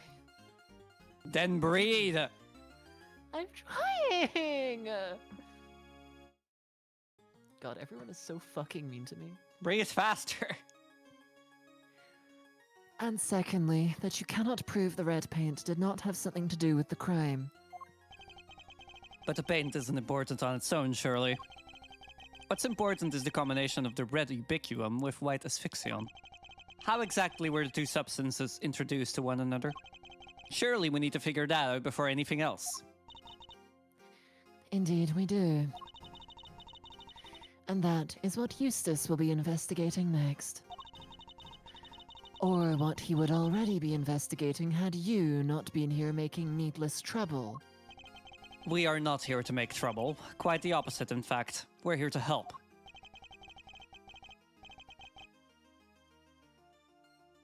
Are you saying you know how the gas was made? I don't believe you. I can certainly point you toward a vital clue as to how it was done. He is bluffing, Eustace. Ignore him. It's fine, Gavel. He's clearly lying. Might as well let him talk himself even further into a corner.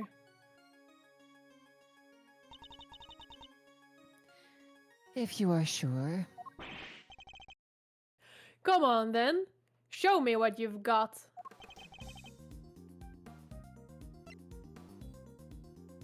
Take that! You're saying this somehow shows us how the chemicals were mixed to make the poison gas? That's exactly what I'm saying, yes. Thank you for noticing. Well, they do say I have a good eye. The red tears Mr. Butt saw, that was the ubiquitum. Wait a second. You're saying the statue cried the stuff out? What, so our culprit is some kind of evil spirit? How much time am I going to have to waste taking him through this step by step? The red tears alone would not have been enough to create the gas. They must have mixed with something else inside that case. What? And what evidence do you have that's what's happening? The evidence is right there in the sketch I just showed you. I need to point out the part that shows that the two liquids had mixed together. Pull on the floor? The pink bit. Yeah. We have another K line in chat, by the way. Should I read it out? Yeah. Alright. I'm going in. Mr. Edgeworth, from what Fender and Detective Bad have said, this Miss Gavel seems like she might have been your dad's type. Funny the sort of things we talk about when you're busy thinking about that one guy Gumshoe talked about. I hear you liked stone foxes. Anyway, I'm gay and trans. You know what? That's a new headcanon for K. Yeah, so. She would be. Absolutely. Take that!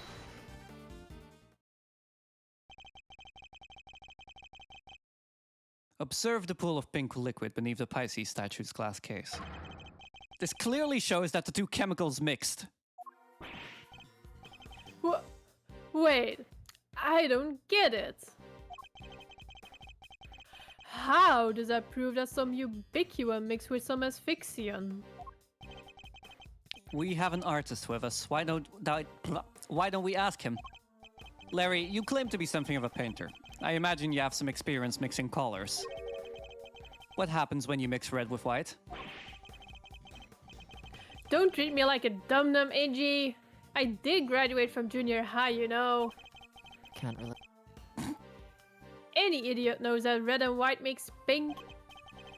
I mean, there's variations. You got your rose pinks and your baby pinks and... That will be more than enough, thank you. Do you see what I'm getting at now, Mr. Winner? Oh, I think I do. Ubiquitum is red, asphyxion is white. Mix the two together, and you get pink. That's what the pink liquid is.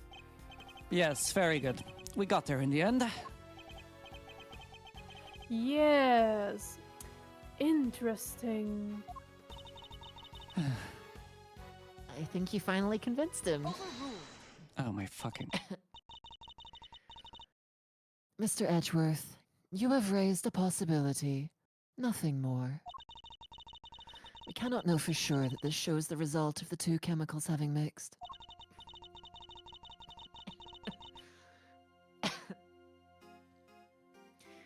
And besides, the sketch you are attempting to enter as evidence was drawn by a suspect.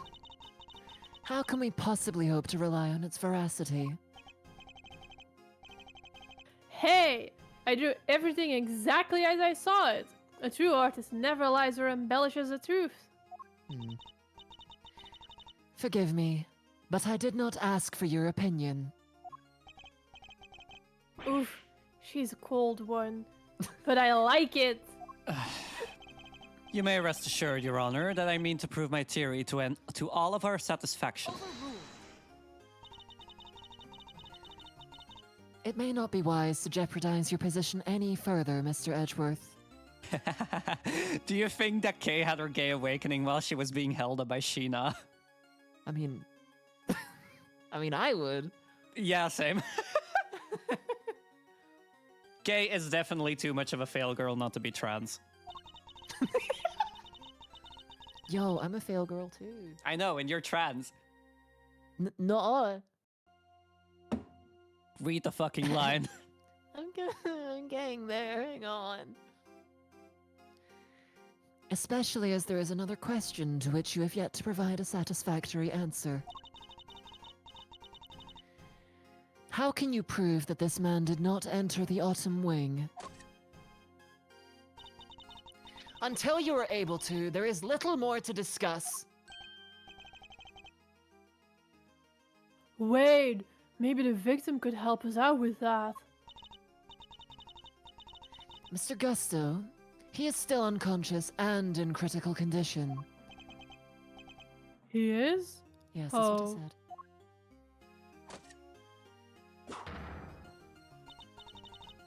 Now, if you don't mind, Eustace needs to carry out his own investigation of this area. If you would be so kind as to leave him in peace.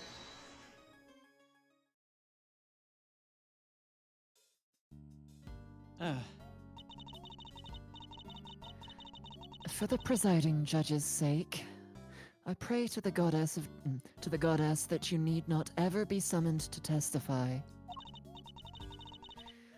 Now then, is there something you wish to say, Mr. Artist?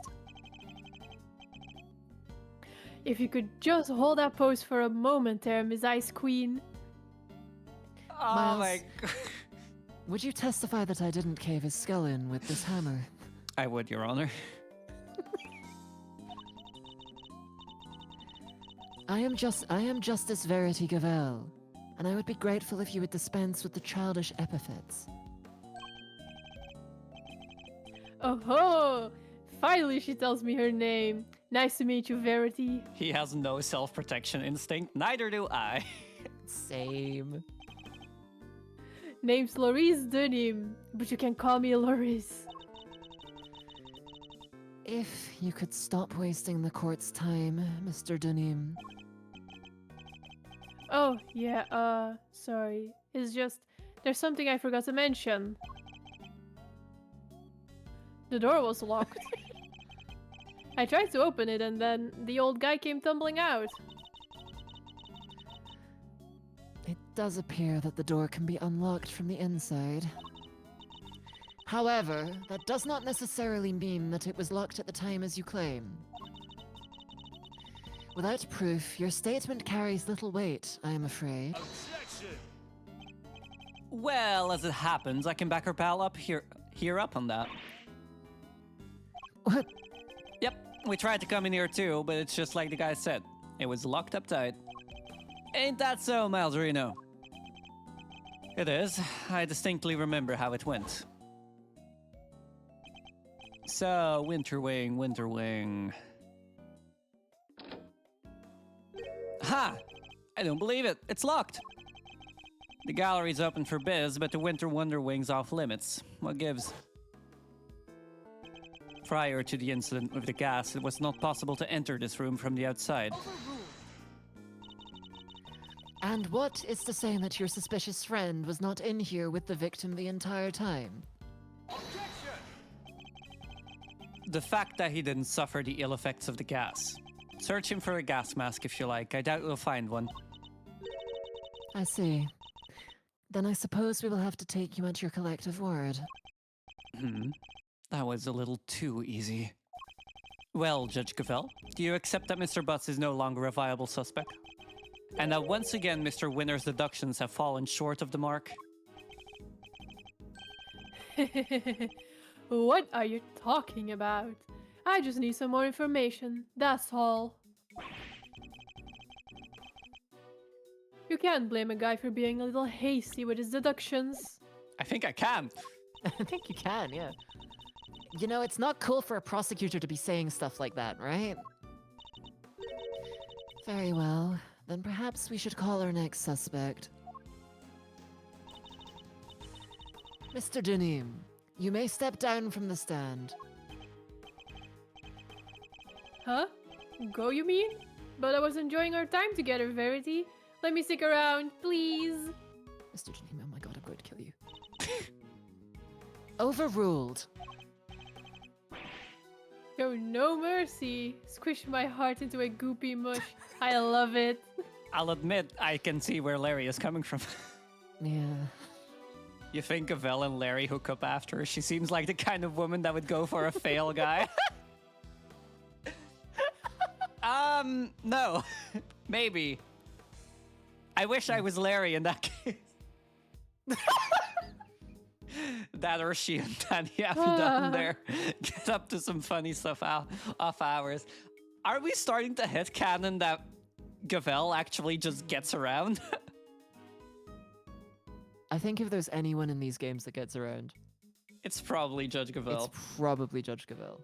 I I don't know if still- I'm just projecting what I want to be true, but Yeah, also. I still think she has some stuff going on with Eustace, by the way. he's 17. Right. Look, I'm not saying you're wrong, but ow. Who exactly is this next suspect? The pharmacist Delicious Scone. Your artist friend may have struggled to lay his hands on a bottle of Infesticide Ultra. But someone in her line of work would surely have a better idea of where to... Oh my fucking god. Sorry, I'm gonna try that again. Hang on. Uh-huh. But someone in her line of work would surely have a better idea of where such a thing might be acquired. The court hereby calls for a 10-minute recess. Eustace, we will go fetch the suspect. Your winning smile will bring her running, I'm sure. My winning? Of course, Gavel. Let's go get her at once. Hey, Detective Flatfoot. You carry on investigating while I'm gone, okay? Sure.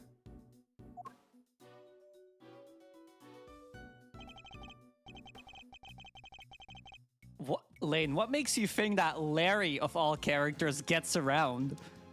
It's fucking Larry. But he Well, it's always not, has a new actually. girlfriend. But That he is a doesn't really good point. actually have a new girlfriend every time, does he? He's just chasing after girls. Damn, you're really gonna doubt my man Larry Butts like that? Yes. Is it possible? Could Judge Cavell have suspected Miss Scone from the start? Now that you mention it, she wasn't helping Mr. Winter like she usually does, huh? What exactly is your angle here, Judge Cavell? Look, some women are into that. Not me, but I know some women are. I question some women's tastes. Okay. I never question a woman's tastes. No, I know you don't. What does that mean? On that note, we are going on an ad break. So if anyone needs to go and grab a drink or a snack, now's the time. We'll be back in about 5 minutes. Mic is muted. There we go. We're back. Let's not have another case of me fucking forgetting to unmute my mic.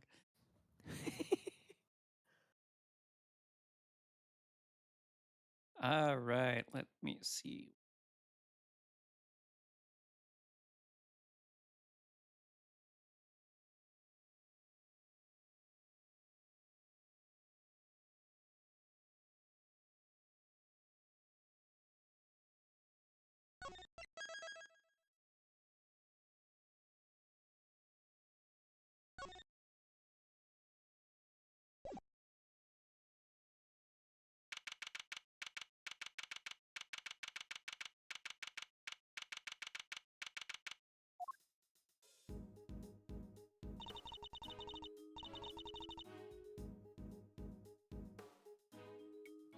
Oh, sorry, I have my mic muted.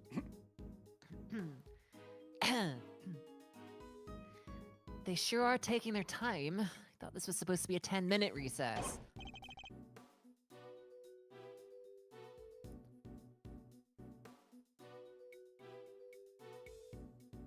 Useless. Sorry to keep you losers waiting. But wait no longer. I won the race to find Delicia's cone, and here she is. Hello, dears. This lovely young man said you wanted to speak to me. Delicious Scone, purveyor of the most wondrous wares and a pharmacist can offer, at your service. Delicious, my pals, and even Miss Delicious to some. What does she mean by that?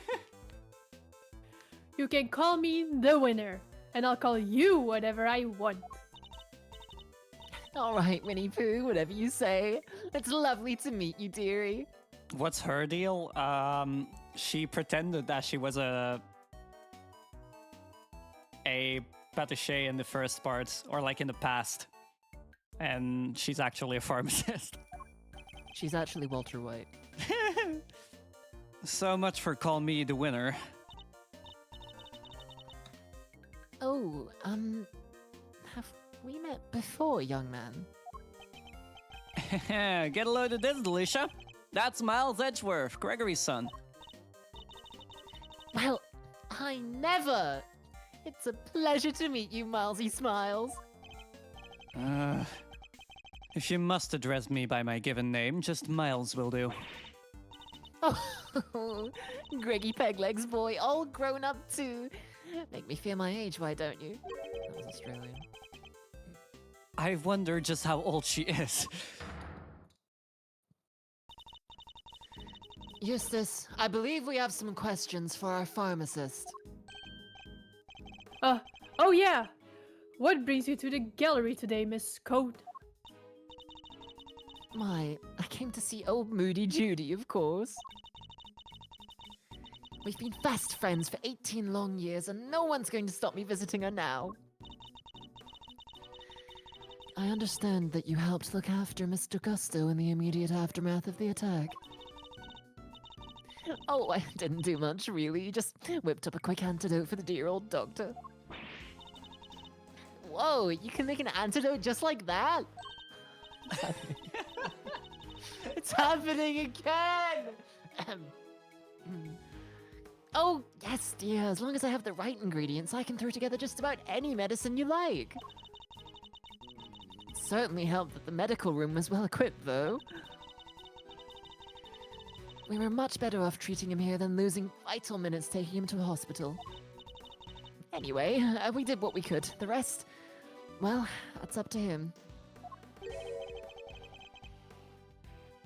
And do you know the victim, Miss Delicious? Oh, yes, well, sort of.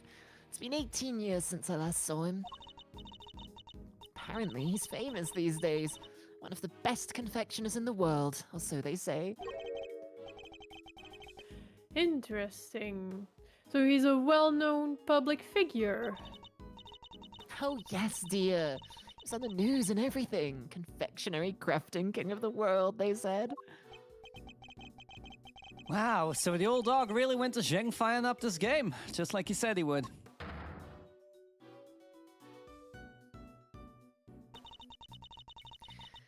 Perhaps if we could proceed to the matter at hand. Miss Scone. Are you familiar with a substance known as Infesticide Ultra?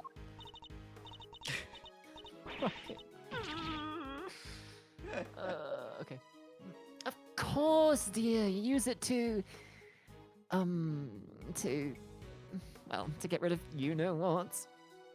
Lane, you want to hear Ash's real accent? You mean like how she normally talks, or a Scottish accent? Because good luck trying to get her Scottish accent out of her. Oh, don't worry, it'll happen. It'll Next happen. scone line. Next scone line, it'll be Scottish. But is it going to be your actual accent? I don't know. We'll find out when I start speaking. Oh, it's awfully strong, though. That's why they don't sell it in the shops.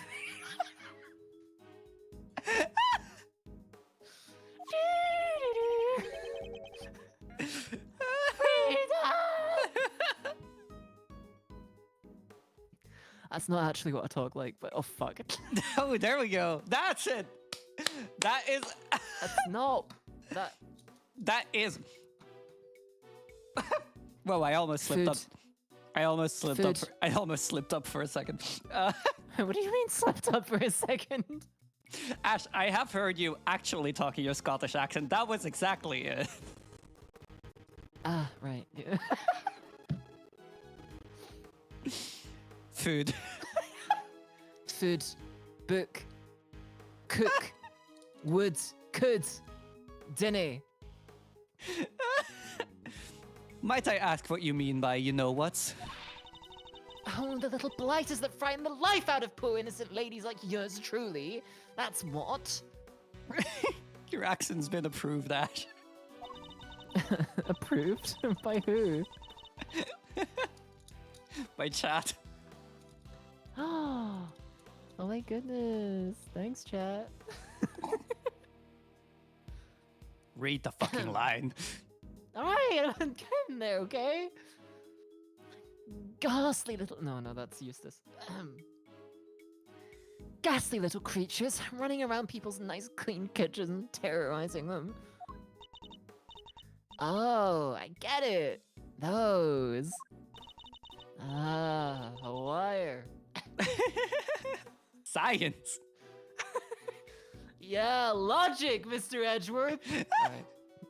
Logic, bitch! Thank you, Miss Scone. One more question, if you don't mind. Are you aware of what happens when the chemicals asphyxion and ubiquium are combined? Oh, yes. It's right there in the Infesticide Ultra instructions. Do not mix with products containing ubiquium, ever. Because if you do, they react with each other and make a horrible poisonous gas. Why did Scone get K's accent? Yeah, that was a bit K, wasn't it? What was it again? Effects of inhalation include respiratory complications and, death. Poor old Gusty very nearly didn't make it. To make that much gas, you'd need,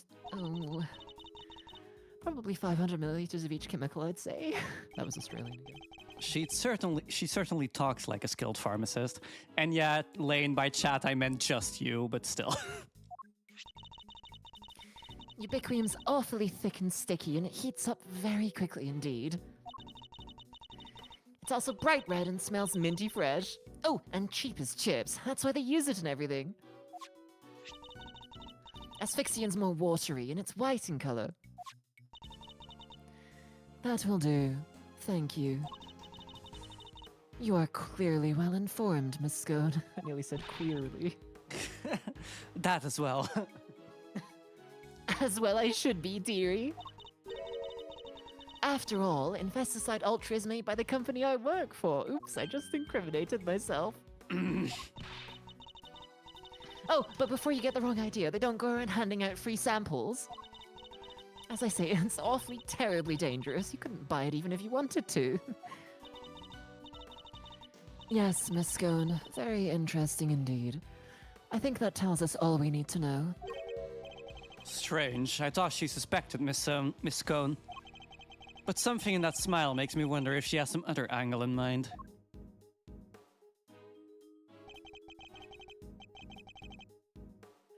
What is it, Detective Flatfoot? Any developments to report? Yes, sir. Turns out the sculpture's glass display cases open from the top. Huh, that's rather unusual. And the temperature inside can be adjusted too, all the way down to 0 degrees. The Pisces case was kept at 26 degrees. Dang near got my hand stuck to it. Well, lucky you escaped alive. Anything more relevant to the case?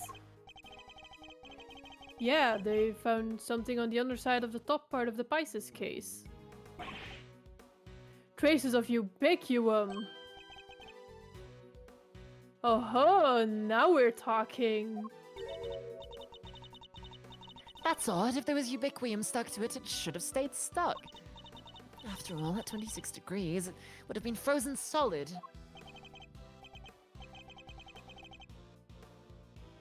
It would, huh? So how did things wind up as they are now? I think Kay might be able to help us figure out just that. Or at least Mr. Teeth might. You guys are that desperate to get on my good side, huh? Fine. I don't know what the heck you're talking about, but take it away. Can't believe I'm taking orders from this guy. But whatever. Anything for the truth. Overruled. Before you get too carried away, the goddess of justice has no need of your help. We will find the truth ourselves. Youch! Why so frosty, Judge G? Your baby prosecutor just gave us the big thumbs up. What's the issue here?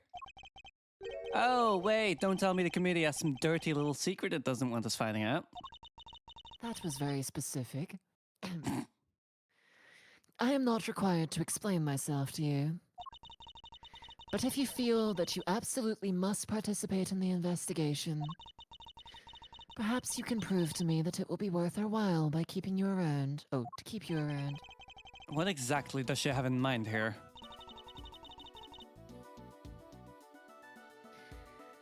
Who triggered the release of the poison gas?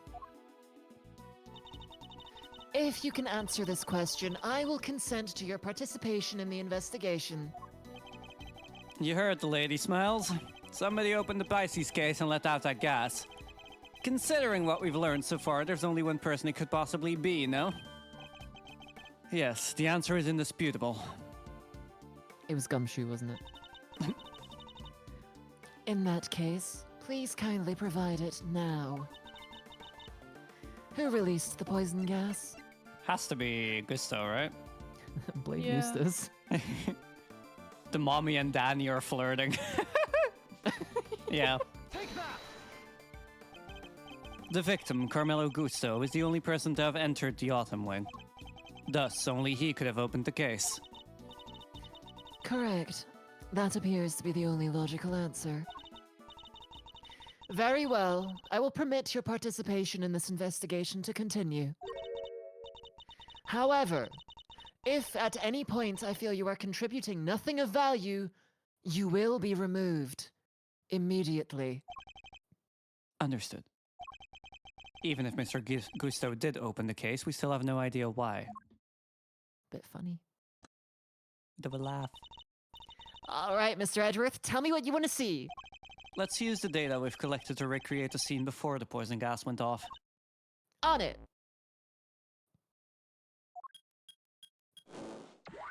Yippee! Hey! Don't scare me like that! So, this is what you were talking about. You're Mr. Thief.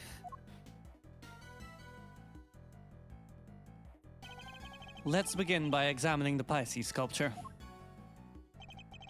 There's a generous amount of ubiquitum frozen to the underside of the top part of the case. Yeah, which is what's keeping the lid on real tight. The actual glass lid is all cracked though, right?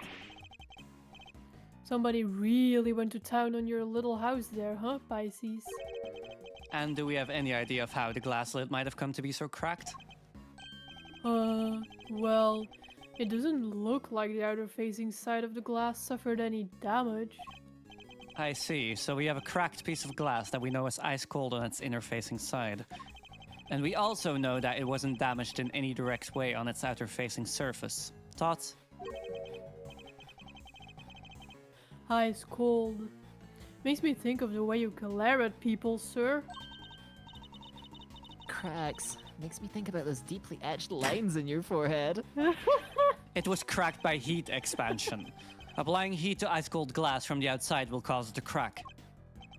Huh. Well, I appreciate the science lesson, but why is it all heat cracked in the first place? Ow. Laugh, innit? Why, indeed. A heat-cracked glass lid lined on its underside with frozen ubiquitum. You look like the cat that got the cream, Malzerino. You know what happened, don't you? I certainly do. And what's more, I know how Mr. Gusto opened the case.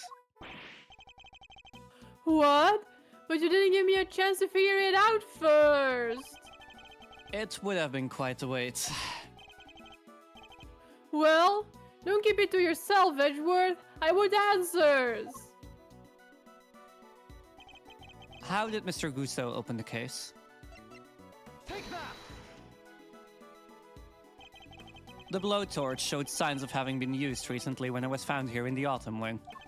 I think it's likely that it was used on the glass lid, causing it to crack. Ow. A blowtorch?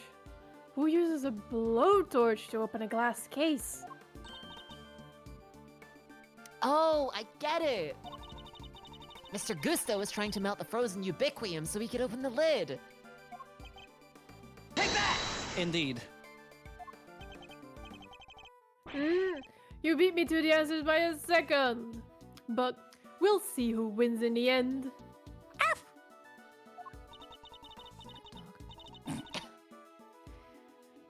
Shit, I need to have some water. Don't try and tell us you nearly had it. You didn't have a clue. Nuh-uh. It was Edgeworth making things hard to understand. The fuck you mean, nuh-uh? I can't believe we got an in-universe nuh-uh. Okay, would you mind updating the recreation so that Mr. Winner can follow along too? Sure. Just for him. Alright, here goes. Yippee! Mr. Gusto was alone in the Autumn Wing. And while he was in here, he used his blowtorch to melt the frozen ubiquitum on the underside of the lid. Uh-huh. And? As the ubiquitum melted, it mixed with the asphyxion that was already present inside the glass case, thereby producing our poisonous gas. When Mr. Gusto had finally managed to open the lid, he would have released the gas and poisoned himself. He made it as far as the fountain room, where he collapsed. Hang on, how did Larry sketch that? Built different. But he never went into the room. He caught a glimpse of it when the victim fell out. They did mention that. No, I think Larry did it. Finally, he did it. Finally, he's the culprit. So he opened the case, and out came the gas. Huh. It seems we got there in the end. But why the heck-a-doodle-doo did he want to open the case in the first place? I'm not sure. In fact, we don't even know what his ultimate goal was. I'm thinking he might have come here for the same reason I did. To check out not the Autumn Wing, but the Winter Wing. You remember, right? I thought this was where the Winter Wing was when we first got here. Caught you out too, did it, my little Eddie Lumpkin? I was ever so confused. What with it being where Chillywink's room was all those years ago. This is shifted once again to a completely different part of England. There's even the same little tree in front of the blessed door. Who wouldn't be all at 6s and 7s, eh? Did everyone involved with the IS-7 incident make the same mistake? I think we need to go and take another look at the Winter Wing. Time to see how quickly I can convince Mr. Winner, I suppose.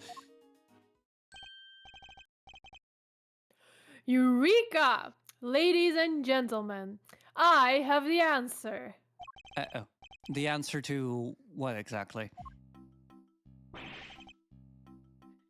The man was going to end it all. A dramatic exit stage left sort of artsy-fartsy farewell.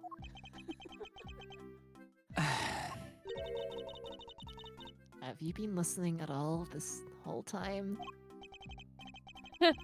At my level, I barely need to listen to a word, and I still understand exactly half of what's going on.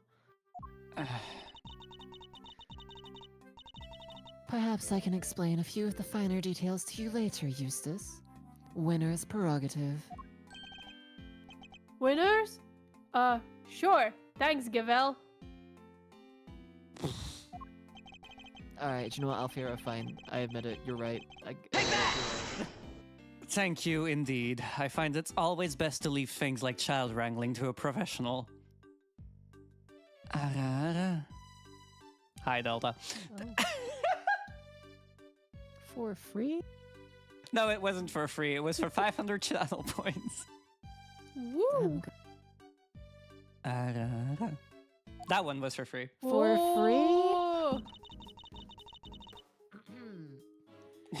In the meantime, don't you have something to tell Mr. Edgeworth and his friends? In the strip club. In the stripped club. Oh yeah, I totally forgot. But hi, Delta. How are you doing? What is it now? I took the liberty of investigating our friendly pink pharmacist here. Or rather, I had one of my underlings do it for me. That's... Oh, why'd they... No, it's fine, really. I said no. Shut up. Make me. Alright. That's nothing to brag about, you know. Shut up! Can't you see I'm talking? Anyway, let's put a pin in my suicide theory for now, yeah? I have something more important to tell you. It's, it was Miss Delicious who set up the poisoning gas trap. How could you say that? I was greatly saddened to learn of this, Miss Scone.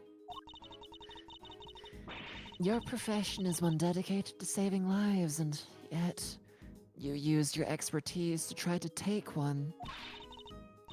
I beg your pudding! How dare you! I did no such thing! Perhaps you could explain, Mr. Winner. You bet I can. Get a load of this.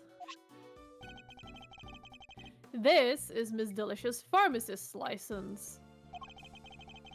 And it says right here that she's authorized to handle Infesticide Ultra. A product that we have established contains asphyxion, one of the ingredients of our poison gas. Exactly. It's almost impossible for ordinary people to get a hold of that stuff. But Miss Delicious is no ordinary person. She's a card-carrying pharmacist. I didn't do it. This is all just a terrible misunderstanding. Objection! And that's not all. There was a bottle of Infesticide Ultra in the victim's pocket. And what do you know? It's covered in your fingerprints. Hey! We know that you and Miss Bound took the victim to the medical room. What better moment to slip the bottle into his pocket, No.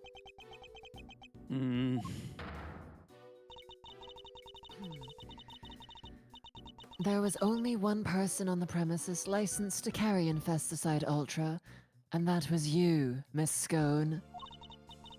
Furthermore, you are acquainted with Miss Bond, the owner of the gallery, meaning you would have had access to the building and ample opportunity to prepare your trap. No, dear, listen, you don't understand. That Infesticide Ultra was stolen from me. Lying will only lengthen your sentence, Miss Scone. I'm not lying. Oh, it's in my bag somewhere, I'm sure of it. What is she looking for? That's not it. That's not it. That cloth looks familiar. Ah, there we go. I knew it was in here somewhere. Look. And what is this? There's something written on it, I think. April 1st, complaint filed, offense theft. Item stolen, Infesticide Ultra 1 bottle. It's a crime report relating to a theft. A what? See, you silly billies. I told you someone pinched it off me. Oh, a week ago, no less. By which you mean to say that it was not in your possession at any point today. That's exactly what I mean to say. I think the bottle you found might be the one I lost. I always have some in my medicine bag, just in case, you know? And I'm supposed to keep... Oh, sorry, I need a second. No worries.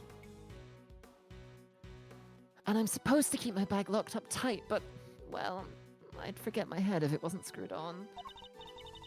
Now, thanks to silly old me, someone's gone and mixed up a cloud of poison gas with the stuff. I see. But why on earth would you carry such a hazardous substance around with you? Like I said, just in case. You never know when one of them might appear. You mean the ghastly little creatures that run around in people's nice clean kitchens type of them? You could just roll up a newspaper and whack! One and done. Psst, Gavel, what do I do now? Ah, of course. I think perhaps it might be wise to confirm the authenticity of the crime report, just to be safe. Can't hurt to verify Miss Scone's story, after all. She might be lying to us. Good idea. Alright, I'm going to give the precinct a call. Don't go anywhere. So Miss Scone might not be guilty after all. Indeed. If she really were... Really with one L. If she really were the one who set up the poison gas trap, then I highly doubt she would have used a method that directly implicates her. So, who do you think did it, Smiles? Someone with knowledge of the victim's likely behavior. And the time and the means to prepare. 2 factors which point to one very specific person. Oh yeah? And who might that be? Don't leave us hanging, big guy. Who had the means to steal the Infesticide Ultra and dress one room up to look like another? Take that! Surely only Ms. Bound, the proprietor of these premises, could possibly have prepared in such a way. We'll need some solid evidence to support such a theory nonetheless. So it was her, huh? Strange. Ow. It's like he already knew. Woo! Nice shooting, Malzarino. I might have to make that associate position a permanent deal. That is not what I was hoping for.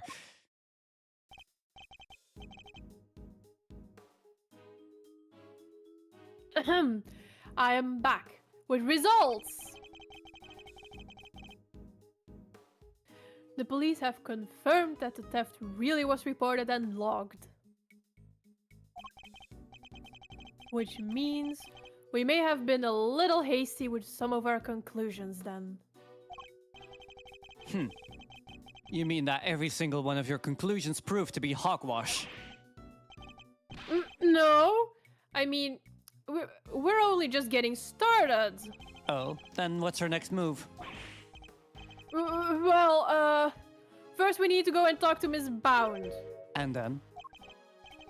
And then I'll think about what to do after that.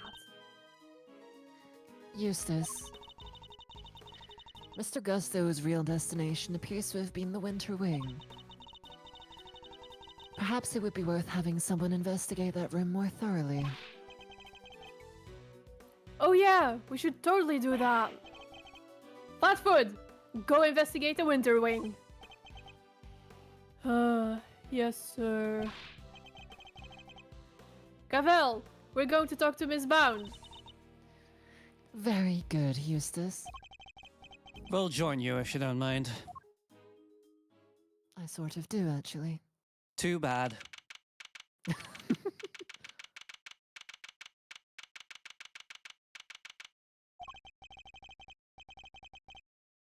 All right, you have your orders. Go talk to Bound for me.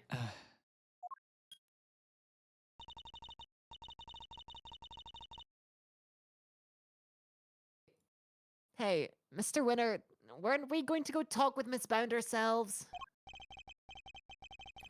Sure, but I thought, why not let the grunts handle the grunt work, you know?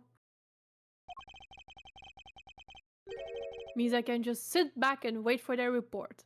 A winning strategy. You spoiled little. Ugh, he's so exhausting. I need a break. Huh? There's something in the fountain. It.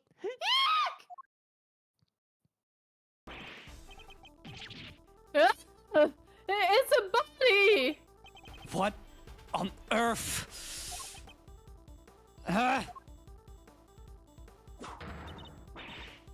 Order! Order in the court! Somebody call forensics!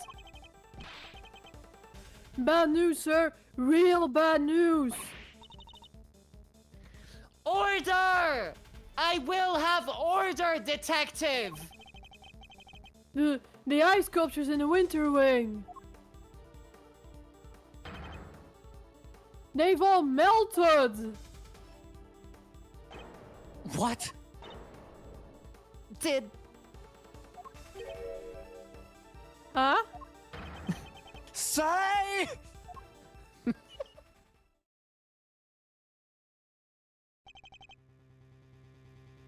What is the meaning of this? Now we have 2 victims? Yeesh, talk about deja vu. It's just like 18 years ago. Even the ice melted again. Again? This is like some weird rerun. Same people, same everything. I said it before and I'll say it again. This is no coinkydink. You're with me, right, Malzarino? I am. And I think the answers lie in the IS-7 incident itself. In fact, I'm convinced of it. Great mind, things alike. Alrighty then. Time for another trip down memory lane.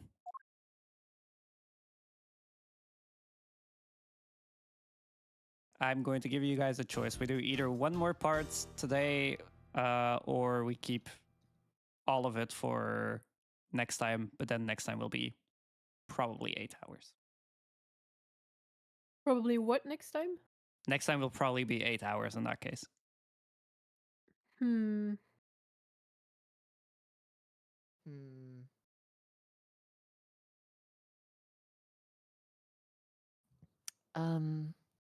Next stream is Friday evening, so it's a weekend, of course. Or like start of the weekend.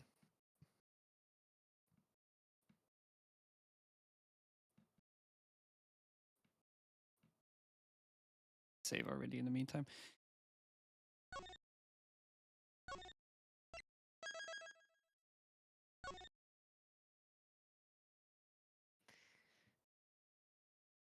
I don't know. All right, nice talk. I would be happy to continue. How many middle sections are there actually? There are 2 more middle sections and then 3 end sections. So Okay. there's no like neat halfway point. It's either now or next part. Okay. So either we make this into a, I think 6 to 7, well, 7.5 hour stream. No, that's a bit much. Either this becomes a 6.5 to 7 hour stream, or next stream is probably around 8 hours, I believe. I could keep going. It's already late anyway, so. Ash, Yeah, sure. I can keep going. let me see what the next part is going to be. I imagine it's going to be the continuation of the case that we've just been playing through. Thanks, I Sergeant wouldn't even Dipshit. Did you just call me Sergeant Dipshit? I haven't been called Sergeant Dipshit since my days in the army, you know. Alfira, the slave driver. What the fuck are you at? Leave! Well, we're not getting paid.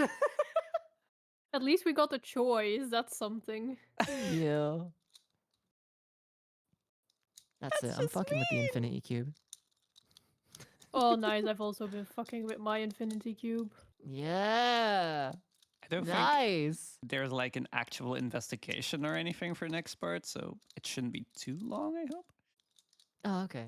That's It'll alright. be fine. Getting paid in kisses, yeah. That I think that's illegal. should be taken to HR. Can you imagine that, like, you're negotiating a contract and it's like, well, the company's been a little down on its luck recently. How about I pay you with a little smooch? Oh no. Last time I Fucking checked, you jail. motherfuckers agreed to the terms and conditions. I didn't agree to anything. I haven't agreed to. I don't know where Did I you am. even I don't send know. terms and conditions? I gave you terms and conditions. I've only been here for like 13 minutes. I don't know what the fuck's going on. Sounds like the opening to some Rule 34 comic. Yeah, it really does, doesn't it? It really does. Yeah. All right. I still can't believe the IS-7 incident was Gregory's last case. Or that it's been 18 long years since. A murder at a confectionery contest, and one of the participants, no less, Artie Frost. They pulled his body out of a treasure chest that was a part of Samson Tangaroa's chocolate tableau. He'd been hit in the head with a large rock salt lamp and subsequently bled to death. We found the lamp hidden inside the candy castle that Alicia Scone had made for the contest. But then, before anyone had the chance to investigate Mr. Frost's own room,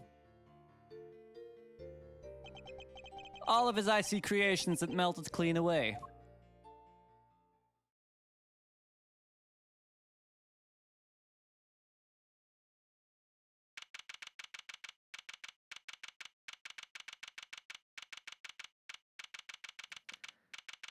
So, do you want someone else to voice young Eddie, or do you want to do it? Aegean, I yeah. can do it if you want. Because Nice. who else do you have in this part, actually? Like in the past? The Bounds and the the red kitchen Yeah. dude. I think that might be fine currently. All of Mr. Frost's work destroyed. Mr. Von Karma wasn't very happy. He told us to get out, and in no uncertain terms. So what do we do now, Mr. E? I can't believe you just up and kicked us out. Von Karma's a total jerk. Now, Eddie. It was always the job of the police and the prosecutor's office to investigate the scene. Yeah, but he didn't have to talk to us like that. Who cares if we're cops or attorneys? We should all be working together to find the truth. You can't assume that everybody's aims are the same as your own. You may wish to expose the truth, but others might prefer to accept things at face value. Which way of thinking is right will depend on the person. Oh my god, we have another Lane quote for Eddie, by the way. Oh, fuck yeah. Let's go. Dang, Mr. E, the detective bad guy is really down. Bad.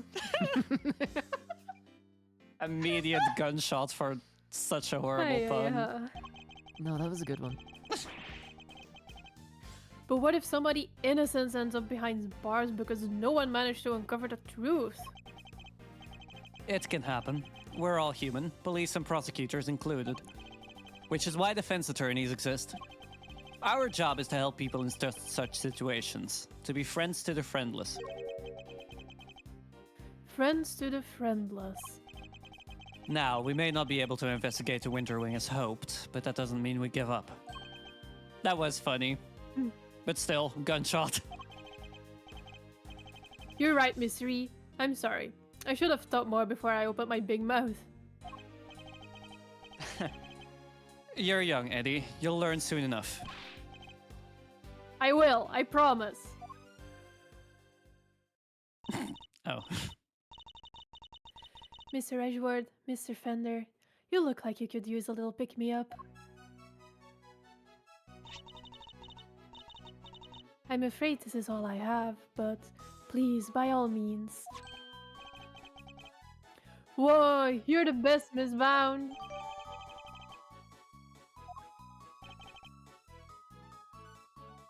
Thank you. I really could say some obscene things with that name. With what name? A little sugar boost might actually help, although these are a little too sweet for my liking. Bound. And a little uniquely shaped. Can't believe this. I'm sorry if they're not to your taste. You could say a lot of obscene things with any fucking name, I'm sure. No way, they're great. They're so sweet. You're very kind. Imagine me of all people, a mediocre confectioner. What? You mean you made these yourself? Yes, Samson loves chocolates, so I had to learn. Keeping him supplied with his favorite treat is just one of my many duties. Although he does spend most of the time coaching me on how to improve my technique. Mr. Tangora sure is a lucky guy. Getting to eat homemade sweets made by the one and only Judy Bound whenever he wants sounds amazing. I'm sorry, did you say something? No, nothing at all. Dear sweet Eddie, you really do still have a lot to learn. It seems you're quite committed to the work you do for Mr. Tangaroa, Miss Bound. Of course. What right would I have to stay here otherwise? What do you mean by that? I was abandoned as a baby and Mr. Tangaroa took me in. Huh?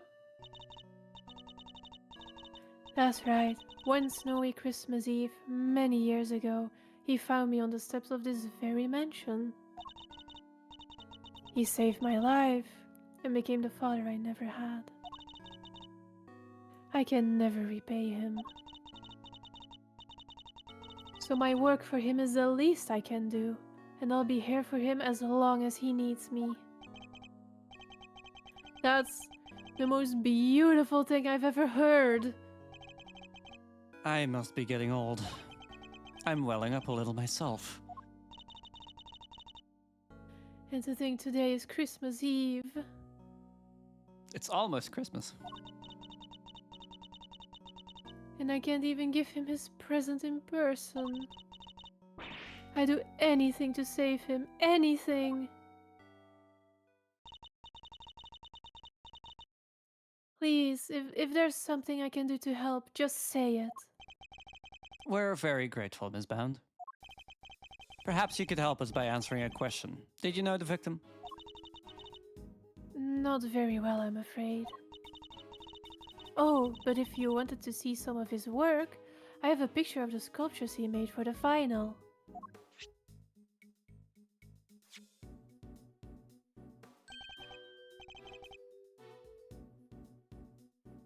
My, they're stunning. Aren't they? I think they're masterpieces.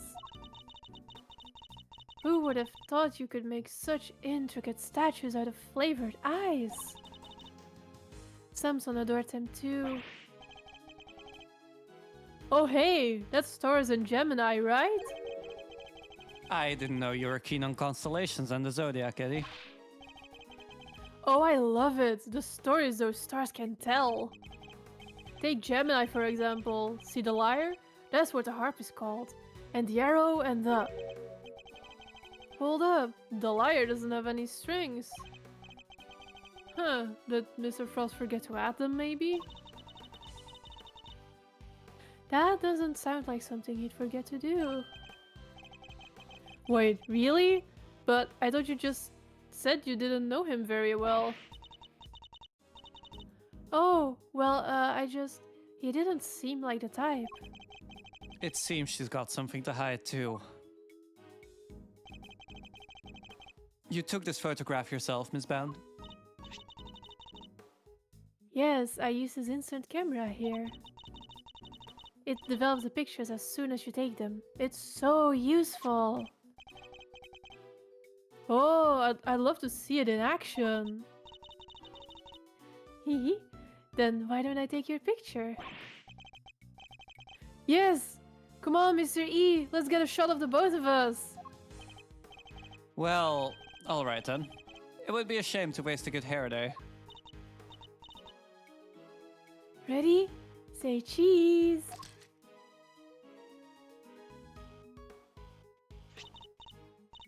There, all done. And the picture's yours to keep, Mr. Fender. Oh my gosh, thank you so much. That's such a cool camera. Well, it's the only one we've got. We use it for all our picture taking needs.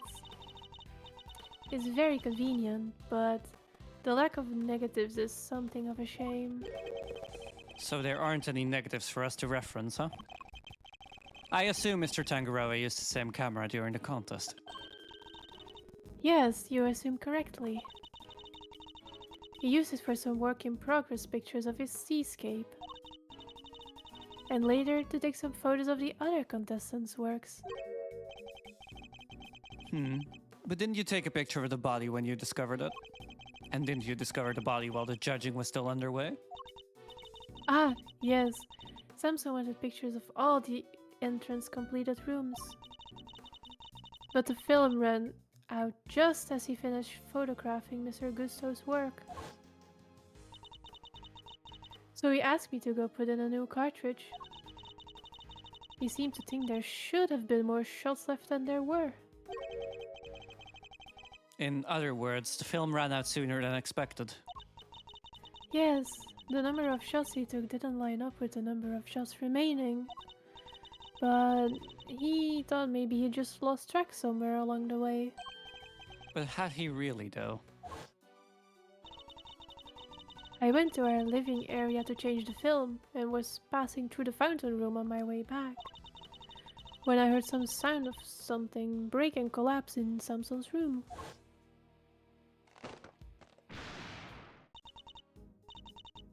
Samson, are you in here? Ah! Mr. Frost's body was just lying there. I was in total shock. It was all too much. But I remember I called the police and then I went to tell everybody else. And the camera, it's been with me ever since. I see. I'd be grateful if you could lend us the camera in this picture, Miss Bound. Of course. Here you go. Thank you.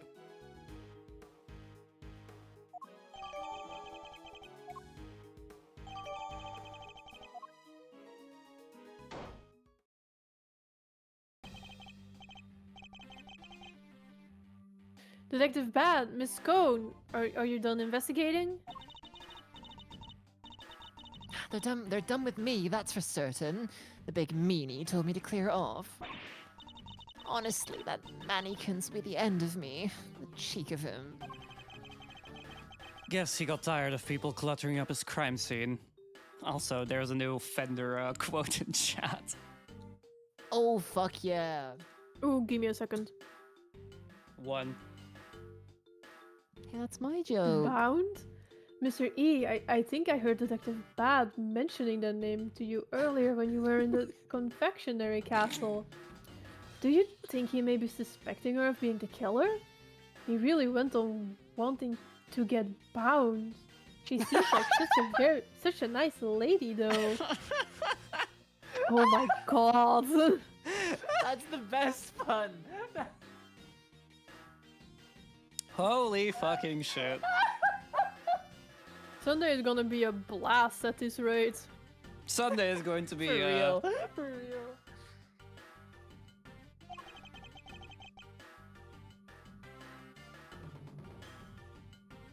Did he Fender run you sto- off too, Detective Bad? Okay, thank you.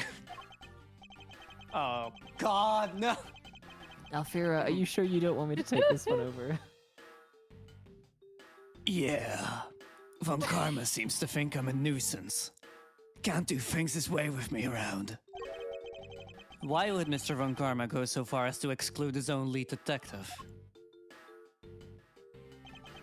Still, got a pretty good look at the scene. As for Gusto, he's enjoying a nice little chat right now in Frost's room. What about? About the fact that Miss Bounds said she saw him going in there during the contest. Mr. Gusto went into Mr. Frost's room. That's right. And I have to say, he looks very much like he didn't want to be seen. I don't know what he could have been up to. Well, he's candidate number 1 at the moment, as the guy who melted Frost's work. But is that really why Mr. Gusto went into Mr. Frost's room? Got a photo of the room right here. If you need it, it's all yours.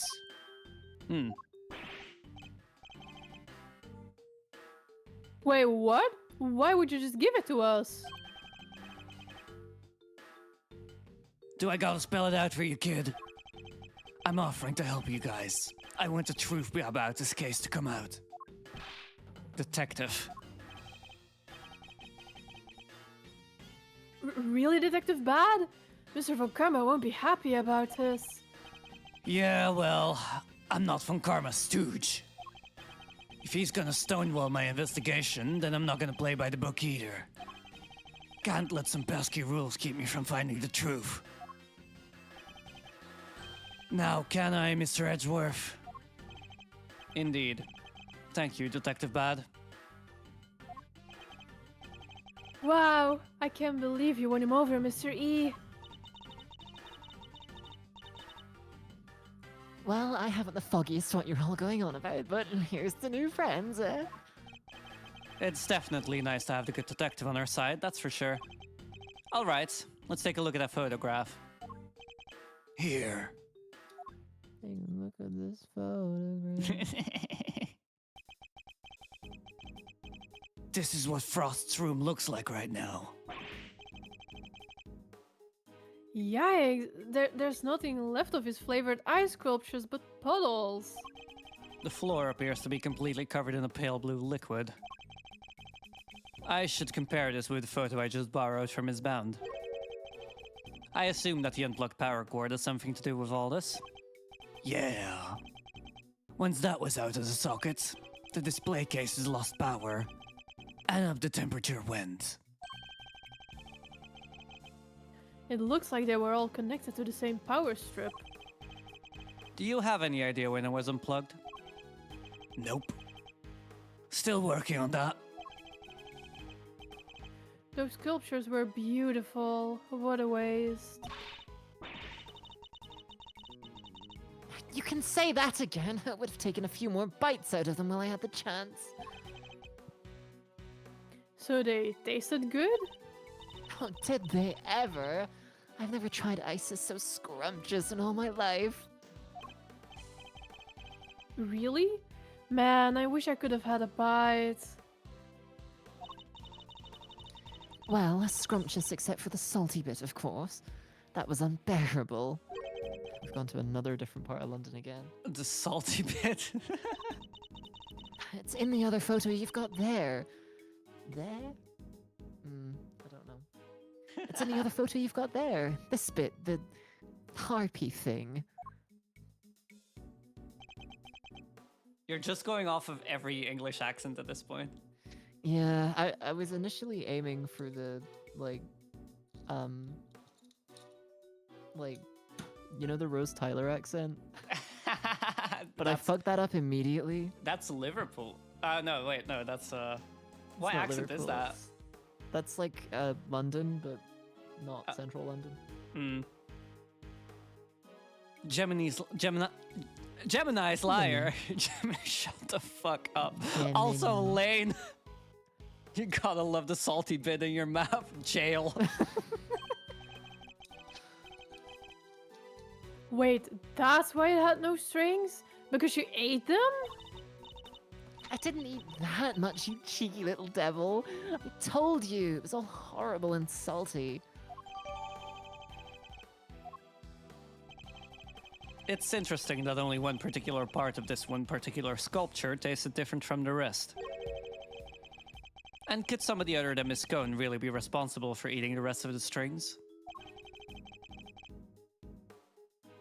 Did you notice anything else, Miss Cone? Come to think of it, I did. There was a funny little mark on Chillywink's work. It was 2 little letters. Let me see if I can draw it for you. Ah, there we go. Yes, it looked just like that. It's almost like a signature or something. Wait.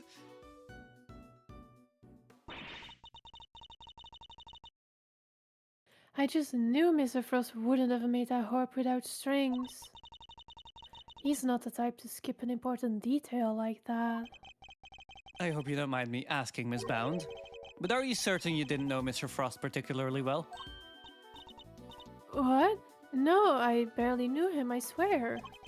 Is that so? You certainly seem to have some strong opinions about his attitude toward his work. No, I just... The sculptures were so carefully made, I didn't think he'd miss something so important. I'm sorry, but I don't believe you. You have a more personal connection to his work than that. What makes you say that? I have an item of evidence that appears to have been of one of Mr. Frost's possessions. And it shares a key feature with another piece of evidence. Well, I don't know what you're talking about if you don't share. So, what are these 2 pieces of evidence of yours? Which 2 items point to Mr. Frost? This is the first. Take that! And now the second.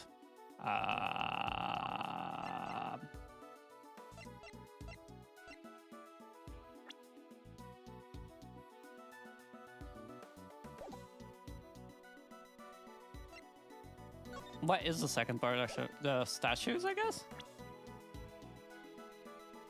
I would think so. You didn't get to keep the drawing that Skull No. made as evidence, did you? No. Take that! Oh. The link between these 2 pieces of evidence reveals a shocking truth. Really? Not sure I'm seeing this link, Mr. E. That wasn't right. Miss Bound is especially fond of one of the pieces of evidence we've gathered. But I should take another look over them all, I suppose. Now then. Which 2 items point to Mr. Frost? This is the first. Take that! And now the second. Is it maybe the moon teapot thing? Why would it be? What, look at the bottom of it. Oh. Oh my god, I'm a fucking genius. Take that! I just 5,000 IQ'd that. Jesus Christ, you did. Miss Cone found 2 letters carved into Mr. Frost's ice sculptures. I think they were a signature of sorts. After all, it's not unusual for an artist to initial their work. I guess not. That's right, dear, just like you said. Chillywink statues had the letters PH carved in them, plain as day. BH? Shouldn't it be AF? You'd think so, but take a look at this. It's the seal we found at the crime scene. It seems reasonable to assume that it fell from Mr. Frost's pocket. And when pressed into the surface of an item, it would leave behind the letters PH. The same pottery mark we see imprinted on the bottom of the items in the tea set. The same pottery mark. We have already established that the tea set is the work of the sculptor Paul Halik. From that, we can assume that these same letters would mark any item out as a piece of his work. A fact of which you are well aware, correct, Ms. Bound? Well, yes, I know that he always marks his work with his initials like that. He has never revealed his true identity in public, so it's the only way to know his works are truly his. You mean Paul Halik was... That's right, Detective. Artie Frost had another identity. He was no ordinary confectioner, at least, as far as Miss Bound was concerned. For you see, Mr. Frost was in fact...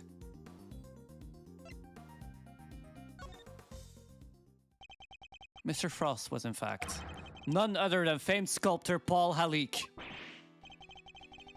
What? Mr. Frost and Paul Halik were the same person? But it's not like the marks are to copy, though. Anyone who's seen it could fake being him with it. Not exactly conclusive proof that Frost was who you say he was. It was proof enough for Miss Bound. What matters is that she believed it. His true identity will have to be investigated by the good people of the precinct. All right. I'll have the boys look into it. I should have known I couldn't hide it from you, Mr. Edgeworth. So you admit it. You were aware of who Mr. Frost really was. I was. When I discovered his body, I saw the seal you found. Don't ask me how, but I just knew straight away that he was my dear Paul Halik. Imagine his entries in a confectionery contest were his final legacy. A great man like that. And be honest, did you enter Mr. Frost's room at any point? What? Why are you asking me that? The photograph of Mr. Frost's room. I'd like to know when it was taken. It must have gotten mixed. I must have gotten it mixed up with the one Samson took during the judging. Objection! I'm afraid I find that rather hard to believe. You said yourself that the camera ran out of film during the judging, and that you've had charge of the camera since before Mr. Tangaroa had the chance to visit Mr. Frost's room. That's how you were able to take that picture when you discovered Mr. Frost's body. I suppose so. This suggests that you took only 2 pictures with the new film, one of Mr. Frost's body and one of his room. But I have a piece of evidence that says otherwise. You do? Which piece of evidence contradicts the assumption that Miss Bound only took 2 pictures? Oh, there's only 3 remaining on the cartridge. Yeah, because the dude was confused that there weren't as many photos Yeah. left on it as he thought there were. Take that! The camera? You gave the picture of the body to the police and the picture of Mr. Frost's room to me. Oh, and you gave us that picture you took of me and Mr. Edgeworth too. 3 photographs in total. And yet the film cartridge in this camera only has 3 exposures remaining. Out of a total of 20. You took 2 more pictures, and I want to know what of. Hi. I'll need to see all the photos you took. Perhaps then we'll finally learn what you were really up to. I'm so sorry. I confess I've been lying to you. These are all shots of Frost's room. I'm so sorry. Looks like she took pictures of his work from every possible angle. And when they were taken, the ice still hadn't melted yet. Wait, don't tell me. It was you. It was. At least, I'm pretty sure it was. You are? Why? Well, you see, I'm a huge fan of Mr. Halik's work, as you know. I was petrified that they might be ruined with the investigation that was going on and everything. So I thought I should at least capture the sculptures on film for prosperity. And how did that make them melt? I think perhaps I was so intent on getting the perfect photographs that I might have tripped over the power cord without noticing. By mistake? Are you sure? I didn't notice it at the time, but well, how could I have been so careless as to cause the loss of his final masterpieces? That seems a little convenient to me. I'm not sure I believe it. But I'm not in a position to refute it either. I'm so sorry. I didn't mean to cause any trouble. Please don't worry about it. The important thing is that you told us the truth. What he said. No hard feelings, Mrs. Bound. Thank you. Mr. Edgeworth, picture's yours. Hope it helps.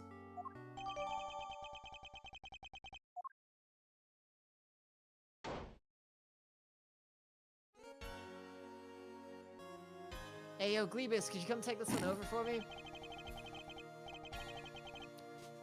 Are you infernal nuisances still here? You don't know when to give up. Linger for as long as you like, the answer is still the same. You are not part of this investigation.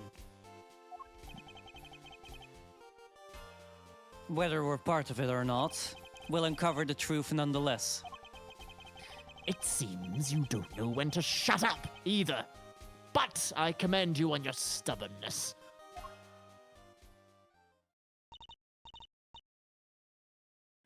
Mr. Von Karma, I'm afraid I'm the one responsible for Mr. Frost's work melting. What? What is the meaning of this? I'm so sorry, and to you, Mr. Gusto. No concern of mine. I didn't do anything, and Mr. Von Karma agrees. Nothing at all, Mr. Gusto. You went into Mr. Frost's room, didn't you? Perhaps you could tell us why. Sure, I was. Silence! You are not to give the attorney even the tiniest shred of information. Judy Bound, you're coming with me. I have reason to believe that you are an accomplice of the accused, Samson Tangaroa. Huh? No, I will be interrogating you personally, so you had better get your story in order.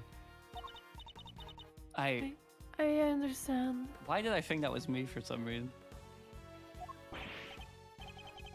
Wait, please! I'm not done questioning her myself. And you think I care because...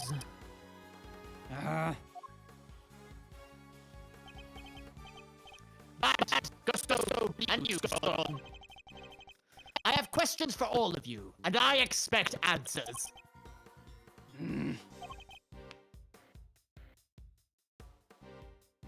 Fine by me. Oh, and you could at least ask nicely, mannequins.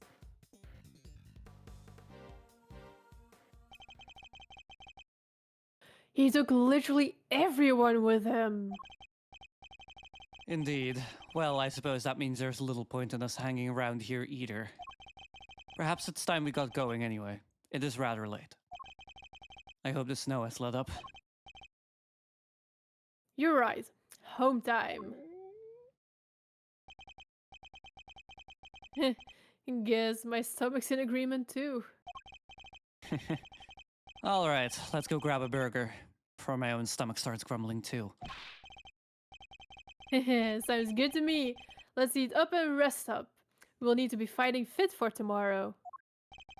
We will indeed, and our first port of call will be with Mr. Tangaroa. That is it for tonight. Good job, team. Good job, team. Woo! We have... Oh no, it's a fucking detective bad one. Oh. Good luck. Lane, why must you hurt me? Well, Miss Bound might not be the killer, but it doesn't stop the fact that I'm not getting bound tonight. Woo! Thank you, Lane. Let's see where I'm going to drop you guys off. Who else is streaming tonight? Oh, me. No, you're not. Shut the fuck up, Ash. God, you're so mean to me. I'm literally so funny and so fun, and I'm here and I'm like voice acting all this stuff, and you're literally just bullying me. Yes. Yes, I sure am. Yes, I am. Huh? It's a JoJo reference. You wouldn't get it. No, I would not.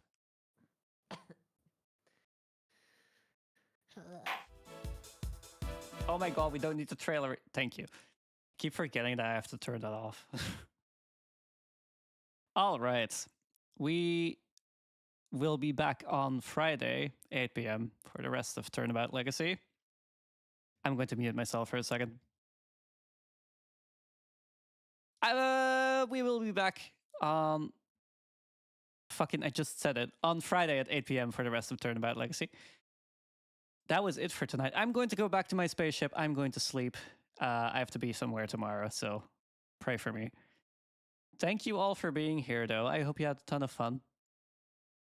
I sure did. This is a really, really fun case, in my opinion. I'm having a lot of fun with it. We are going to be raiding Bakanawa. They're playing some Elden Ring. Apparently, they haven't actually played Elden Ring before, so this is going to be a first, I think. Yeah, we're raiding Bakanawa. They're playing some Elden Ring. I will be back on Friday. I hope you guys had a ton of fun. Thank you for being here. I hope to see you again on Friday. Please go and say hi to Bakanawa for me. And that will be it. Thank you for being here. Please follow me on Twitter over at AlfiraNovaVT to keep in touch with me even when I'm not live. And I wish you all a good night. Bye-bye!